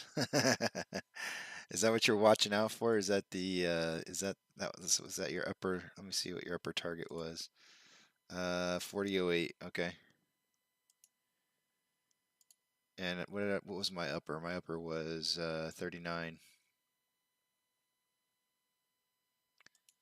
Is 40 is the number you're looking for, I guess.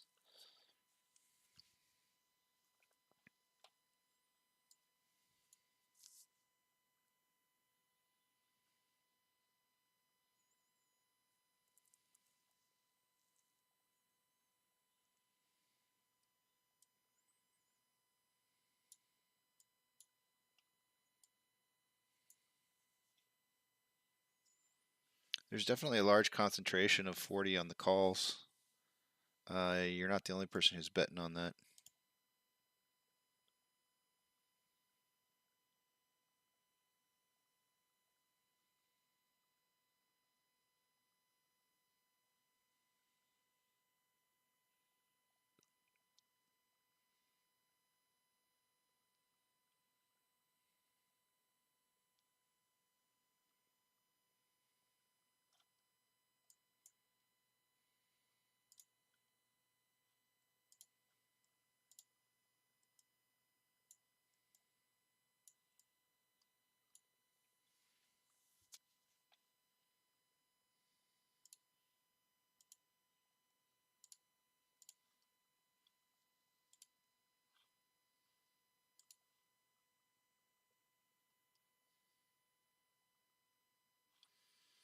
Let's see what's going on the news.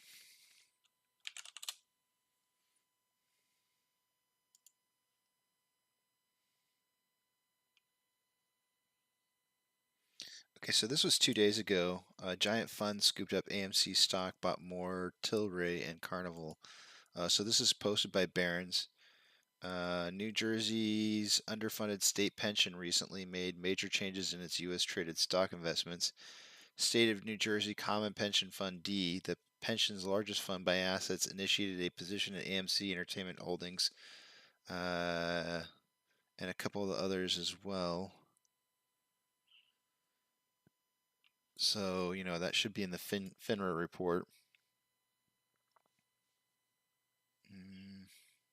What was the name again? State of New Jersey Common Pension.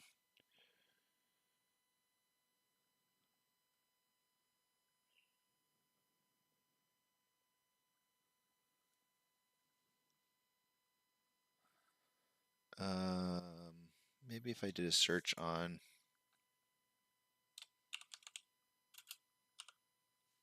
There we go. Let's see, 7/23 was the file date. So that report that I'm reading, this Barron's News report, I'll post it over here real quick. It's actually old information, right? So they posted this on July 31st, saying that there was a large amount of shares that were purchased. We've got the report right here. It's 229,643 shares purchased. The date of purchase was 7/23. No, 6/30. So it was actually made at the end of June, that purchase. So this is really old news. 229,643. Is that one of the largest? 229,643.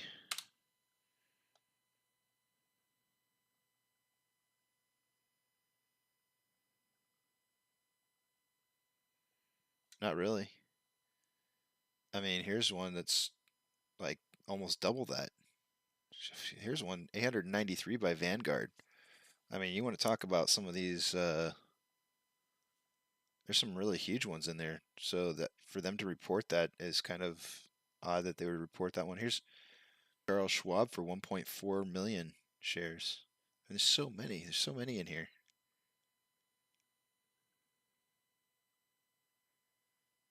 Yeah, it's kind of odd that they would report on that one, that specific one. A giant fund.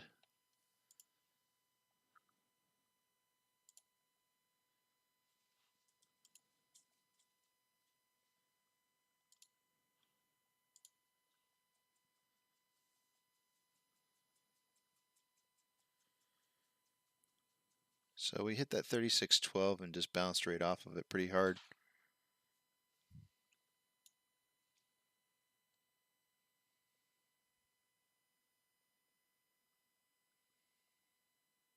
It's a pretty strong rejection.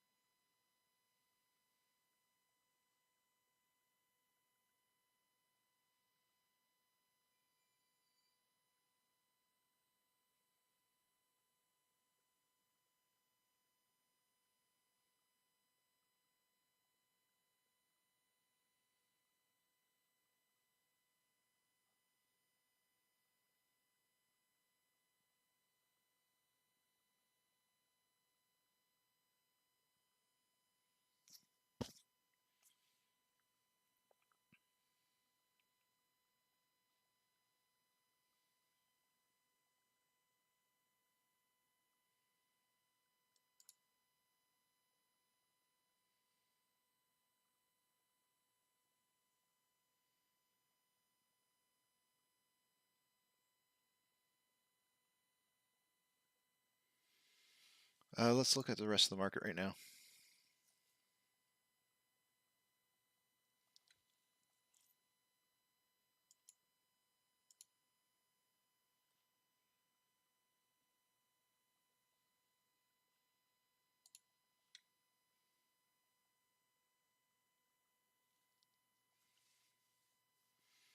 So it looks like the advancers have started to decline a little bit. So we've got decliners at 29.23 versus advancers at 36.86. We have an ever so slight green day across the three indices. IT software is doing the worst. Looks like pharmaceuticals and healthcare are kind of second runner-ups on markets that are down.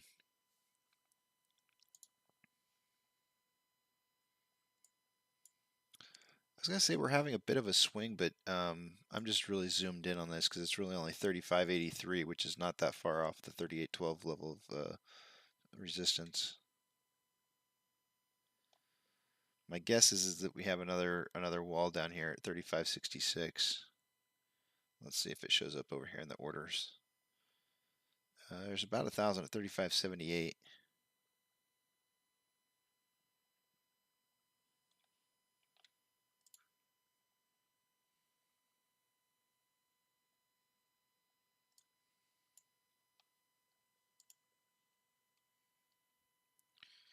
Looks to me like I could be getting some semi-heavy rain starting around 1-ish, maybe 2, but for the most part, most of the really heavy stuff is staying northwest of me.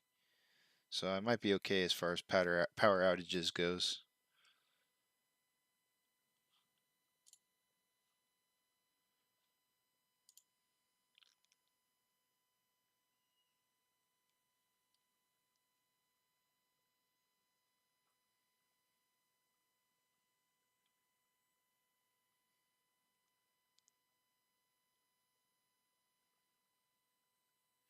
I have 5 shares in Webull. They're kind of leftover shares that I used to buy some stocks after I'd done some playing around with Dogecoin and some options. But I'm going to leave them there just because, you know, if somebody is experiencing problems or something like that, I want to be able to have the ability to see if I'm having the same issues. And 5 shares, I'm not going to lose any sleep over.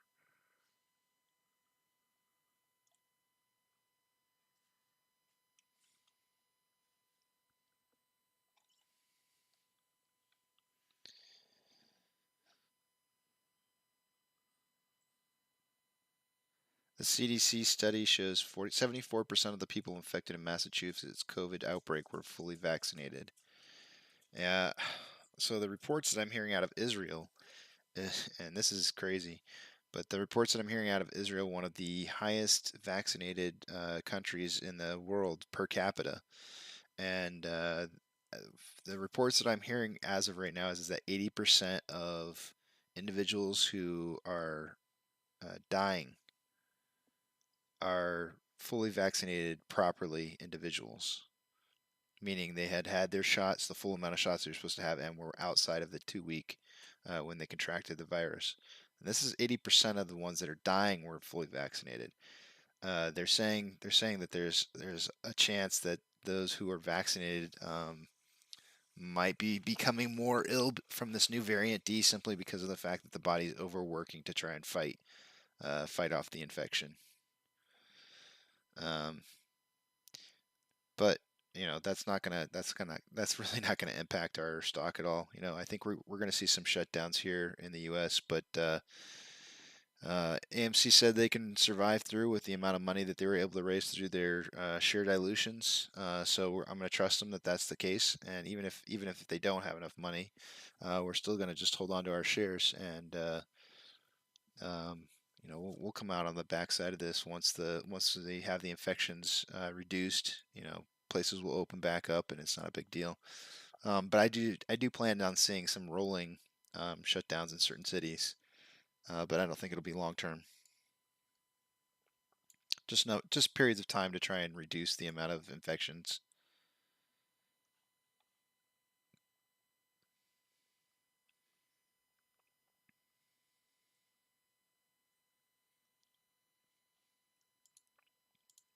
I would expect to see us possibly test that $36.12 level of resistance again here. See if we can't stair step past it this time.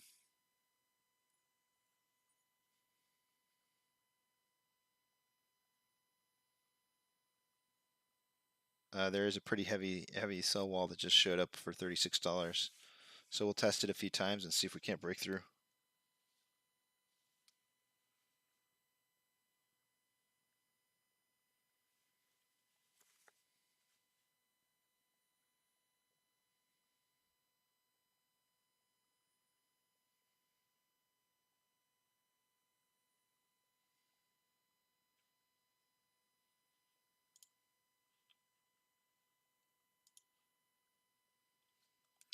And I'm going to check out Twitter and see if there's anybody tweeting anything right now.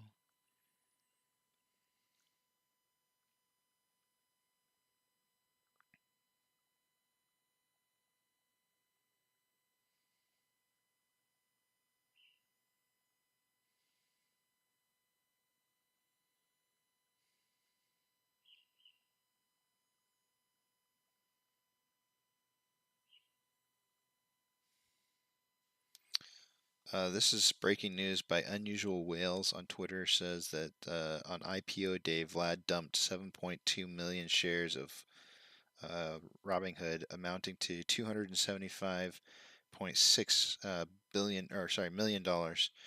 Reminder: Robinhood was to restrict users who would flip the IPO, yet the CEO flipped his money.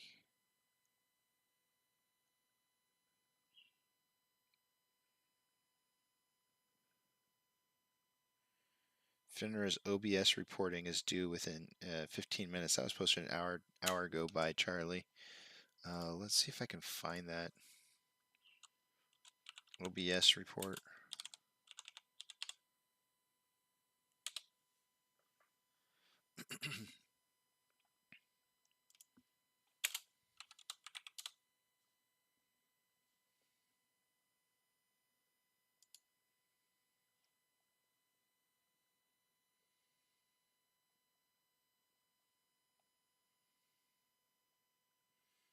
Before I start reading off anything, I'm going to try and make sure that I'm giving you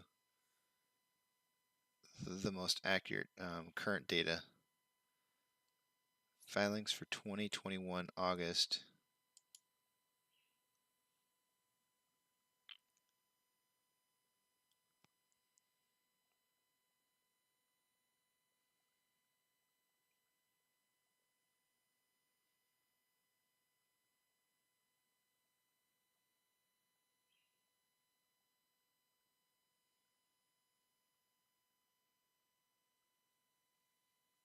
So this would be the quarterly, quarter ending June 30th, and it says due date's July 26th. So we were actually past the due date for it, and that was for the quarterly OBS report.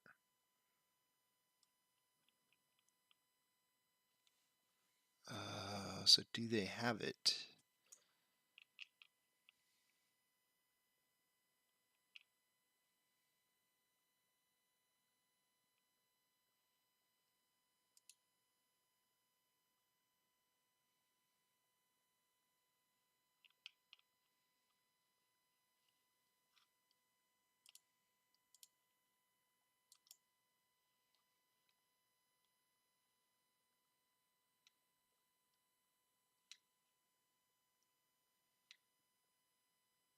I don't see that they have it in or filed yet. Regulatory notice.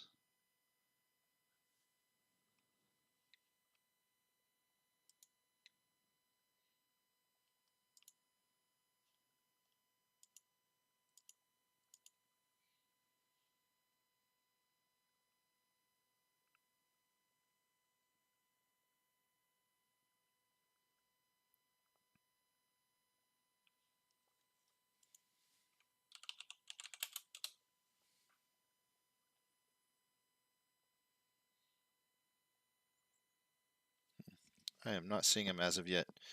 We are heading back up to that $36.12 level of resistance, so we're going to try. Hopefully, we can punch through it this time. We've had at least 3 different times that we've tried to break through there. 1, 2, and this will be the 3rd attempt.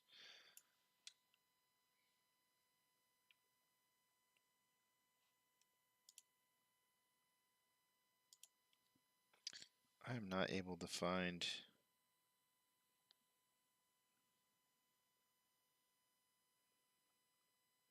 This FINRA report.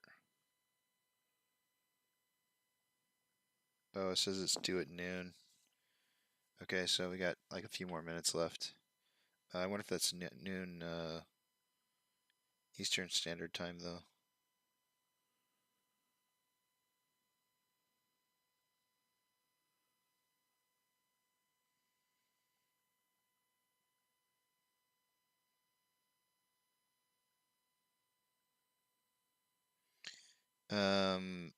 Again, this is Charlie reporting on Twitter. AIG Capital Services no longer an NSCC participant. And he said, WTF, Blackstone, BlackRock's competitor, just bought AIG Capital Services. They are no longer an NSCC participant. Apparently, they just entered into a business agreement surrounding housing.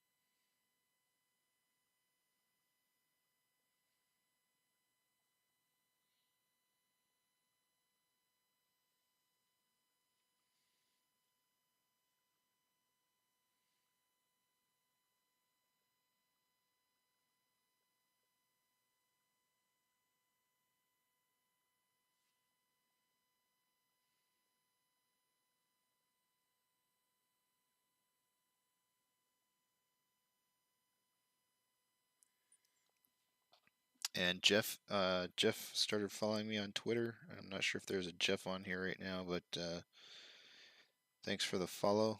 JD1QUINTON. Quinton.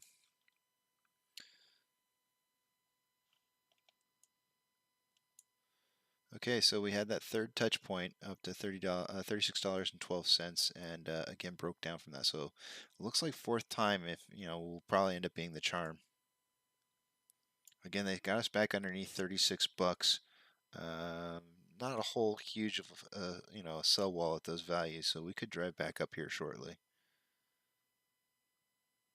It does seem like there is upwards momentum.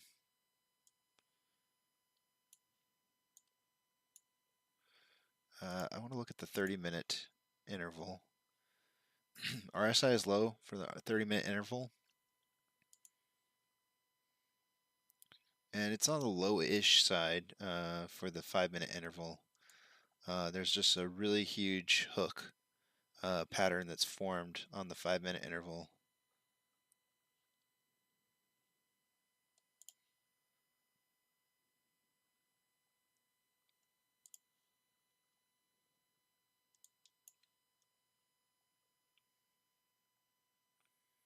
you know, if we did rise up in price very slowly, let me draw this out for you guys so you can see what I'm talking about. If you were to just, oh my goodness, I hate it when I get that polyline. There we go. If you look at this ever so slightly, and we'll just kind of touch on these touch points here, what do you see forming?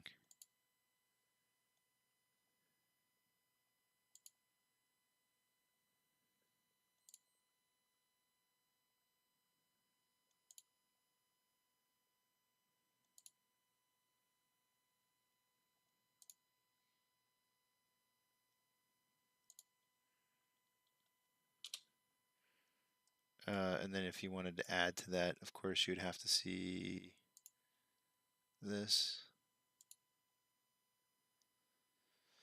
There's a formula for this, but I just kind of guesstimate it.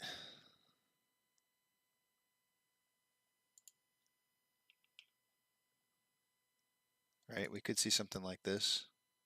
That would be absolutely beautiful. Would set us for an after hour kind of takeoff in price. It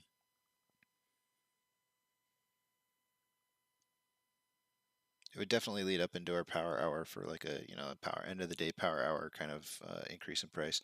So I'll leave this up here. You know, this is just a possibility of what could happen. If you take it out to the 5-minute level, you can see that we're following it pretty decently. You know, but we'll just leave it up there and see how this trends, see if it continues on that path. It would be a nice path to follow. A 1-day cup and handle would not be bad. So we'll see what happens. I feel like Bob Ross. I got my Bob Ross energy drink here. Positive energy drink. My wife gave that to me.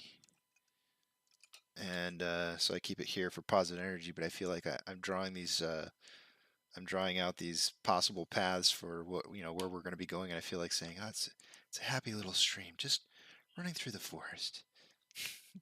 If you know who Bob Ross is. I'm sure that probably is lost in translation. I doubt Bob Ross is a thing in Denmark. Although I'd be interested in knowing if you know who Bob Ross is, Duncan, if you're listening. I'm curious as to whether or not he's made it international or not yet. I also think he's kind of a generational. My kids know who Bob Ross is only because of me, but I don't think that a lot of the younger generation knows who he is exactly.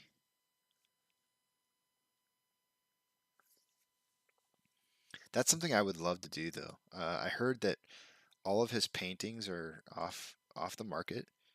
But if you could find one and get a hold of one, that would be awesome to just like be able to own one of his paintings.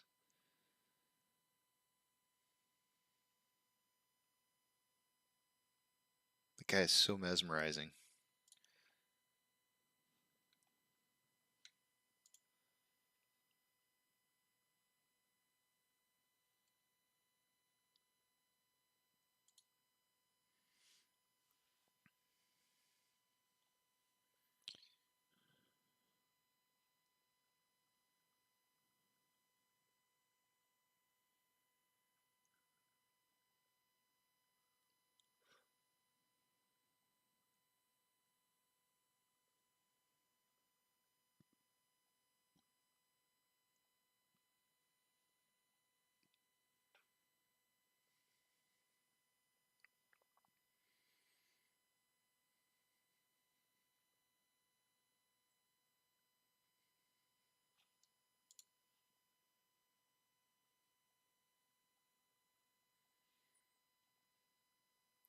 And as I was trying to make that that cup and handle, what I basically did is I used the points that are on the opposite side to draw out the points for moving up on the other side.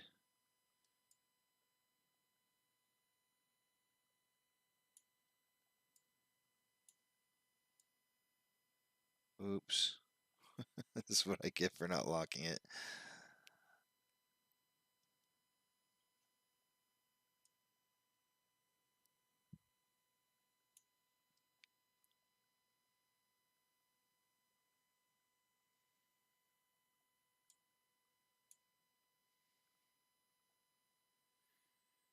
There's our sell wall at 3609. They're just really trying to keep us from breaking out above that 3612.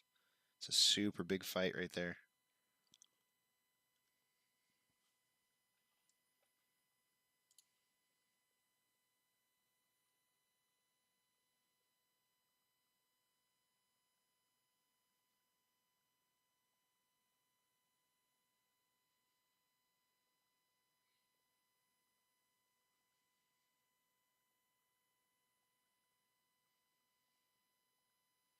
You know what's amazing to me is that um, I'm starting to see more and more posts of people talking about having XXXX, so 4X's worth of shares. Um, Back in the time when I crossed that mark, I wasn't seeing a whole lot of people hitting those kind of numbers. But now people are posting things like 2,000, 3,000 shares. And you know, I didn't hear people, so I feel like these are people who are consistently buying more and more and more and more and more. And since I'm not at those levels currently myself, not in the well, that's not necessarily true. It's kind of true, but not.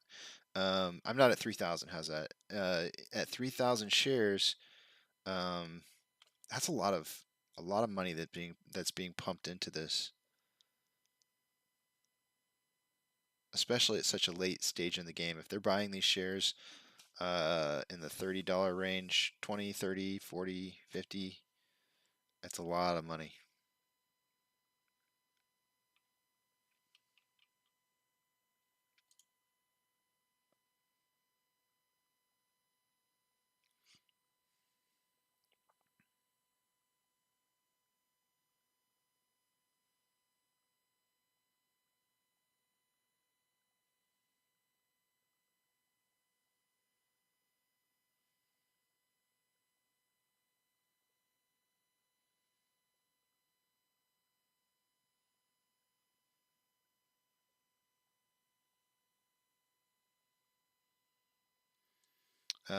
So this is being posted by Coach Nabber01. Says that hedge funds borrow 5.5 million shares today to lower the price to simulate a sell-off or market plunge. It's fake. Hold and buy the discount. Drop the price and we will buy. Eyes must be on them. And where's my FTD list? It's suspiciously late. It's there. Not as good as we would have hoped to have seen it reported, but again, it is just as reported. So we can't put all of our faith and hopes into those numbers. $36.12. We're kind of pushing through that level of resistance that we had there.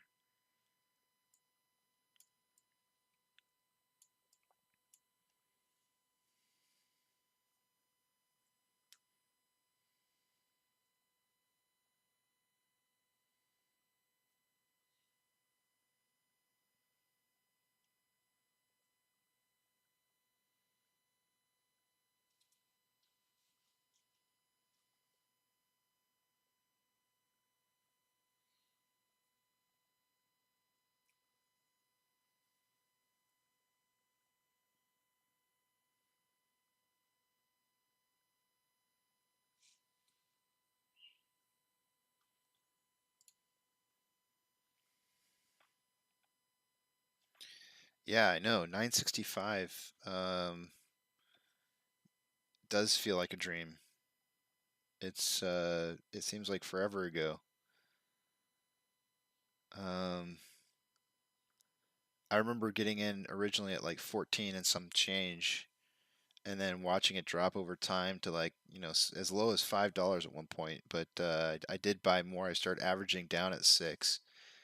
And well, actually, I started averaging down along the way, but when it got to 6, I did a heavy average down on 6, and it seems forever ago. It really does. It's amazing how far we've come in you know 4 months time. And I say 4 months because that's when I start. I think that's probably about when we were hitting that $5 range.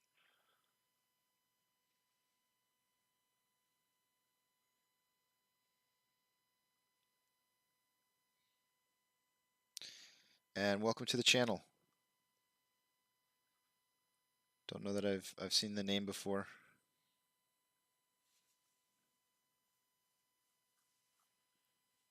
My memory's really, really bad though, so forgive me if I've seen you on here and this is just the first time recognizing it happens.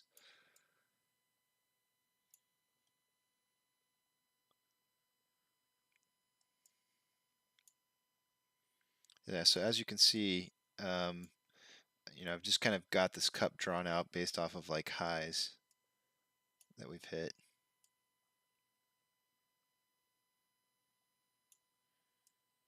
So it'll just be kind of interesting to see how this tracks over time.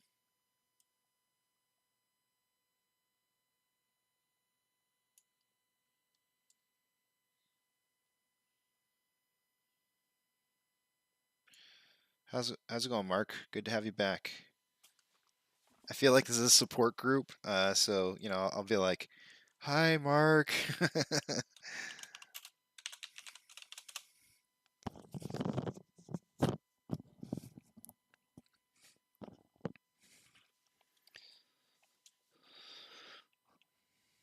Welcome to the land of the filthy apes. If you got any data you guys want me to put up, I've got Ortex, I've got Fintel. Currently, right now on Ortex, it's showing that we have negative 5.66 million shares that have been returned. This is just a number I just like to kind of track throughout each day. Last Friday, we ended the week on 948,000 returns, so this is a little bit further down than it was earlier when I last looked at it. Short share interest is at 14.22. The amount of shares that are left to borrow is at 9.5 million. So if they did borrow shares, this number, we should see utilization, I would assume, go up tomorrow. And the reason I say that is because if they borrowed 5.66 million shares today to cover failure to deliver to keep themselves off the reg show, then that would increase the amount on loan. Increasing the amount on loan decreases the amount of shares left to borrow and increases utilization. So that would be my guess, depending on what number we end up with at the end of the day, but we could see utilization. It depends on how many shares they add to the borrow list. Of course, there's always people who want to make money. There's other brokers out there who want to make money on lending shares. But let's see, if we were to drop 9.5, let me see, do a little quick math here. It would leave 4 million shares over. So what would that add to the on loan? On loan was at 98.445.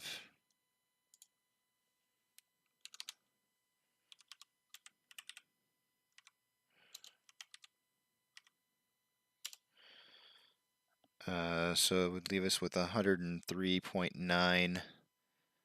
103.9. Oops.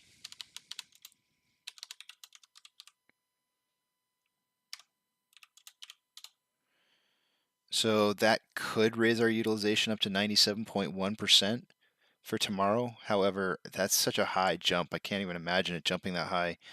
If it did jump that high, that would be one of the first indicators that we would see on True Demon's list of indicators that are on the page here that are not showing up on the page right now. Now they are. So that would raise utilization to inside that 95% utilization rate that we need to see, day over day in order to get us to where we could see another price increase. So it'll actually come down to short exempt volume. We want to see that go up, and then the day over day price increase needs to be higher than 5%. So we're looking for those things. I think these are True Demon's targets. I personally would lower the day over day price increase to 2.5%. I think we're okay if we're over 2.5% increase day over day. But we want to see it increasing like each day. Like it should be like 2.5, then maybe like 7, and then maybe like 10. So if he wants to look at it as like an average over time, then I guess if you took those three numbers and averaged them, then you would have over 5% per day.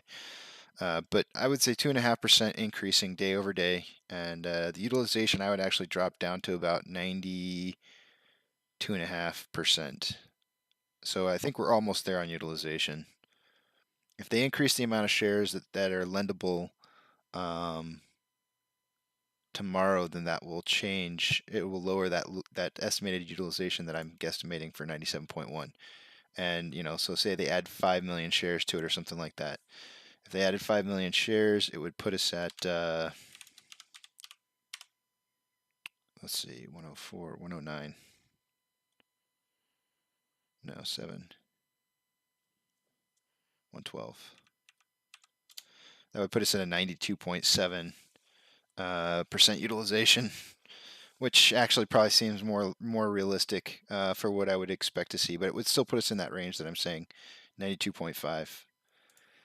So I expect to see a better utilization number tomorrow. That's what I'm forecasting.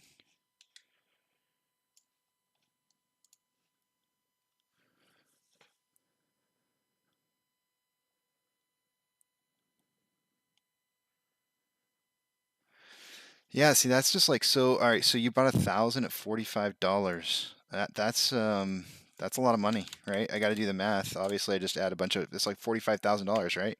I mean, it's not that hard of math. I just add 3 zeros to the end of it. $45,000 that you sank in at the $45 level. I hope that was like last week or the week before. Because I would have hated if you put in 1,000 on the way up to 70, because you would have been like, "Oh no!" But actually, you would have been really happy. It's when it got up to 77 that you got in when you did. But now you're going, "Oh man, I could have got in lower."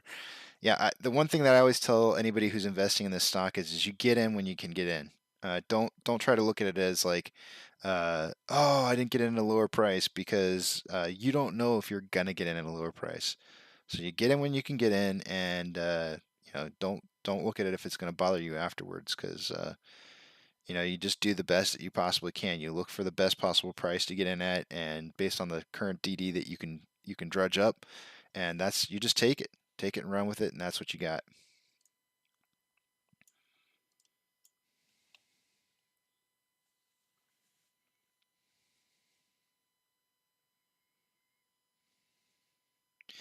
I hear you. When you start seeing the price run, I don't want to give exact numbers. My wife was able to invest some money into this as well. She's also an ape, and I was kind of looking at it when we were kind of coming down on the backside a little bit, and I told her that I thought we would be able to get her in averaging around 50, but now look where we're at. So, she's not stressed about it at all, but I do feel bad that I didn't get her in at lower prices, but I honestly just didn't see these low prices coming in. I didn't think that I just didn't see this coming. If I did see 30, mid 30 ranges or low 30 ranges, I would have probably waited, but you can't forecast that kind of stuff. Not on a squeeze like this. You just take what you can get. And then you just hold. And it's really simple. It's like one of the easiest games ever played. So much different than the stock market of the past.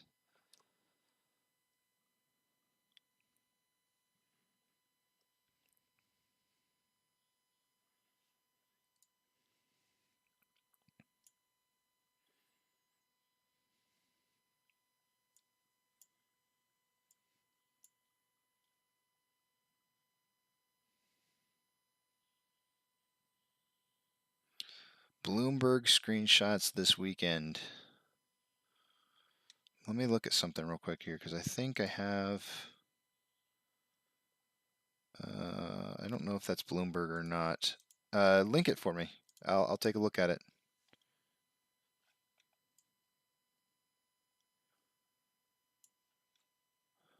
I will definitely take a look at it. While you're getting that link in the oh, you know what? You may not be able to link it in here. I still haven't figured out how to allow people to put links in. If you can just type out, I guess I'll just look up on Bloomberg. AMC Bloomberg.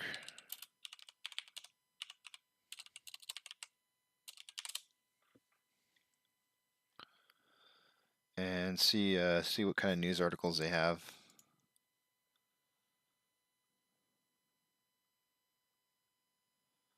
One week ago, 2 weeks ago.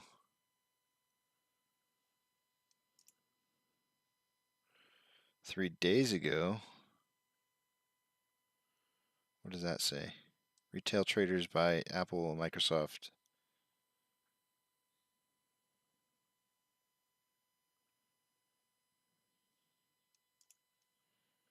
Can you give me? Can you just give me like the title of the name of the article? I probably have better luck finding it. Of the two large Brazilian companies with over 1 million shorts.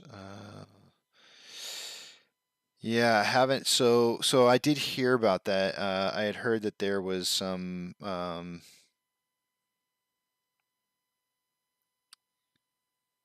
I don't remember what it was they were selling over there in Brazil. It was like they were trying to do off-market exchanges of some of the, I don't know, failure to delivers or something like that over into the Brazilian market. Oh yeah, you did say 1 million shorts. So yeah, so it'll be interesting to see how that pans out.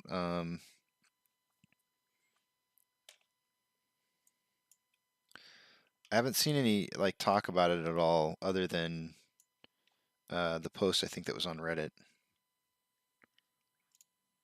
You may not be able to post the link on the chat. I'm not sure how to change it so that can happen. I'm not I'm not an expert YouTuber yet. For some reason, it wants to block anybody who puts in a link into the chat room. I wonder if there's a setting. Toggle timestamps. I kind of like that. I like timestamps in there. Lets me know how long ago you said it. Okay, so it looks like, I just drew this cup and handle in here, as a possibility. It looks like we might be deviating away from that a bit.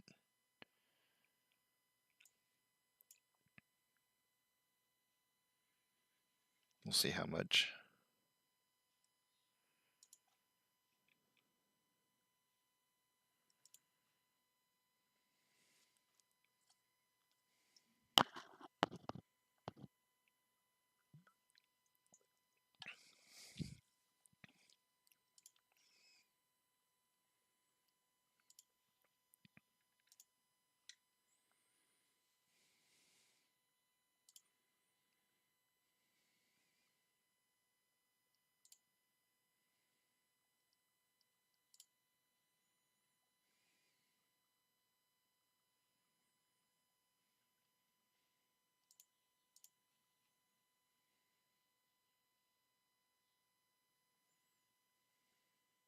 I probably just go to Reddit and type in Brazil.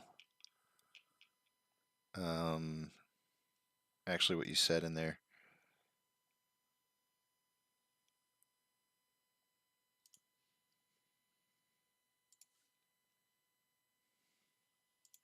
Let's see if I can find it.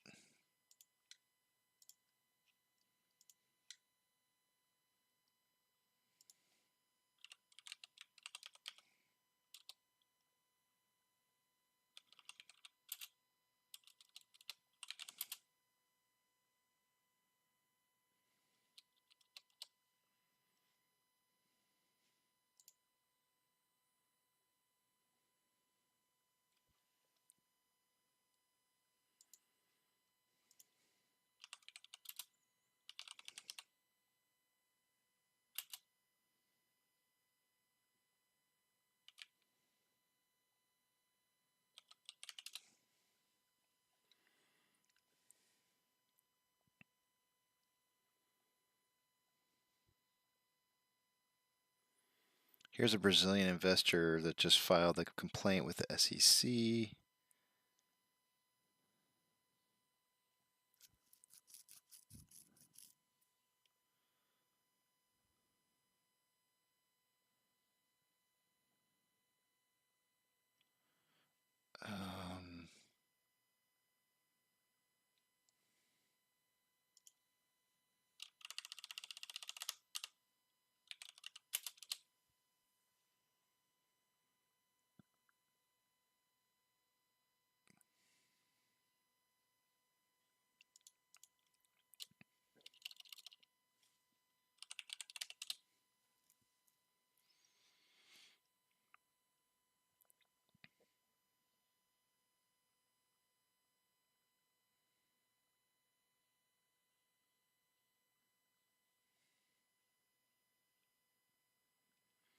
I'm still looking. I'm not quite seeing it yet, though.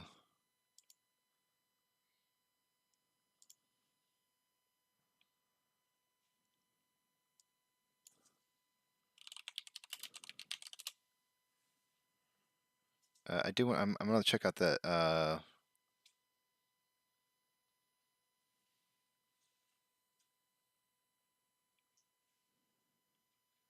Brazilian investor that filed to the SEC. All right, I'll put that up on the page here. So this is posted by ECSLUZ. Don't know really how to say it. It's a aged account.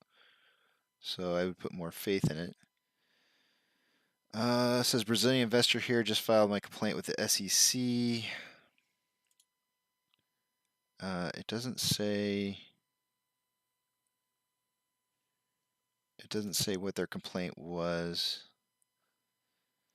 There's ample evidence the practice of abusive naked short selling has happened in the past and is likely still happening with GameStop and other jokesly called meme stocks. Naked shorting creates synthetic shares and is equivalent to counterfeiting. While naked shorts are permitted by market makers in specific circumstances, there's evidence that naked shorting is far more pervasive than permissible by law. Getting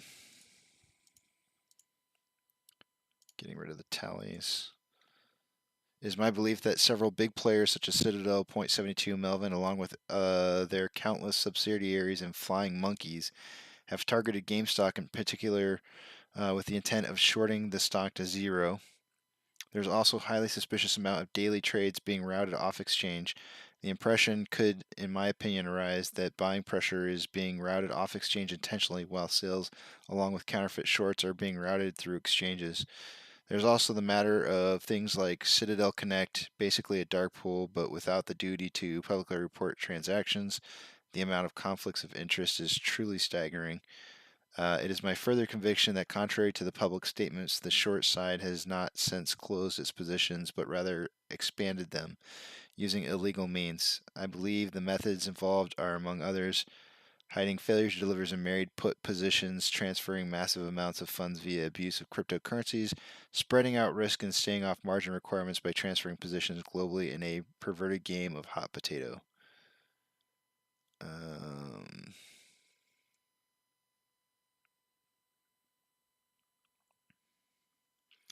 Unfortunately, there's no link here to whatever it was that caused them to have that suspicion.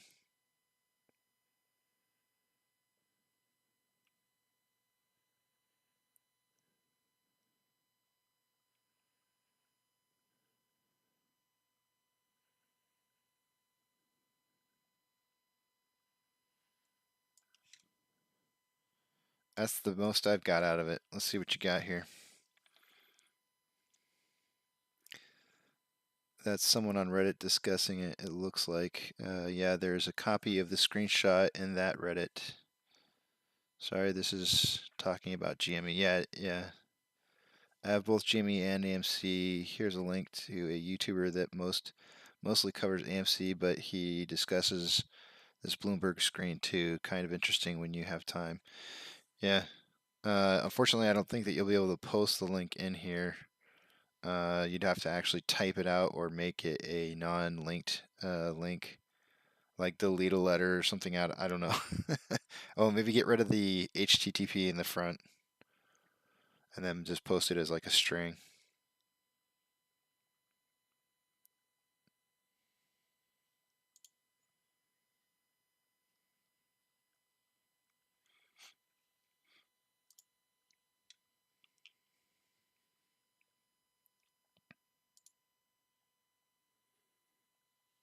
So we fell off of this. I'm going to delete it. That would have been nice to see.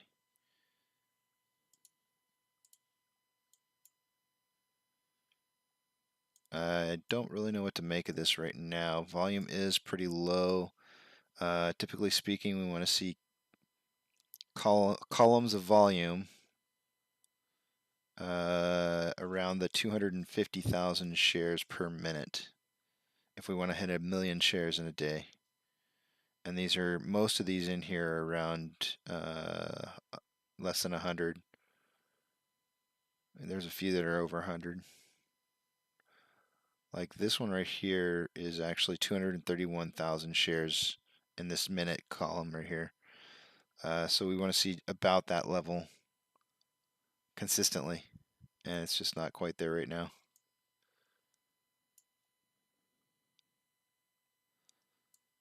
So indeed, it's going to be easy for them to drop the price on this on the stock right now, the way that it's trading.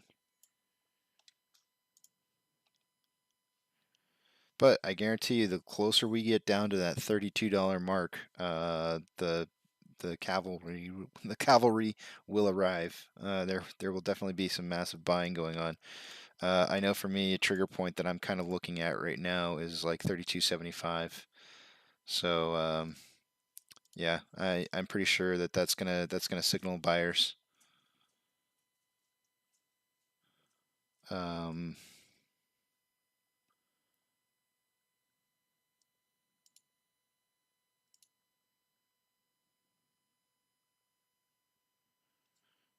Currently at 35.67.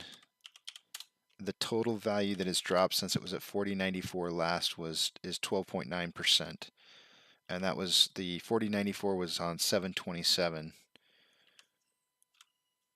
So let's see how many days ago was that.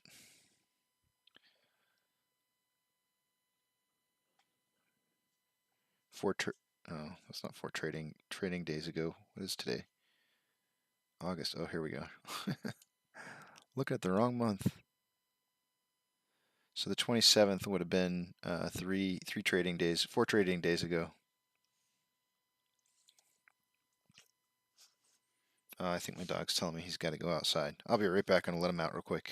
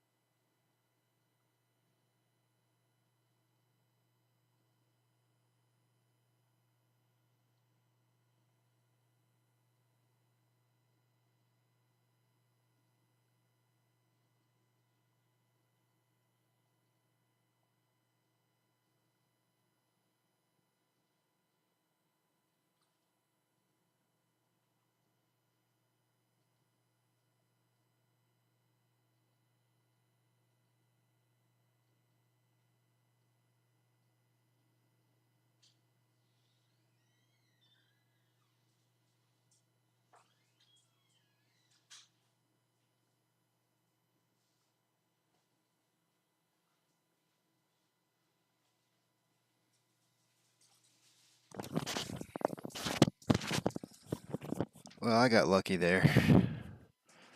Super, super lucky. He really did have to go.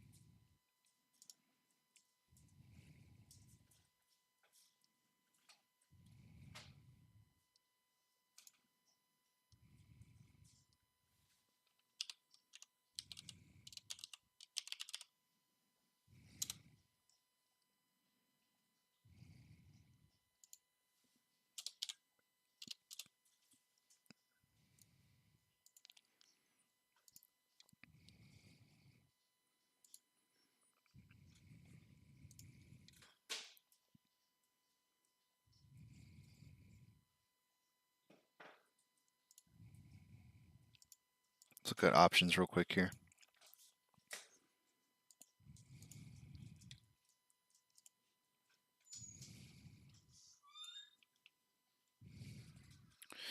$40 target on strike price is at 25.7, so slightly increased from 22.1.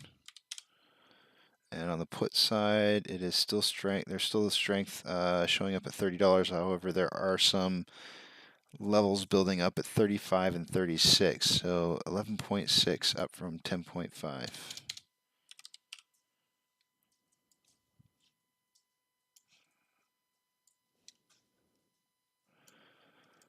Just because I see some new faces on here, just want to explain a couple things real quickly in case you haven't seen it before or hasn't been explained. Every day, just for the fun of it, there's 4 of us guys who run up tallies to see who can win for the week and on who can guess the closing price. And this is just for fun. So we didn't have a clear winner last week. We actually, for the first time twice in 1 week, it happened for the first time and the second time ever in the 4 weeks that we've been doing this, where everybody got a point on 2 different days. I think it was Monday and Wednesday. But anyways, as for today, you can see the levels of predictions for the price ending today is here under each one of these. So I'm 36 to 39, Eric's 37 to 40, John is 35 to 38, Duncan is at 37.8 to 40.8, and then we've just missed. And these are the total times that we've actually hit numbers compared to the missed over the last 4 weeks. Some of us have been doing it like Duncan just did last week for the first week ever, and then Eric's been doing it for 3 weeks, and John and I have been doing it for 4. So Eric's actually got the best, I'd say the best average of predictions day over day compared to the rest of us. He's making us look pretty good in contrast to the miss section. The rest of us are kind of suffering a little bit. It is difficult to predict the price. A lot of things can happen. Like we had one day where there was extremely low volume last week, and we still ended up doing well. We closed up 2%. So it's hard to say what you're going to get when you have low volume days. You don't know if it's going to be up or down. But for the most part today, the arrows indicate next to our names the opening price. If our price spread for the close for the day is above, we would have up arrows, meaning we're bullish. And if it's even, then that means we're predicting it's going to close somewhere within the range that you're kind of looking at the opening price at. If it's down arrows, then we're bearish on the day. And so it changes every single day. We need those. True Demon has this theory on indicators that we're looking for in order to see a price increase, and those indicators are listed underneath that, and so we're just kind of monitoring those on a daily basis. We were fortunately able to get Stonko Tracker to post the short exempt volume due to our request, which was awesome. So they're tracking that now for us, and it makes it very easy for us to just look at that in the mornings and fill in our information. Dark pool percentages, they did decrease from Friday.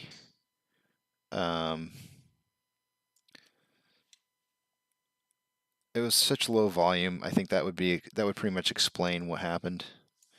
Okay, we broke through that $36.12 level of resistance. So we're trying to drive back up here. It looks like we might be getting back on path again here.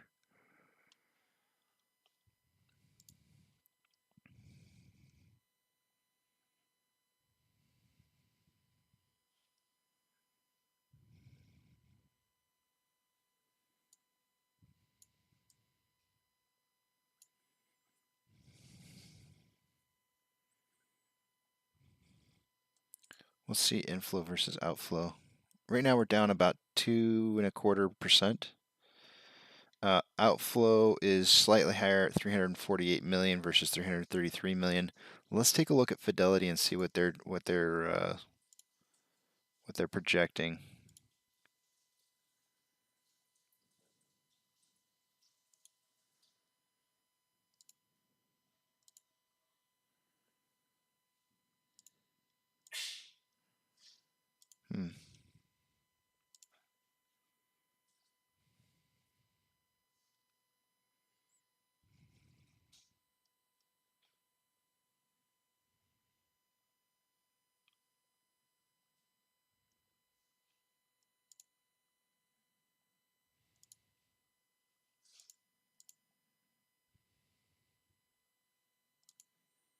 Gotta log into my account here. Give me a second.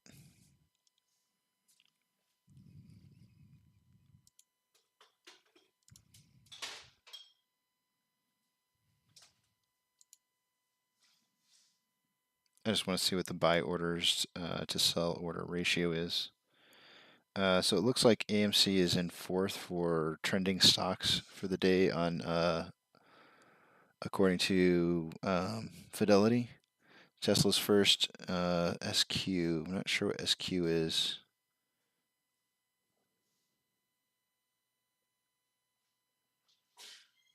Amazon's in third and AMC's in fourth. GME, sorry, 1, 2, 3, 4, 5, 6, 7. They're coming down in eighth. GME has the highest, 83 to 17%. Coming in second is the NSAV, 82 to 18. Amazon's probably third at 73 to 27, and we're currently at 68% to 32% on buy orders over sell orders. Not bad numbers. That's actually really decent. I like seeing 70-30. That's not bad at all. I think that shows pretty good strength. So we might see this recover, the inflow versus outflow.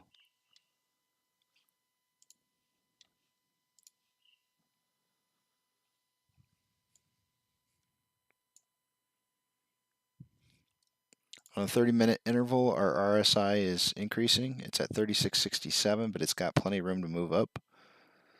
On a 5-minute interval, RSI is currently at 50.06, which is almost dead nut center. So that definitely has some room. It can move up as well. So we have plenty of room to increase in price. There could be some buying strength. Went back down to that 36.12. Really fighting that number right now. Seems to be a lot of resistance around this area. Resistance to stay above, to get above and stay above, and resistance to stay below and stay, keep below it and stay below.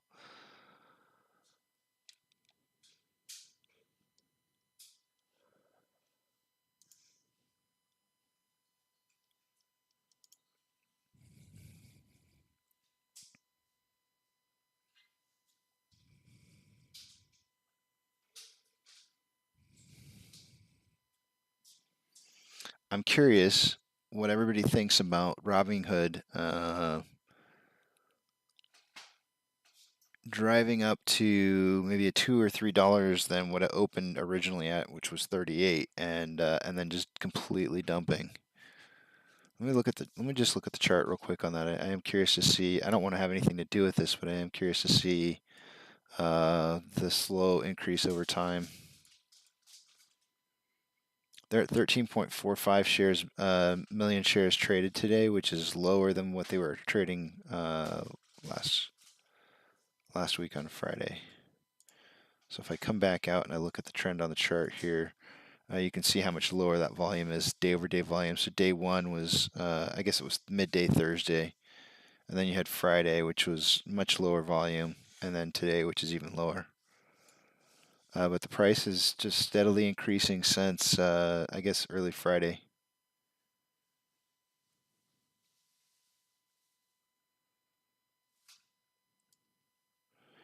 I think there's, you could say there's a pennant formation happening here. A bullish pennant.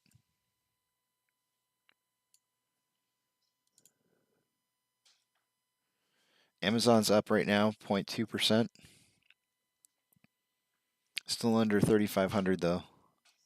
Cinemark is down 0.2% for the day. Dogecoin is hovering right around $20 or 20 cents. Yeah, I bet there's people out there who wish it was hovering around $20.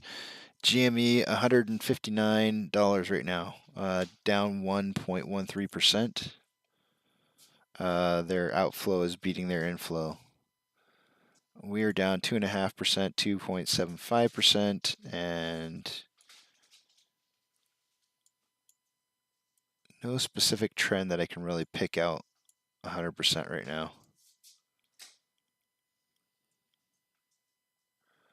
I mean, if you ever so wanted to just draw something, you had to draw something in here, you could say it's a very slight increasing parallel.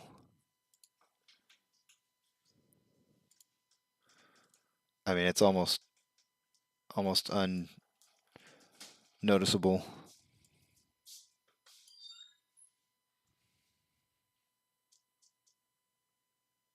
That does tend to, an ascending channel does tend to point or lead towards a bearish indicator, which means it would break out going down.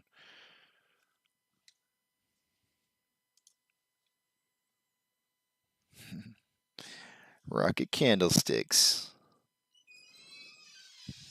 Push. I don't know what it's like to have a baby, but sometimes I think that this is like the birthing pains. These are the contractions. We need to push.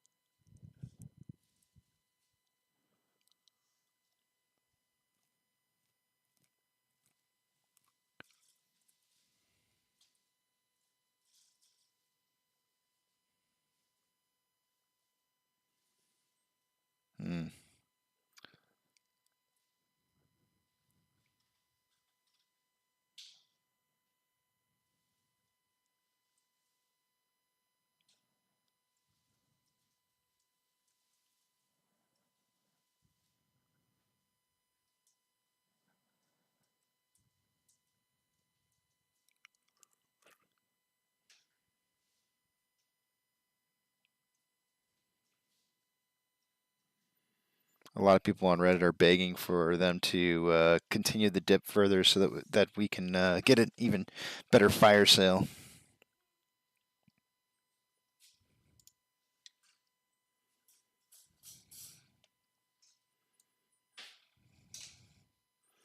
So on this ascending channel, the two touch points I have is here and here, and the two bottom touching points are here and here. So it's just an ever so slight increasing channel.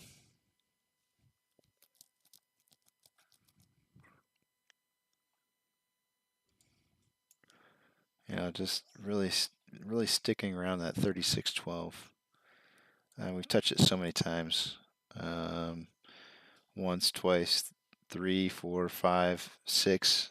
I guess this is a 7th time even, because we did dip below it, technically.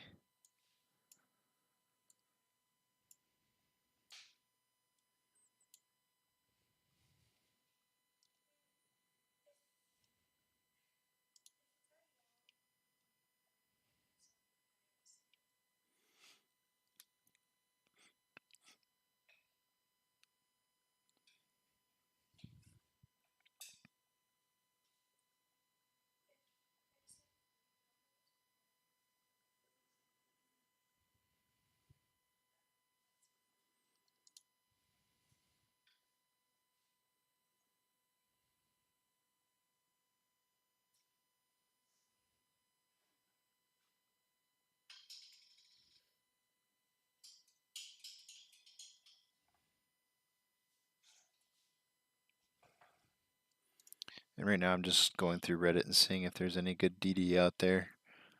As well, I'll take a look at Fintel and see if we've had any updated reports there.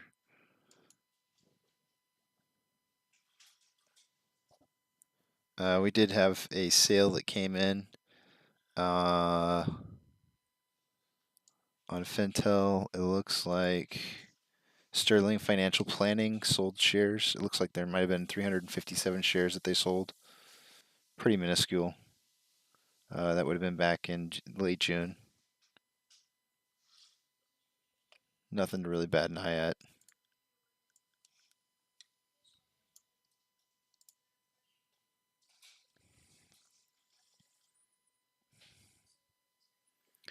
Institutional buys today. Theories. Unfortunately, had to focus on the day job until this thing moons. Yeah, I hear you, man. The day job is where it's at right now. If that's, you know, keep an eye on the day job. You know, don't let that slip away. Were there any institutional buys today or theories? So I saw a news report that was talking about a large New Jersey fund that bought into AMC, but it was actually really old information. And why it even made the news, I have no idea, because the amount of shares that were actually purchased through it was pretty minuscule. If I type it in here, you'll see what I mean. State of New Jersey Common Pension Fund. So they bought 229,643 shares, and this was back on June 30th. But if you come in here and you look at like some of the more recent buys, you know, how much was that again? Let's see. 230,000. We'll just call it 230. You know, you can go back to this one right here. Vanguard bought 777,000. Alan Bernstein, or however you say it, bought 497, basically 500,000. Here's another Vanguard for 893,000.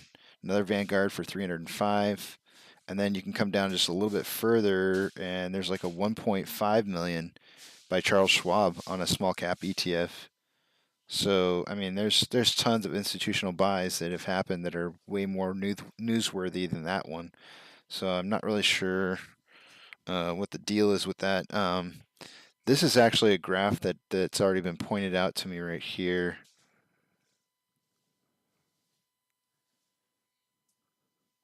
Ownership accumulate. I have not seen this score before, I can't say that I've actually. I can't say that I've actually looked at this before, but this is a FINRA score. Ownership accumulation score. The ownership accumulation score is the result of a sophisticated multi-factor quantitative model that identifies companies with the highest levels of institutional accumulation. The scoring model uses a combination of the total increase in disclosed owners, the changes in portfolio allocations in those owners, and other metrics. The number ranges from 0 to 100, with higher numbers indicating a higher level of accumulation to its peers, and 50 being the average. So we're currently at a 96.51. Which is 198 out of 36,217 stocks that are ranked. So we're really high up there on the institutional ownership. Duncan's posting something interesting part at increased in new positions versus decreased in sold out.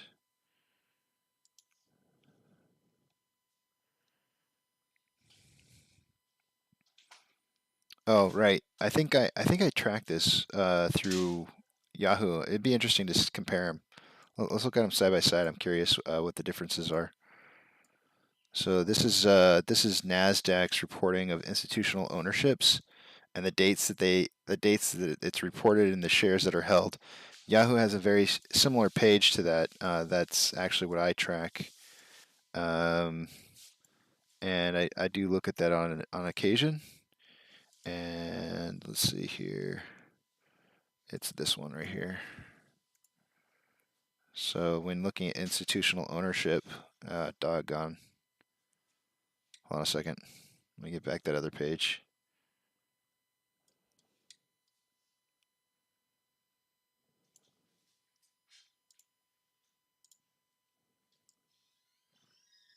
kind of put them up side by side. I'll refresh this. So we'll just kind of compare, but it looks like the numbers are about the same. 6, 2, 4, 3, 5, 1, 7, 1, 4. So this one's actually a little more complete because it lists down quite a few more. In fact, you can probably continue down the pages. But the one thing that I do want to point out, and this may be some fault of mine, I'm going to keep your AMC NASDAQ reporting just because I like it because it's got more more information on it. So I'm going to go ahead and get rid of mine. But here's what I want to point out.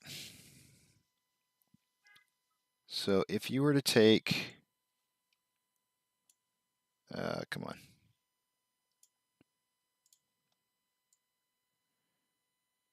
If you were to take the total shares outstanding minus the float, that's supposed to be your institutional ownership amount, I believe. Correct me if I'm wrong, but I'm pretty sure that's how you get that. So you do 513.33 minus the 448.74, and you get 64.59 million. So if you start subtracting just from the very top here, right, from that number, you get 37.4 minus 27.3 minus, you know, like just the very top two alone, and it basically zeroes out institutional ownership availability. So this got me into wondering, like, you know, does this prove that institutional owners own way more than they're supposed to be owning? And if that's the case, then can you know, does that eat into the float? And is that partially the reason why the float is so I don't know. I really don't know what to make of it, honestly. But I mean, it's just the very top two, Vanguard and BlackRock, and you've got enough to cover what I think you're supposed to have for institutional investors. Maybe I'm incorrect, but it's something to just kind of ponder on.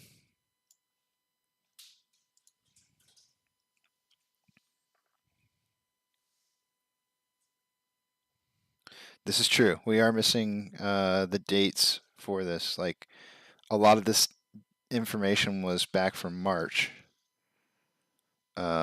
which obviously a lot of stuff has transpired since March. So we really do need more updated information. Further up in the ownership and active positions.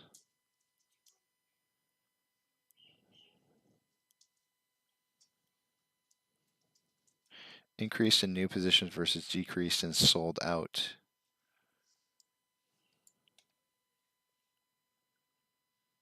New positions, sold out positions.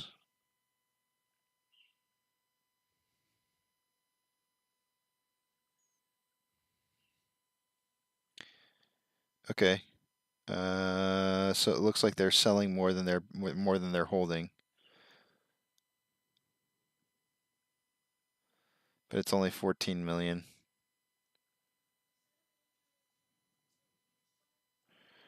This is interesting. It actually shows total institutional shares right there. It doesn't say as of when.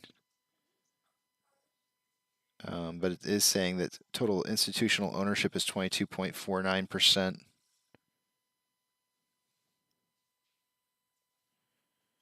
$86 million bought versus 16 sold. That's not what I'm saying. I see increased active positions. Oh, okay. But the new positions is not as great as the sold out positions. I see what you're saying there. Active positions versus the decreased positions is well higher. But the total institutional shares is 115 million. I mean, that alone right there is I mean, you can see it right here in the percentage. 22.49% of all shares that exist is held by institutional ownership, and I don't think it's supposed to be that high. We can look at, we can find that out for sure, though.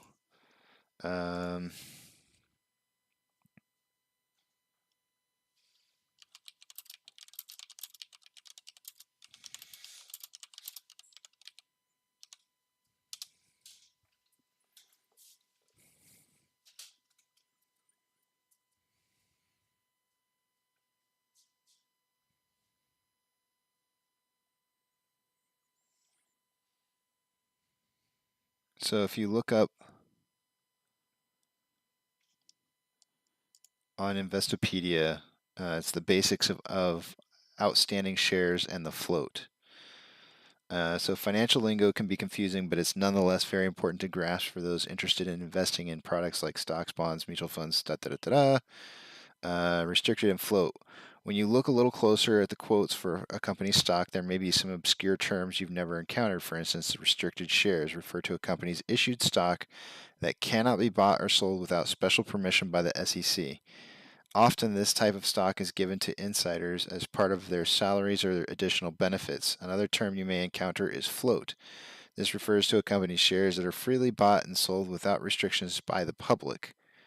Denoting the greatest proportion of stocks trading on the exchange, the float consists of regular shares that many of us will hear or read about in the news.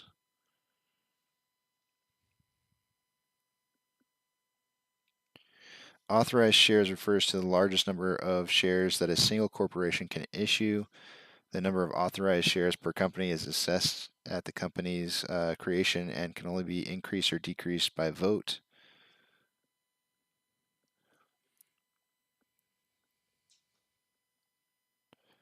Outstanding shares, not to be confused with authorized shares. Outstanding shares refers to the number of stocks that a company has issued. This number represents all the shares that can be bought and sold by the public, as well as all the restricted shares that require special permission before being transacted. As we already explained, shares can be freely bought and sold by the public. Investors are called the float. This value changes depending on whether the company wishes to repurchase shares from the market or sell out more of its authorized shares from within its treasury. The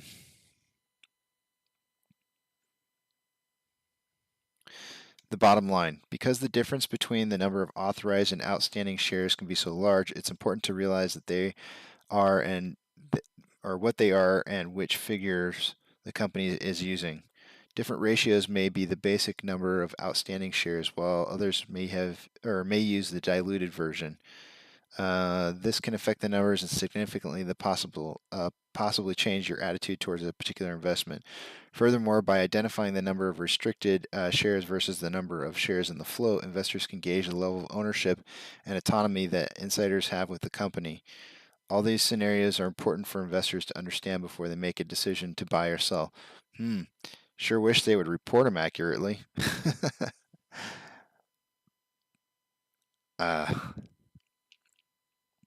Okay, so I might be 100% correct on that. It does seem like it's possible that the float may be involved in institutional ownership, which is something I'm really having a hard time figuring out.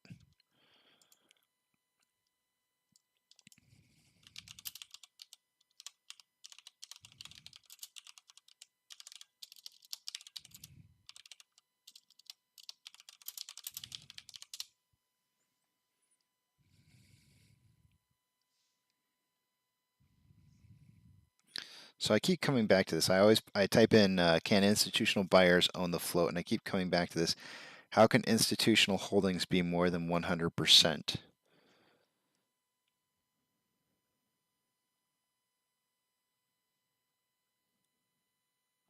Sometimes you may come across a case where an investor appears to hold shares in a company that far exceeds what actually exists. Obviously, it's a technical impossible for any shareholder or category of shareholder, institutional or individual, to hold more than 100% of a company's outstanding shares. So when you see an investment information website reporting institutional holdings that exceed 100%, you can probably assume that there's something wrong with the data. And then it says there's two types of reasons for that, and one of them is short selling. Along with delays in reporting ownership between institution investors, and another situation that may arise that can cause a sudden bump in institutional ownership of a stock is short selling. Remember, short selling is when one investor borrows shares in a company and immediately sells them to another investor. In many cases, some investors plan to buy the shares back for less money. And then it gives an example. In cases where reported institutional ownership exceeds 100%, actual institutional ownership would need to already be very high. While somewhat imprecise, arriving at this conclusion helps investors determine the degree of the potential impact that institutional purchases and sales could have on a company's stock overall.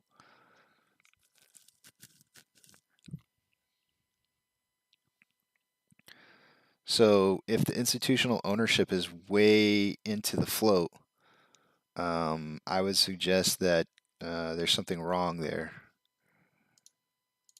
based on what I'm reading. And we all know this to be true.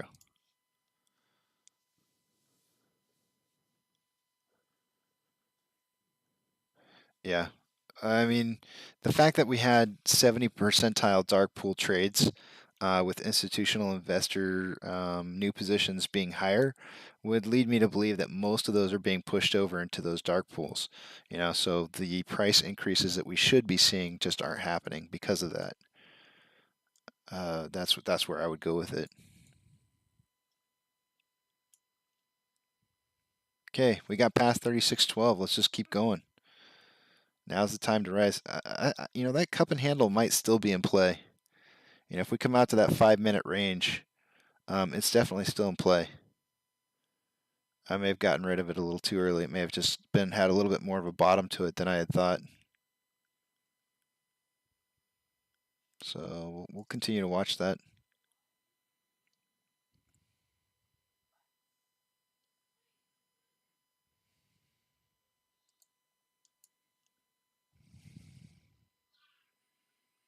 There's a sell wall at $36.50 of 1,000 shares and another one at 37. So they're trying to prevent the 50 cent increments.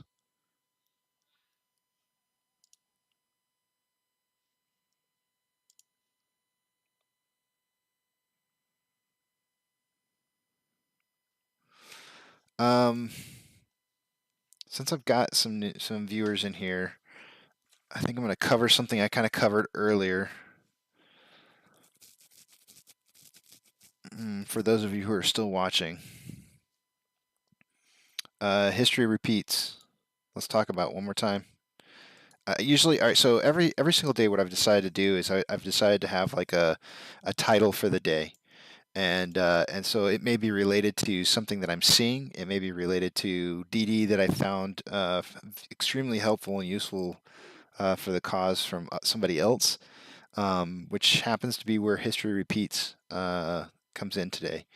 And essentially, there's this really good post that was submitted by, oh, let's see, who is it?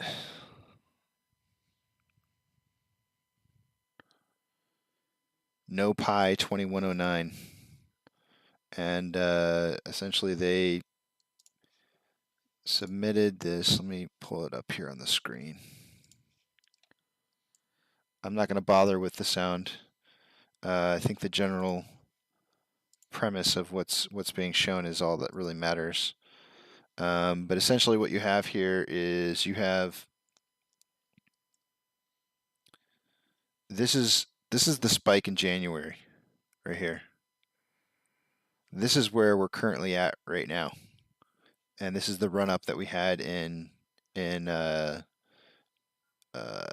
June. Oh, I guess it was the beginning of June. Where it went from like 20 some odd dollars up to 72 bucks. And so he's got these blocked off here in these kind of specific sections. Now you can see this section's a little bit different because it runs upwards and this one kind of runs downwards. But this section has kind of like a similar pattern to it. This section has a similar pattern. This section's very similar. Another triangle section that you can see here. And as he zooms in out on this, rather, you'll see that you know we're kind of in the same spot as earlier. But basically, what he's trying to show you is that you know, this is the same picture right here, both at the top and the bottom. You'll see this triangle down here at the bottom for the January one when he scrolls back to it here. Give it just a second. There's the triangle down there back in January. You can see what happened right after that orange triangle, the massive price increase. And I went back and I looked at this time frame and it was about 4 days. Although these candlesticks look like a lot more than 4 days. I can't tell if he's on a 30-minute. It says 2 hour, I think. So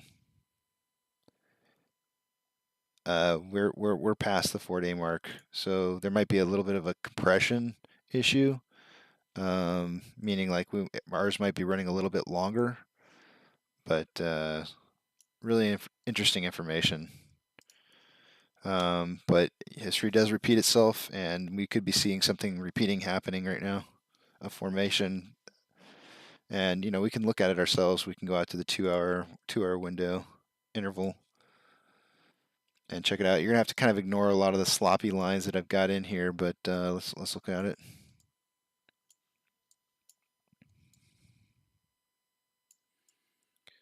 So here we are. We even got this George W in here, and I think this is the run up here.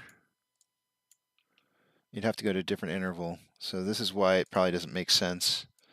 If you get a 1-hour interval, you'd probably see it better. So one's on a 2-hour interval, the other one's on a 1-hour. Is this January? Oh, it's not even January, that's why.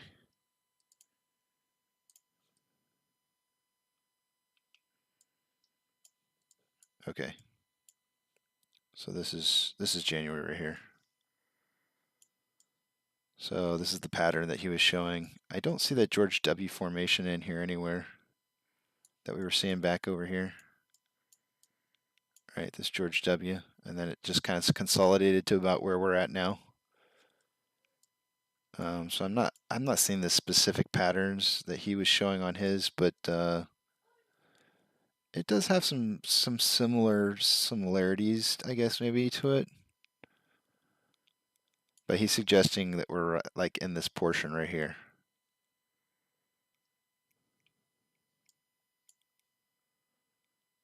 Like I said, 4 days of down days, and then all of a sudden you had it spike up. And you can see volume definitely decreased over time during this time frame, and then really spiked up just beforehand.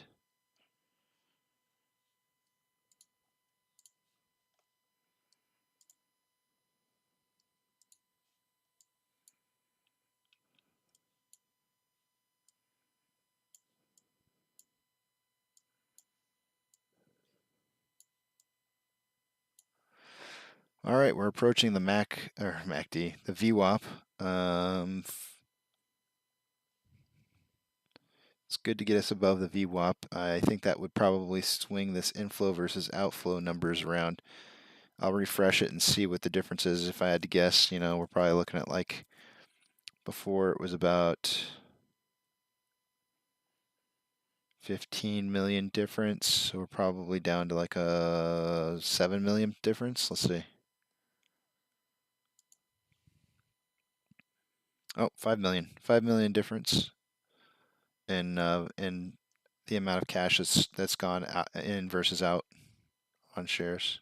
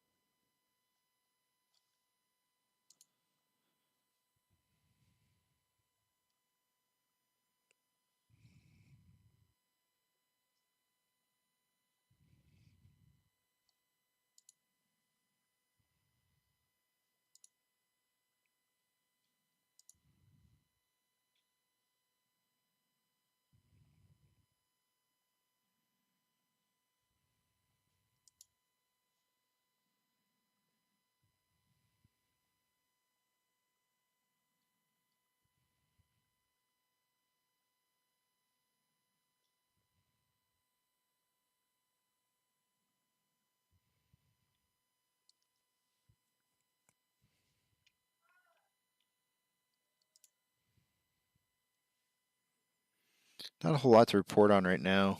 46 million shares traded so far for the day. We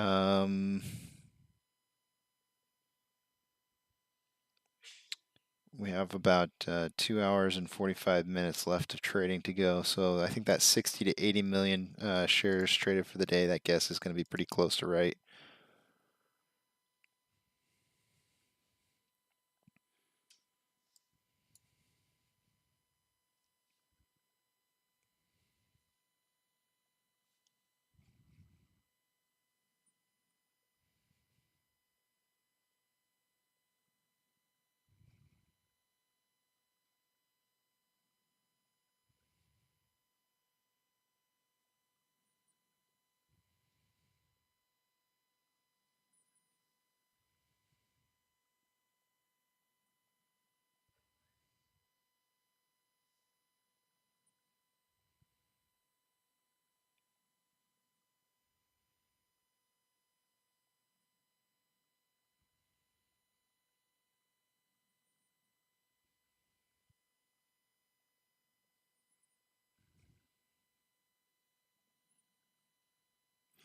Momentum of AMC share count on SayTech. There's a lot of momentum with the AMC share count verified on SayTech, having more than doubled to over 2.3 million in the past 12 hours or so. Clearly, a lot of apes are signing up to have their shares counted. And then they provide the link. This is posted by Pawns for Donuts. Right now, the average share count per user ID. Oh, sorry, what am I saying? Right now, the average share count per used is 1533. But not the distribution, but the sampling is 1.5 thousand users, which is so small. Such a really small sampling in order to try and get an accurate representation of how many shares are owned.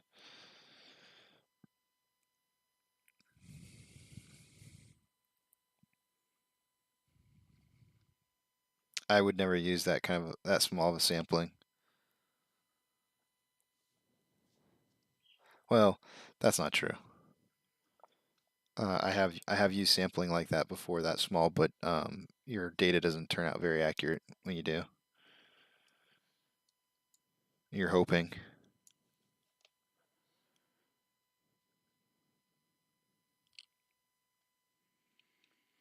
I know for a fact that when I went on there to go look into using it, I started out to put in my Fidelity account, and I was like, ooh, I don't want to give that password away. And I was like, well, I've got 5 shares in Webull. I don't mind giving that password out, because if I lose those 5 shares, no big deal. So I went to go fill it all out, and just to kind of see what would happen when I got in there so I could look at everything.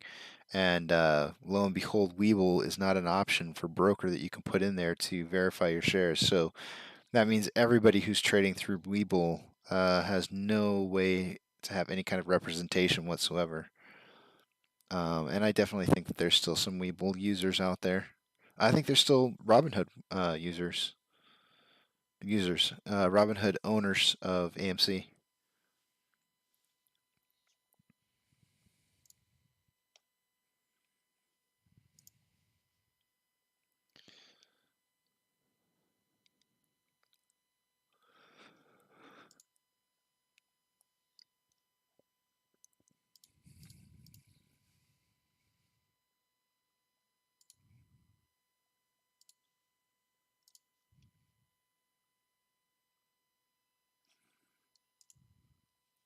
This is the...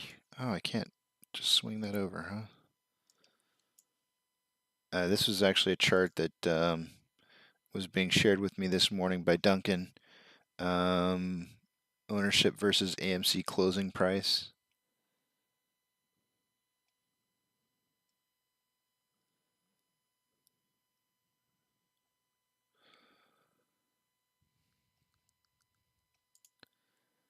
And then another chart too that's on here is AMC's Entertainment Holdings historical put versus call ratio.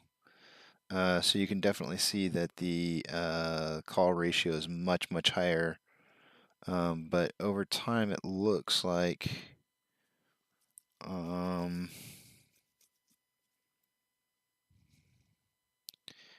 puts have won every single time except for back here, as far as volume goes, or the ratio of volume, except for last week.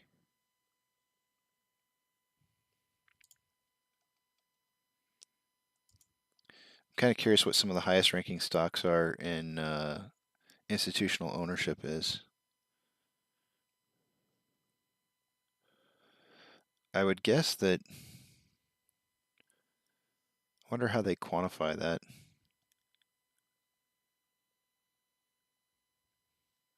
We can search GME and see where it is. Oh, not on the list? Come on now.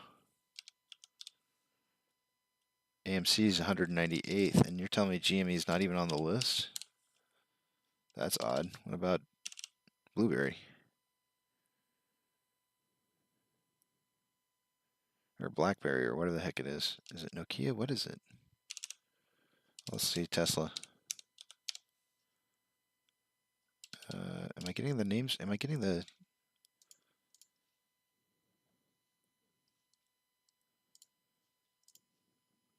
TSLA, that's right. It's not on the list. SQ. Not on the list. Amazon.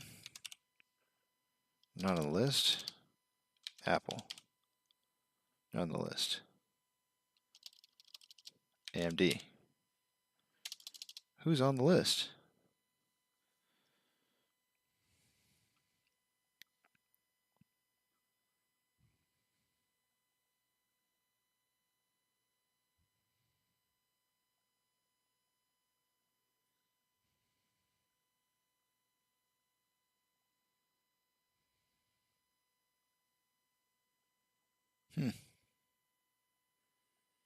There's a fund on the list, a BlackRock fund. Muni Holdings. Is that the market cap? Wow. That's pretty massive.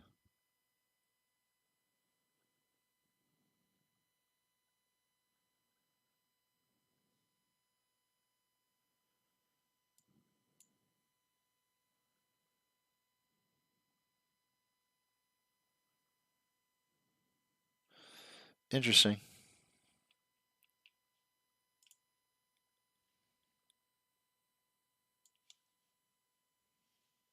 Sorry, 1 second.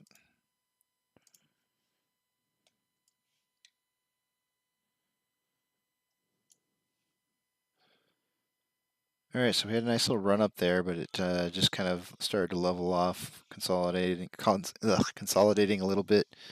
It does look like we're going to try and press back down below that 36.12 possibly. What is this level of, what is this?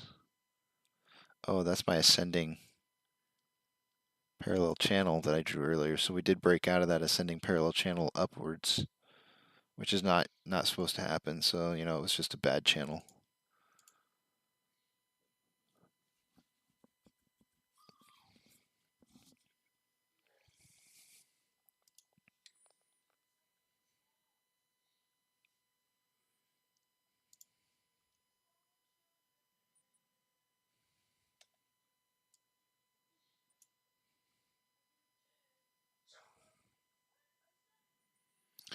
Yeah, so that's what I'm saying as well, John. I felt like it was a cup and handle. I had actually drawn it out earlier today, and then since it wasn't following it quite perfectly, I deleted it. I actually started drawing it when it got down to about here, which was probably around like noonish.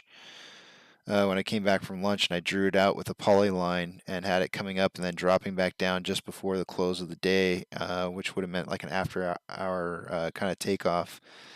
It did kind of pick back up since then, so I may have just had the cup like growing too early, possibly. I mean, I can make another polyline on it and see. Oh, doggone it.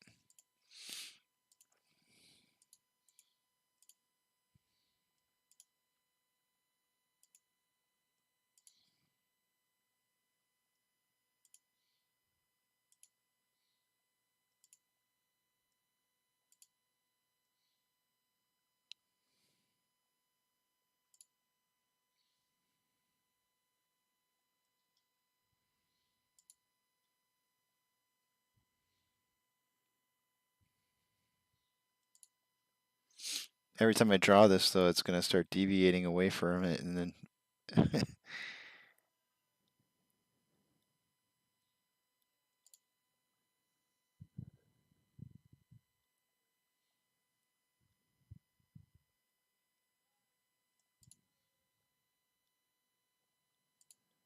yeah, so I'd draw something like that, possibly.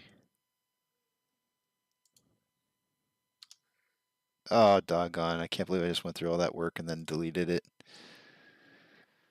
I hate it when I hit the wrong button.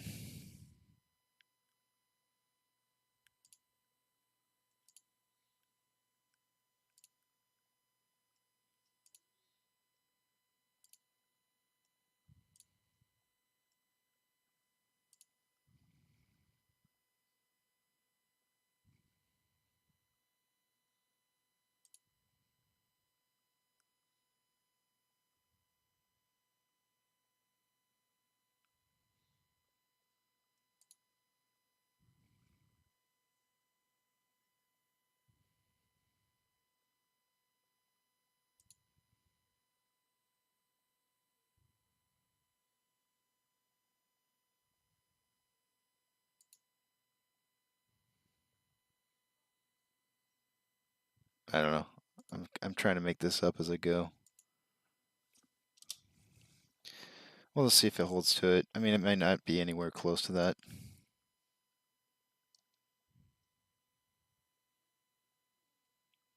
But we could see something like that happen. It'd be a nice one-day cup, for sure.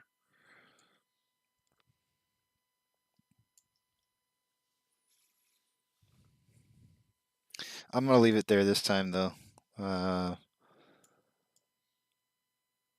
This might be a little too low.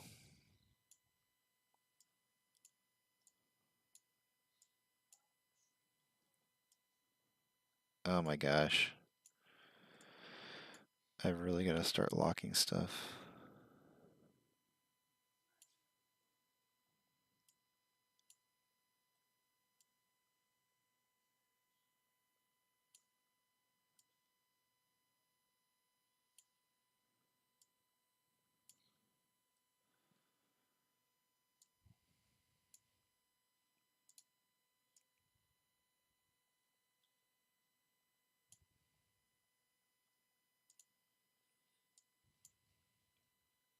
So we'll just watch it, see what happens. Like I said, I'll leave it there this time.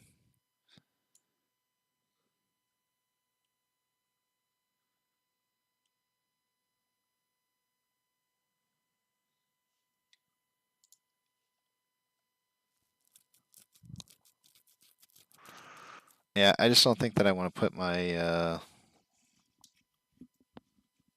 my password in for Fidelity in there to have a third party take a look and approve the fact that I have so many shares.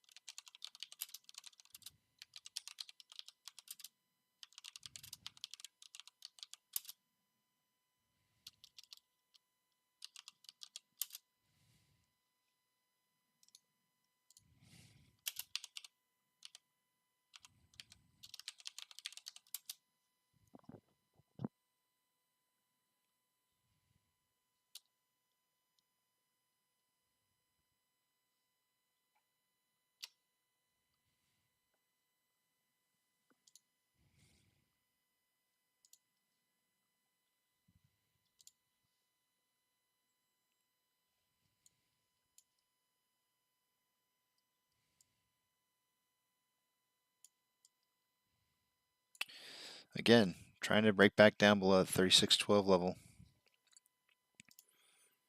I don't see any more shares being lent. Let me see if there's more shares, if there's any change on the borrow rate on Ortex.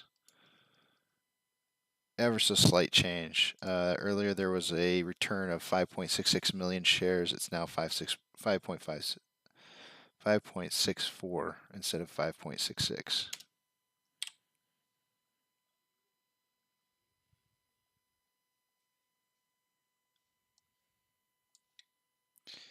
Again, I think that we'll see utilization move up going into tomorrow, possibly slightly over 92.5%. It'll be interesting to see what happens because they are showing shares being returned, but I have a feeling that the on loan amount is going to actually increase.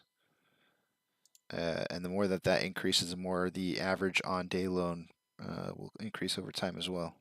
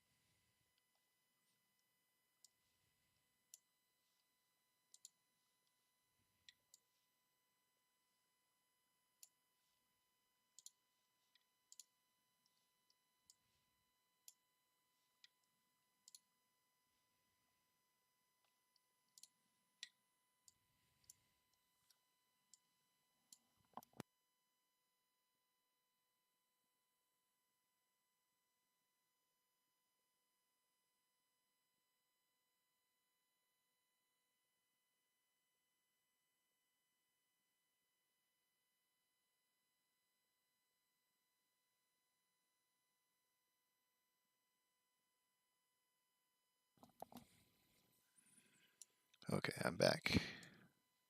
Oh my goodness, I'm dragging the whole screen around. This is not my day today. I need like some kind of like super pick me up on caffeine or something, because my goodness, brain is so slow. I need some like extra vitamin water or something. Yeah, it's these low volume days, man. They're killers, absolute killers. It's hard to sit through these. I ain't gonna lie. There's not as much to report, and it just in general is difficult on the stock alone and pricing. 376 to 383, so we're kind of declining a little bit right now. You can see that in the volume as well.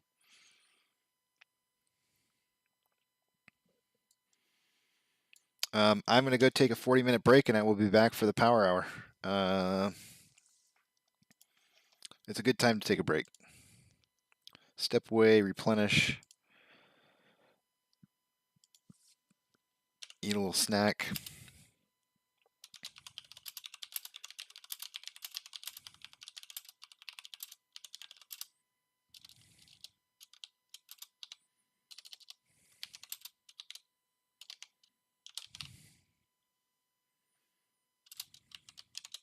All right, guys, I'm breaking until 2:10 Central Standard Time, so about little less than 40 minutes.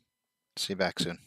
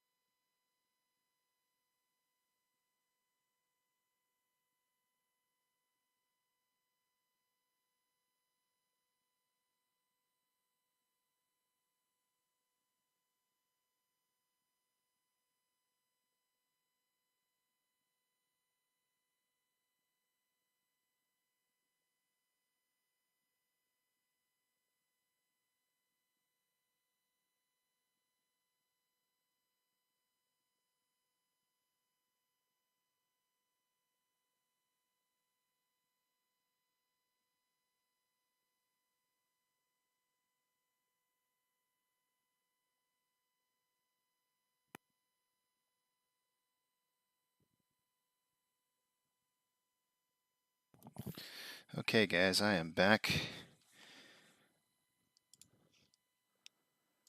First off, I found something on Reddit.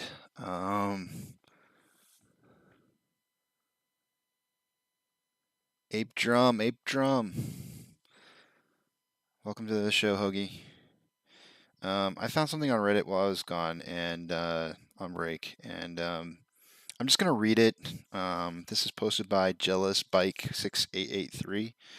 I'm not trying to promote using this system, but I want you to be careful if you do. And I'll tell you why. It says, it's come to my attention that the Say Technologies LLC, so the company that Adam Aaron tweeted out about counting shareholder votes and getting questions submitted into them. The proxy platform being used for AMC's upcoming earnings is owned by none other than Point72. Now, I don't know who Point72 is, but the comments is, okay, so Point72 is a hedge fund company. There's some comments in there that basically state that this company is attached to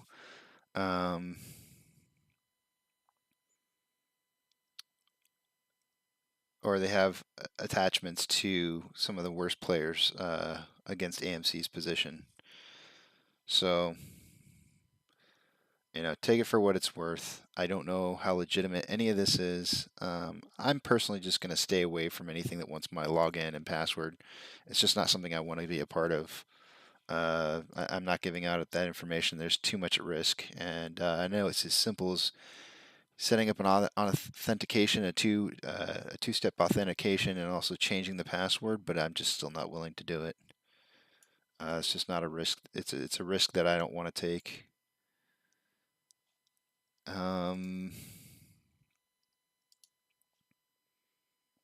Doesn't look like any shares have been borrowed as of recently. We'll take a look at options here real quick.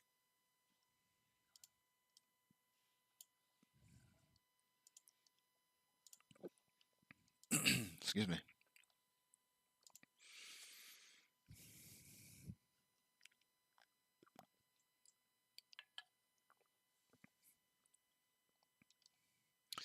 All right, let's see what we got here. At a $40 strike price, which still seems to be the level of support, we got 25.7 thousand shares, which is where it was at earlier. That seems odd. Let me refresh this one more time just to make sure.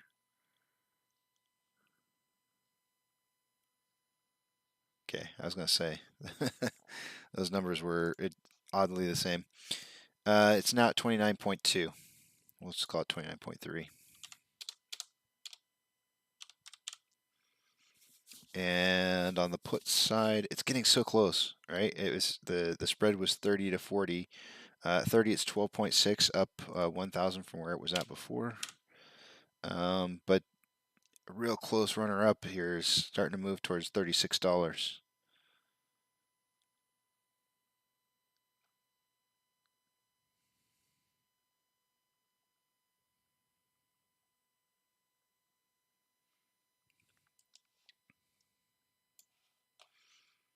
We'll take a look at Ortex.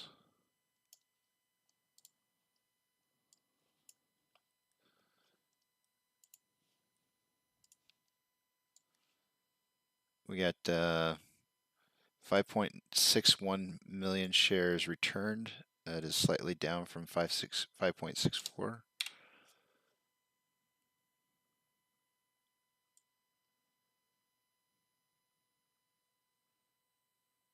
Short share interest rate for free float is 14.23%.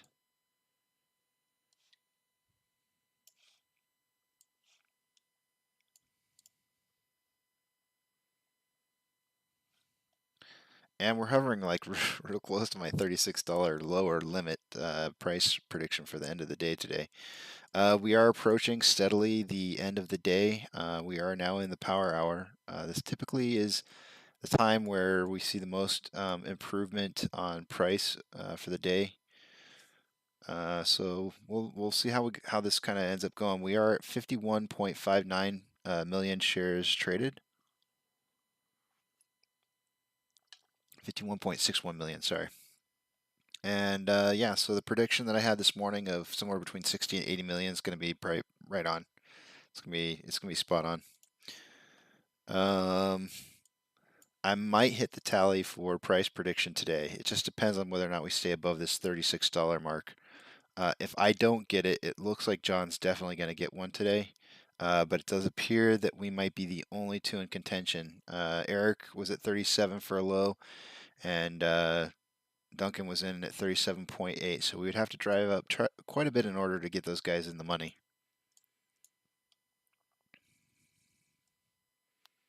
So John and I will likely be sharing a point today, but not necessarily. We'll see what ends up happening here.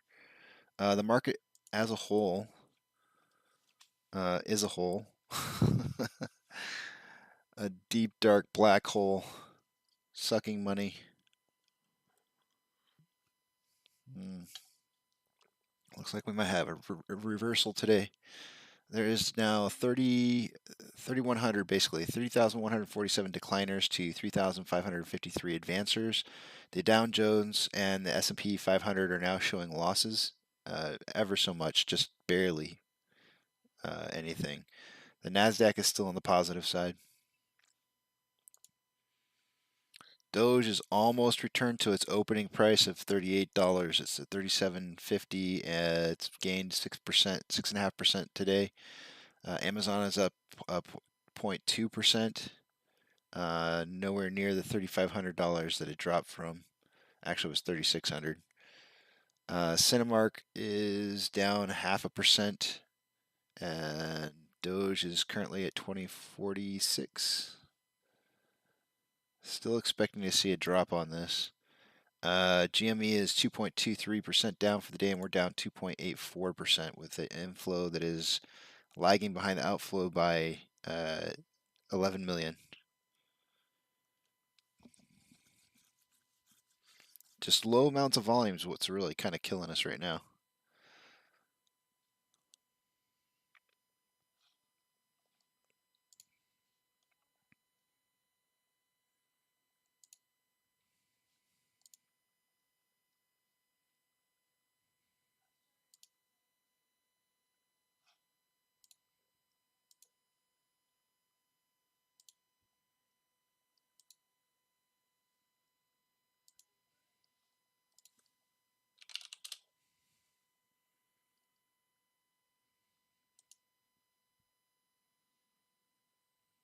I'm looking for news. Redditors help send AMC stock to all-time highs. It's Market Insider. It was posted 3 hours ago. Let's see what it says.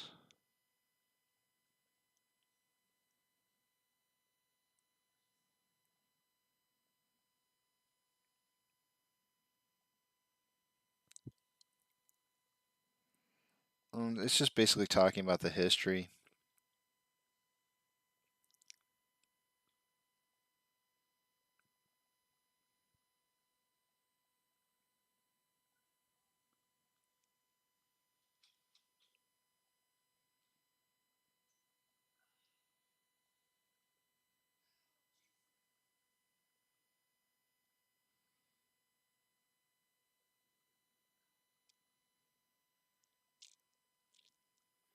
I don't like the last part of this article. It says, still the retail crowd did prove one thing, that they too have the power to move markets, and with coordinated efforts, trying to make this sound like a conspiracy here on our part, taking on institutions is no longer a pipe dream. Yeah, I mean, yeah, so call me organized because I see something that makes sense to me and I want to buy the stock and hold it. I think it was a perfectly wise investment for me to make. AMC was worth well over the $14 that it was trading at when I first bought it. It may not make sense to buy at 70-something dollars, but it sure was not a coordinated attack on my part when I went in there and saw it sitting at $14 and decided to buy a whole bunch of shares, or buy more when it was down at $5. And so, of course, because I'm in the position of owning shares, and it did shoot up to 70-some odd dollars and drove back down, I feel like it's going to happen some more. So why wouldn't I continue to hold? Like, I don't understand how that's coordinated efforts. It's just smart investing. I don't get it. You know, we're doing everything right, and they're the ones pointing fingers because they're not winning. They don't like it.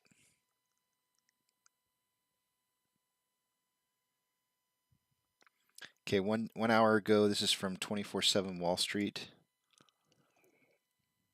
It says midday meme stock report for 8/2 AMC, GameStop, Meta, Materials, Naked Brands. So they're grouping a whole bunch of meme stocks in together.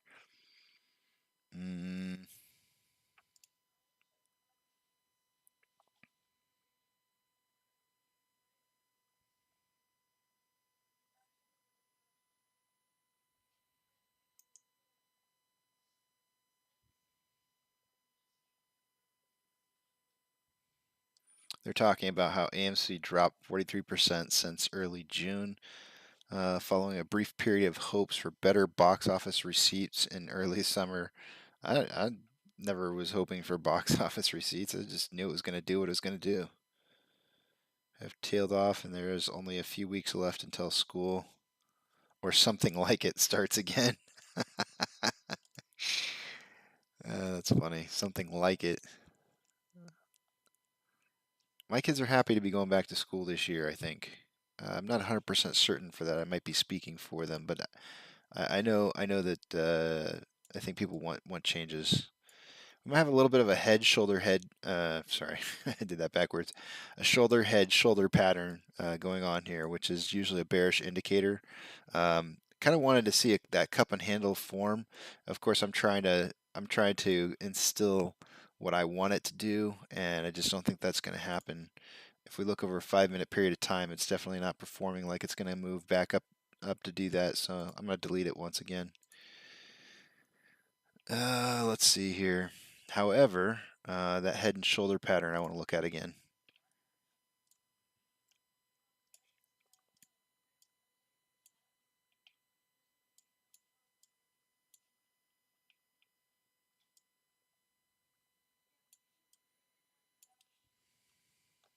So I think there could be an argument made here that this is a shoulder head shoulder pattern. Boom. Boom.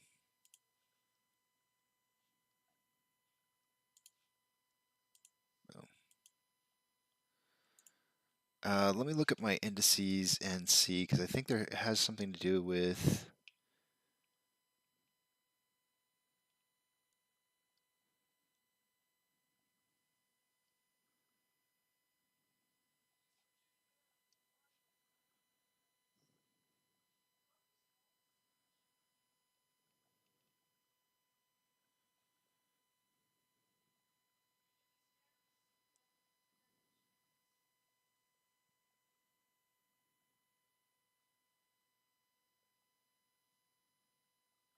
in the case of a head and shoulders bottom or below. In the case of head and shoulders top, the trend line.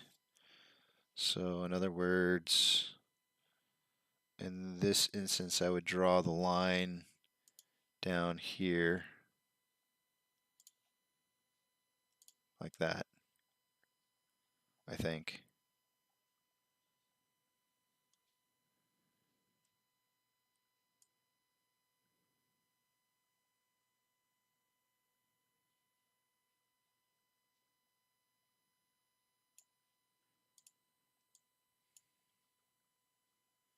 And so this is where it would be the breakout when it crosses that line, which it's doing.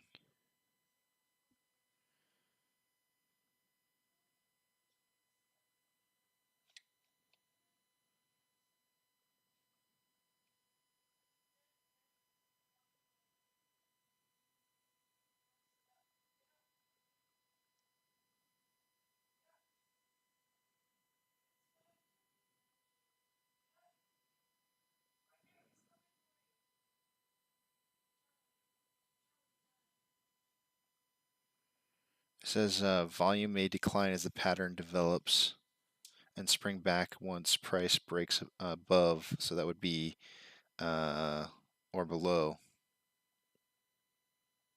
So volume is decreasing over that period of time.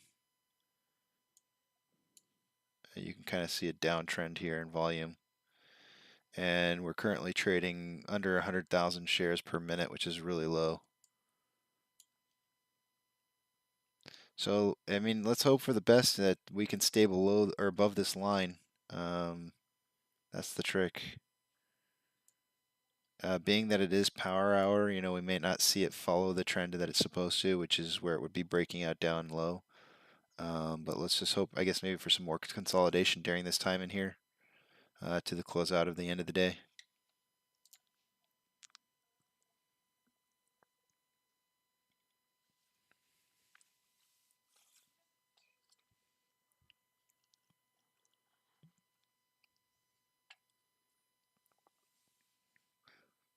You know, I was thinking, I said 60 to 80 million shares traded for the day today, and we're actually looking more like we might just come in just under 60. Because we only have about 35 minutes left to trade in. I don't think we'll get 8 million in 35 minutes. Not at these levels. We're averaging probably around 60,000 a minute.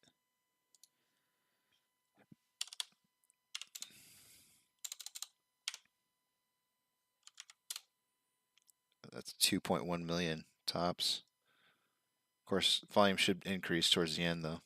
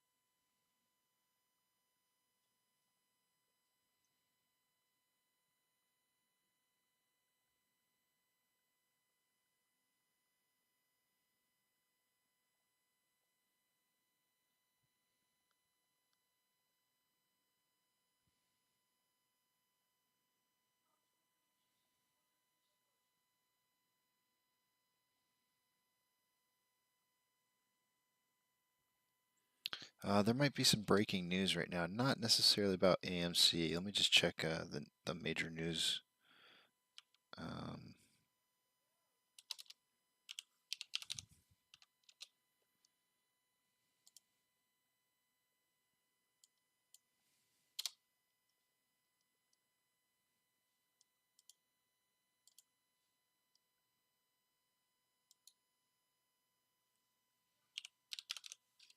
So there's a breakout down below the line there.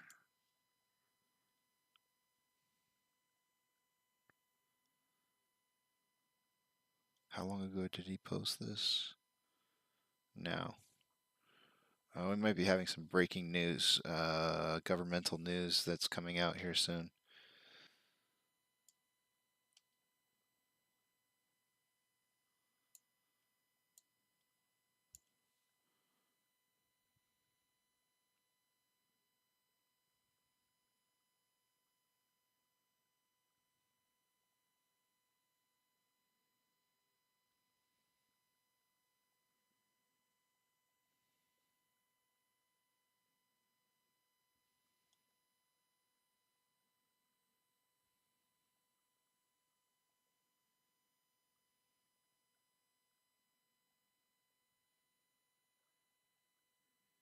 Senator Graham tests positive for COVID. He was vaccinated. This vaccine's not working for people. I've already told most of my family, if you are vaccinated, to go ahead and start resuming wearing the masks again, and like we need to start just treating it like it was back in the beginning. We got to wash our hands really good. Not that that should have ever gone away, but you know, it was kind of getting nice to feeling like you didn't have to wear masks anymore. But and I even went over to my neighbors without a mask on just last night, and I should have. I should have worn my mask with me, and I just didn't bother to get out of my car. I should have done that. But yeah, I think we've got to be more diligent. about, our health practices. This is probably going to get bad again.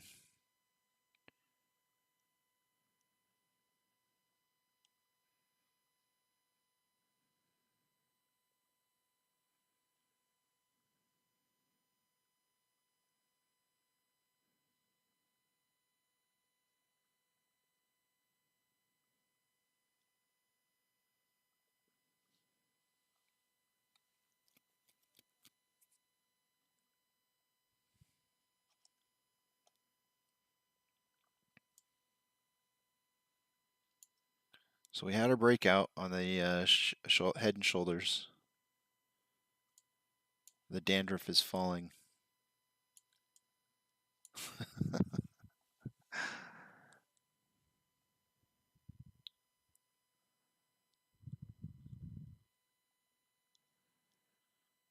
We have a sell wall at $36, so they're trying to keep us underneath that $36 mark. We still have another 30 minutes left of trading. Usually we don't start really picking up until maybe the last 15 minutes, but it does look like maybe we might be trying to turn it around right now.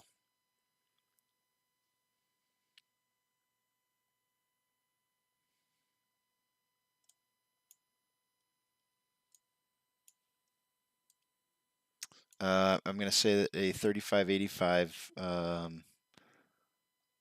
I don't see a wall set up over here on the sales side. The first wall I see is that $36 mark. But you can see with the wicks on either side of the candlesticks, there's definitely some fighting going on right now on trying to keep the price down.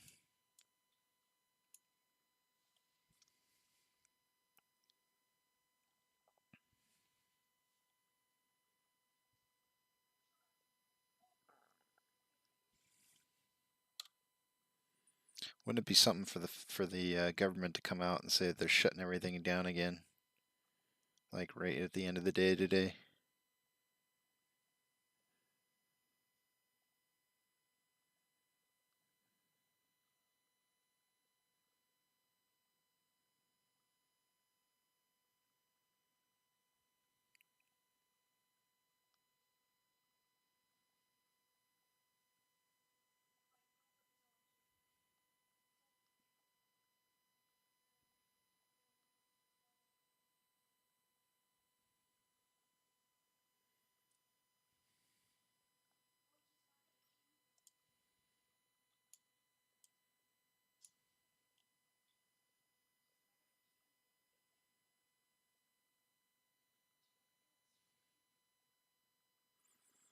So price is dropping a little bit more. Had a little stair stepping. It looks like a ladder attack.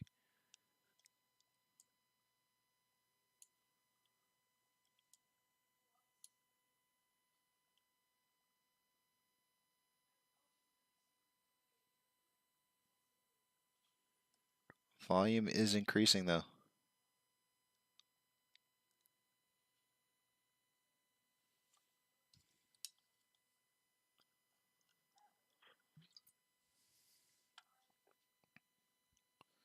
End of the day fight. Round one. Looks like our inflow versus outflow. We're off by about 14 million. 410 inflow versus 425 outflow.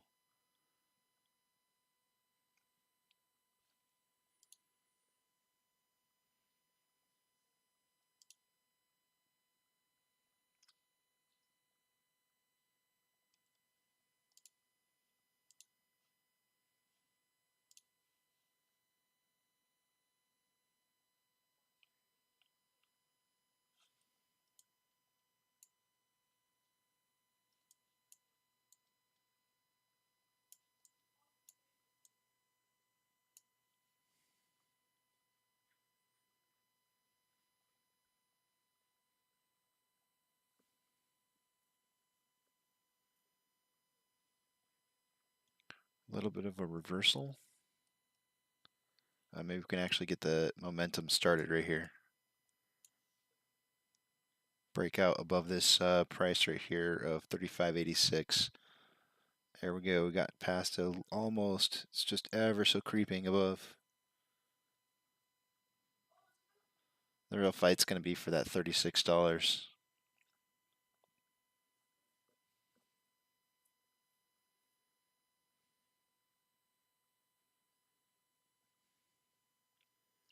Looks like the push for the end of the day is starting a little earlier than usual.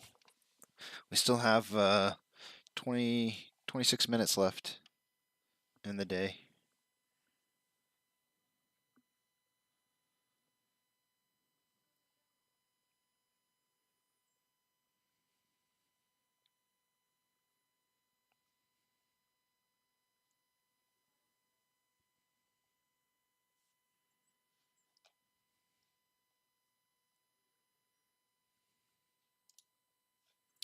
Still watching for the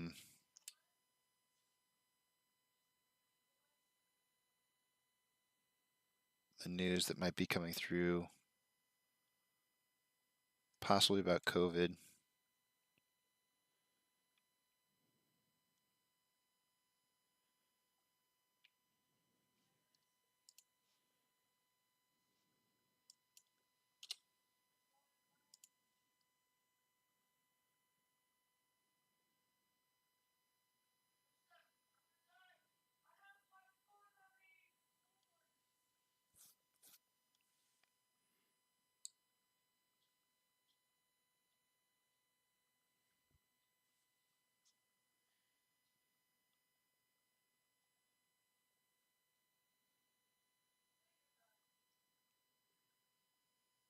I was watching some of the Olympics earlier, and it's really fun to just kind of watch the camaraderie of the teammates, encouraging each other through the events. You know, that even though they're competing against each other, they're still real supportive of each other in the same aspect, which is really kind of cool.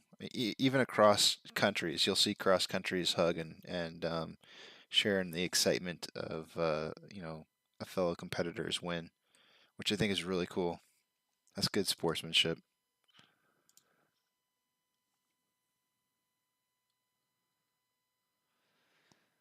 And then those I haven't felt like I've seen as much of the Olympics this year than I have ever in the past, and I'm not sure if that's because I'm just not subscribed to any kind of cable television, but it just doesn't seem to be coming across as easily as it usually does.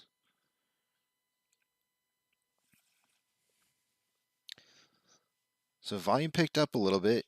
We had a nice increase in volume, but it started to drop back off again. So we really need to kind of keep that momentum up in order to have a nice closing end to the day here.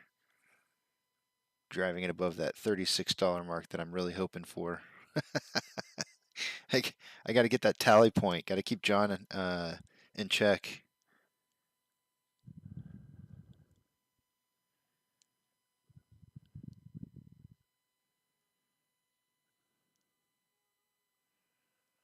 I am expecting a pretty big down day tomorrow. Not to worry anybody, but it's actually encouraging for me because I do think that tomorrow we'll have a instance where I might be able to buy more shares at a price point that I'm comfortable with. I said it earlier in the show today, but I do see it, possibly reaching somewhere around the high $32 range before bouncing back up again. I do think that there's a strong possibility of that tomorrow. And then Wednesday, I'm super bullish on Wednesday. Super, super bullish. I don't even know what I'm going to do for Wednesday for pricing. If it looks like volume's exploding on Wednesday, I might have to come up with some just ridiculous number and just take a stab in the dark at what we might reach for a price. But I am bullish on Wednesday.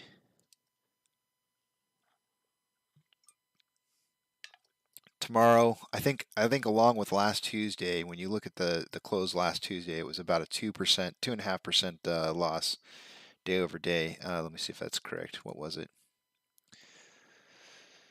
It was a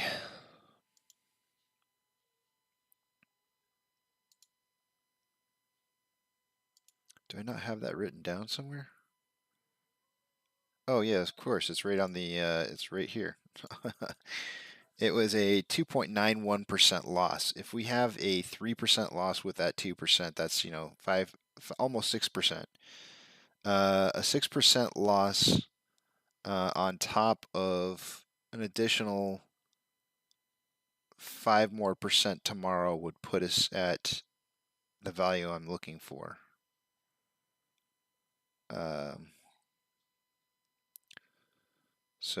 But I think it's all to induce paper hands. That's that SPF, that's synthetic price failure. In order to try and get people to sell their shares, they got to get down to a certain price before they can let it rip again.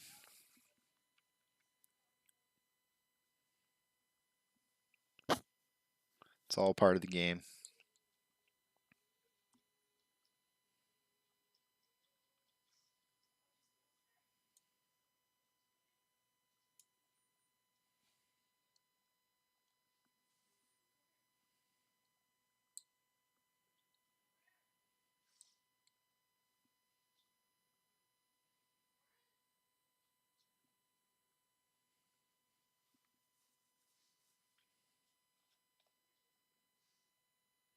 I read it way more than I Twitter. So if you guys happen to look me up on either one of those, you'll notice that I'm trying to tweet more now.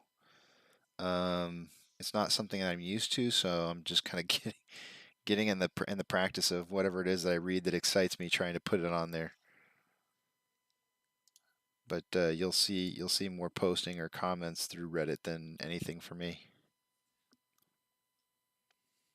35.51 puts us at 13.3% from 40.94 of our last high, which means tomorrow we would need to drop 7%, not 5%, to get to that synthetic price failure that I'm talking about.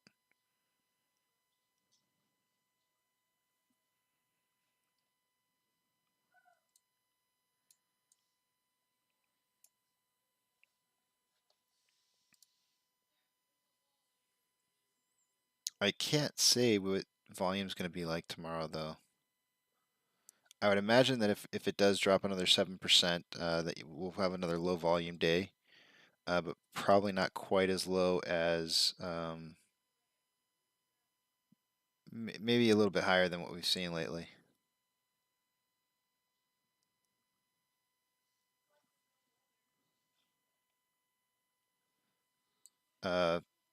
Volume's picking up right now quite a bit.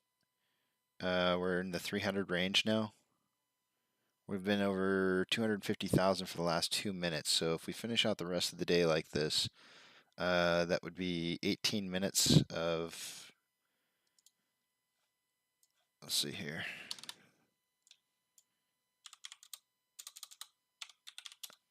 $4.5 million we could get.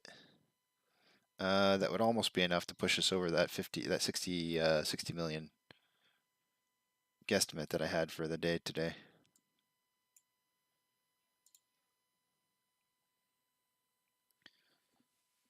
We want to see more steady volume.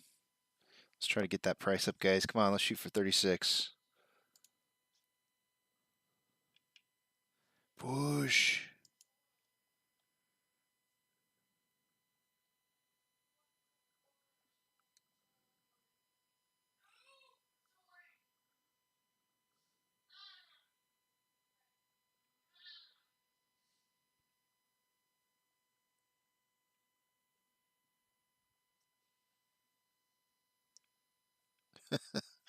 Here's a post by the Novaterra.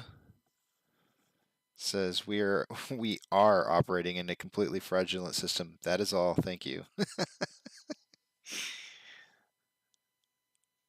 Short and to the point.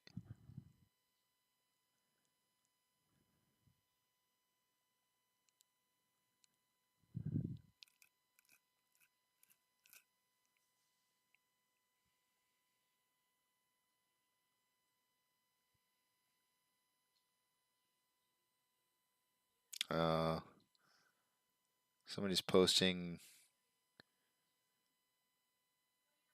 I wonder if that's even a real post. Somebody talking about selling. It's probably not even a. They'll probably come and find that it's not even a real account. I'm sure people will start digging.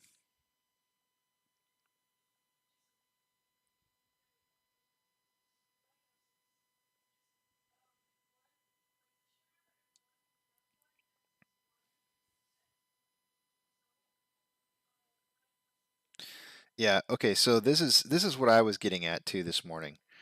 And I don't know if that came across accordingly or not, but this is kind of the same exact.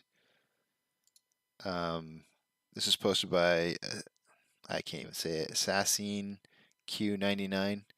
Laughing my ass off. Hedgies are doing the most obvious shit show. Ortex reports returned shares on a T+2 basis.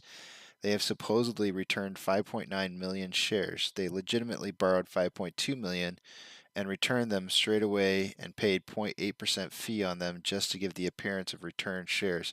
We know that's true because we watched the shares available to borrow was at 5.5 million, dropped down to 0, and then went back up to 200,000.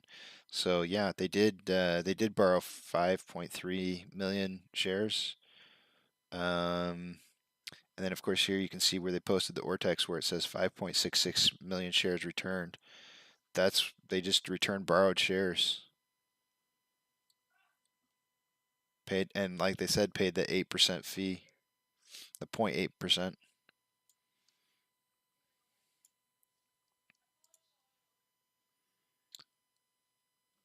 Okay, we are in the last final 15 minutes. We're getting the push. This is the push to the end here. $36. Come on, that's what I need. I'm a gambling man here.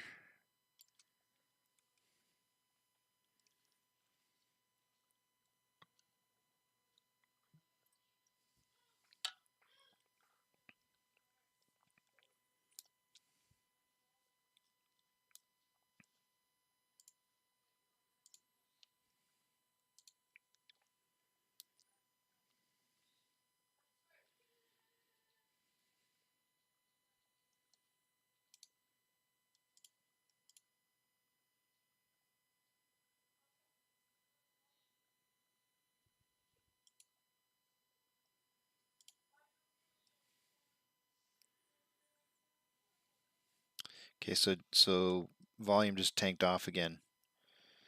So we went from having 364,000 shares in a minute down to 145. Kind of held that, went back up to 200, and then back down to 120s.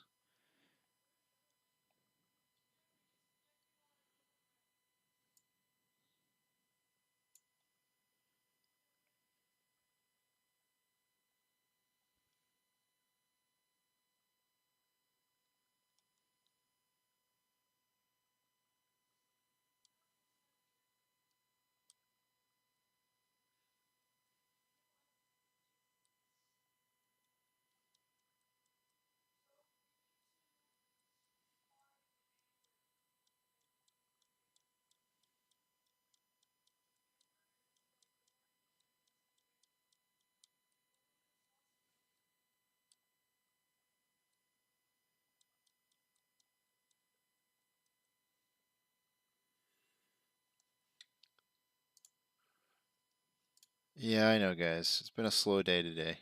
It really has. Not much we can do about it. It's just the way that's how they want to run this game. You know, you try to bore people into tears and give them a no-show ride, and that's their hopes is that we'll just kind of go away.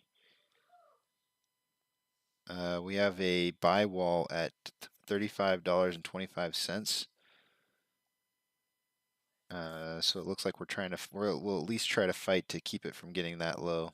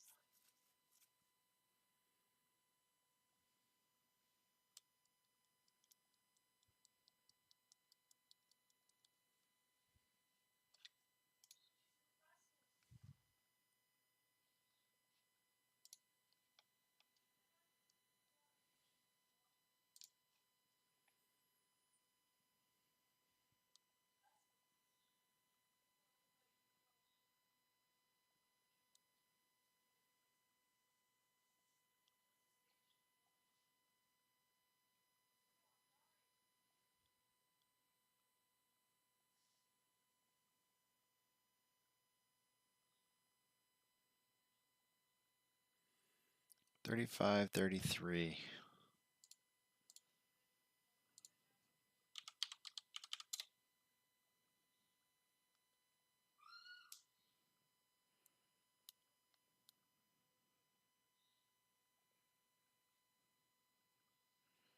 Let's go Apes. Come on, man. We can do it. Let's push this back up there.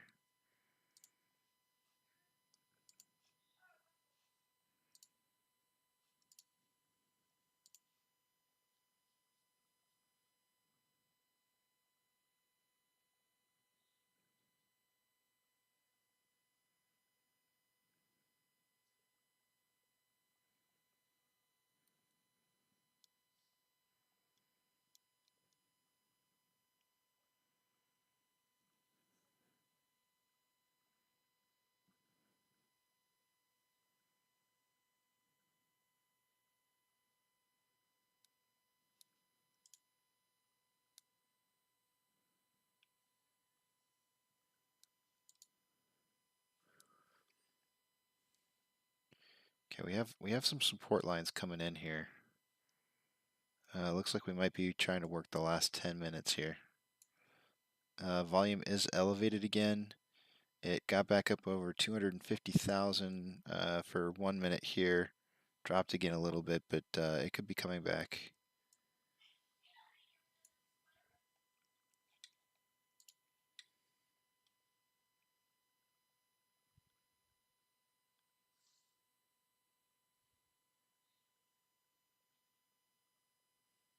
Yeah, I'm bull for the week too. I think I'm waiting to get to Wednesday.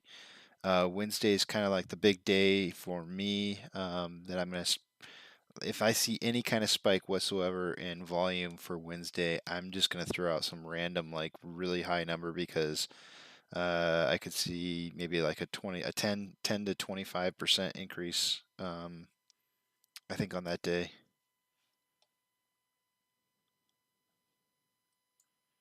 It's going to be really hard to guess, I think, Wednesday. Tomorrow, I do think that they're going to try and hit that somewhere around the high 20, or sorry, $32 range. I do think that they're going to try to get there.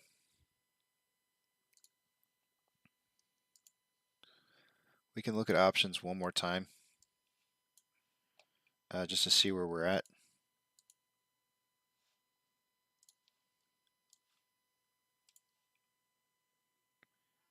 Currently at 31,000 at $40, so slightly up.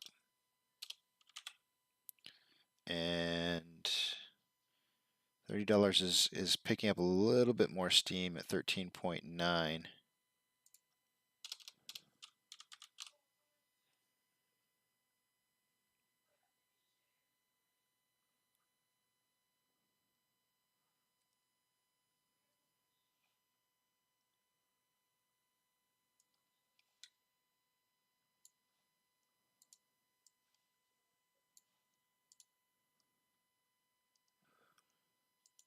The borrowed shares is negative or returned 5.6. Ever so slightly down, just a little bit more.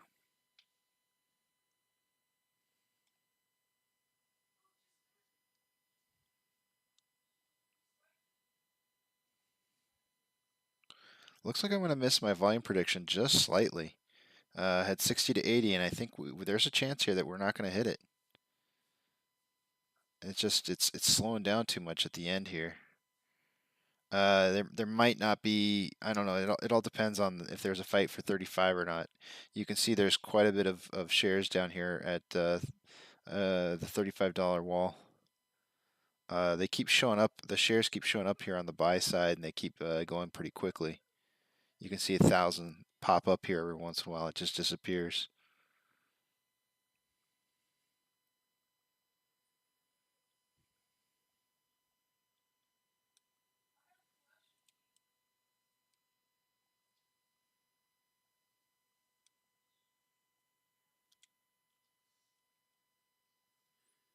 You know, I think probably one of the biggest problems about having so many outstanding shares, it makes it super difficult for us to control the amount of lending that goes on. I think that was probably one of the beneficial factors for GME was that volume was so low. Not volume. Got distracted there. The amount of total shares, outstanding shares, was so much lower. It made it so much easier for the. I guess it made it harder for hedge funds to be able to manipulate the price. Finding shares is like trying to find a gas station for these hedge funds. They just got to decide which one they're going with for the day, which one's got the best price.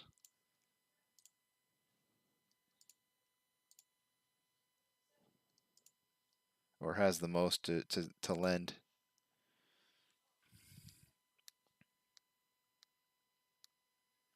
$38 call options.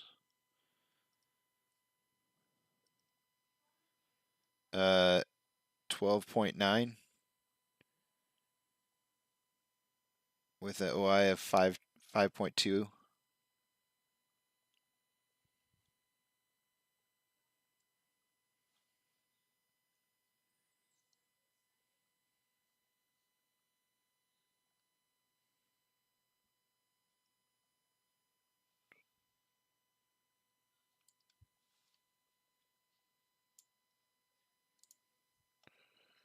Man, they were really trying to drop this under 35. This is that perfect storm that I was talking about. You know, there was a chance that all of us could miss just slightly because we were so stacked on top of each other. I really didn't think it was going to happen, but here we are. They're pushing for it, that's for sure. All right, guys, it's pretty close to time to wrap it up. Let's see, 1, 2, yeah, there's about 3 minutes left here. So I'm going to wrap up the day for the day. Thanks for joining me, and I will see you again bright and early tomorrow. Until then.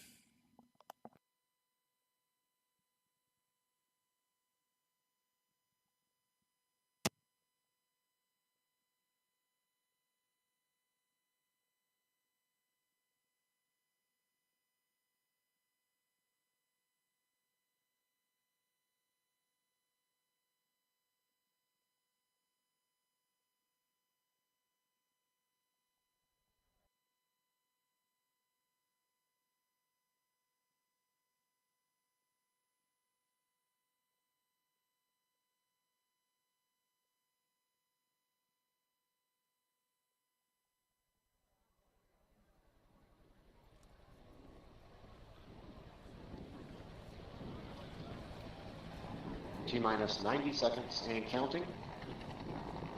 All systems are go. We're about 90 seconds from the launch of Space Shuttle Discovery.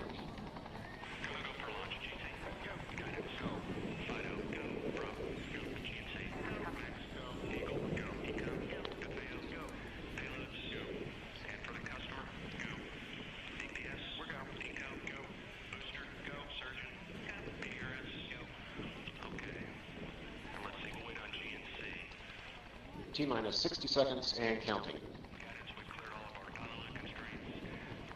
We are transferring to orbiter internal power at this time. Discovery is now running off its 3 onboard fuel cells. Coming up on a go for auto sequence start.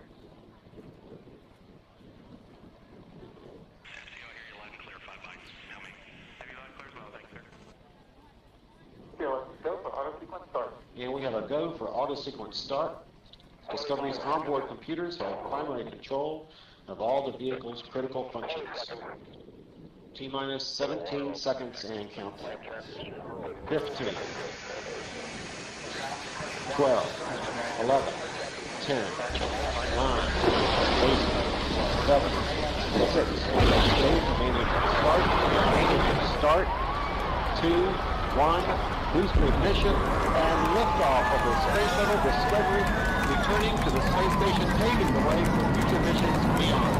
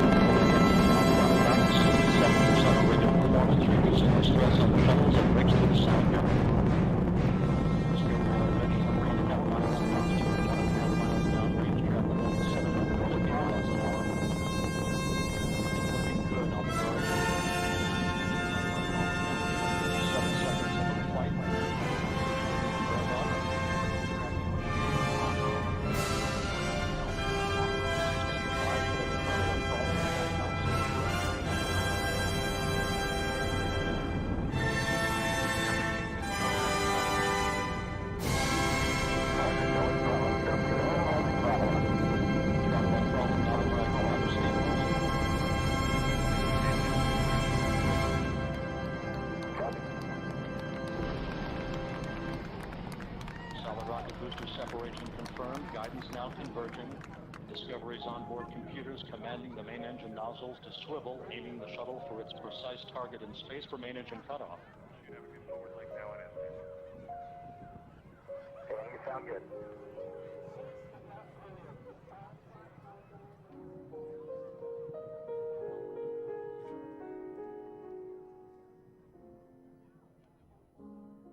Discovery Houston, negative return. Copy, negative return.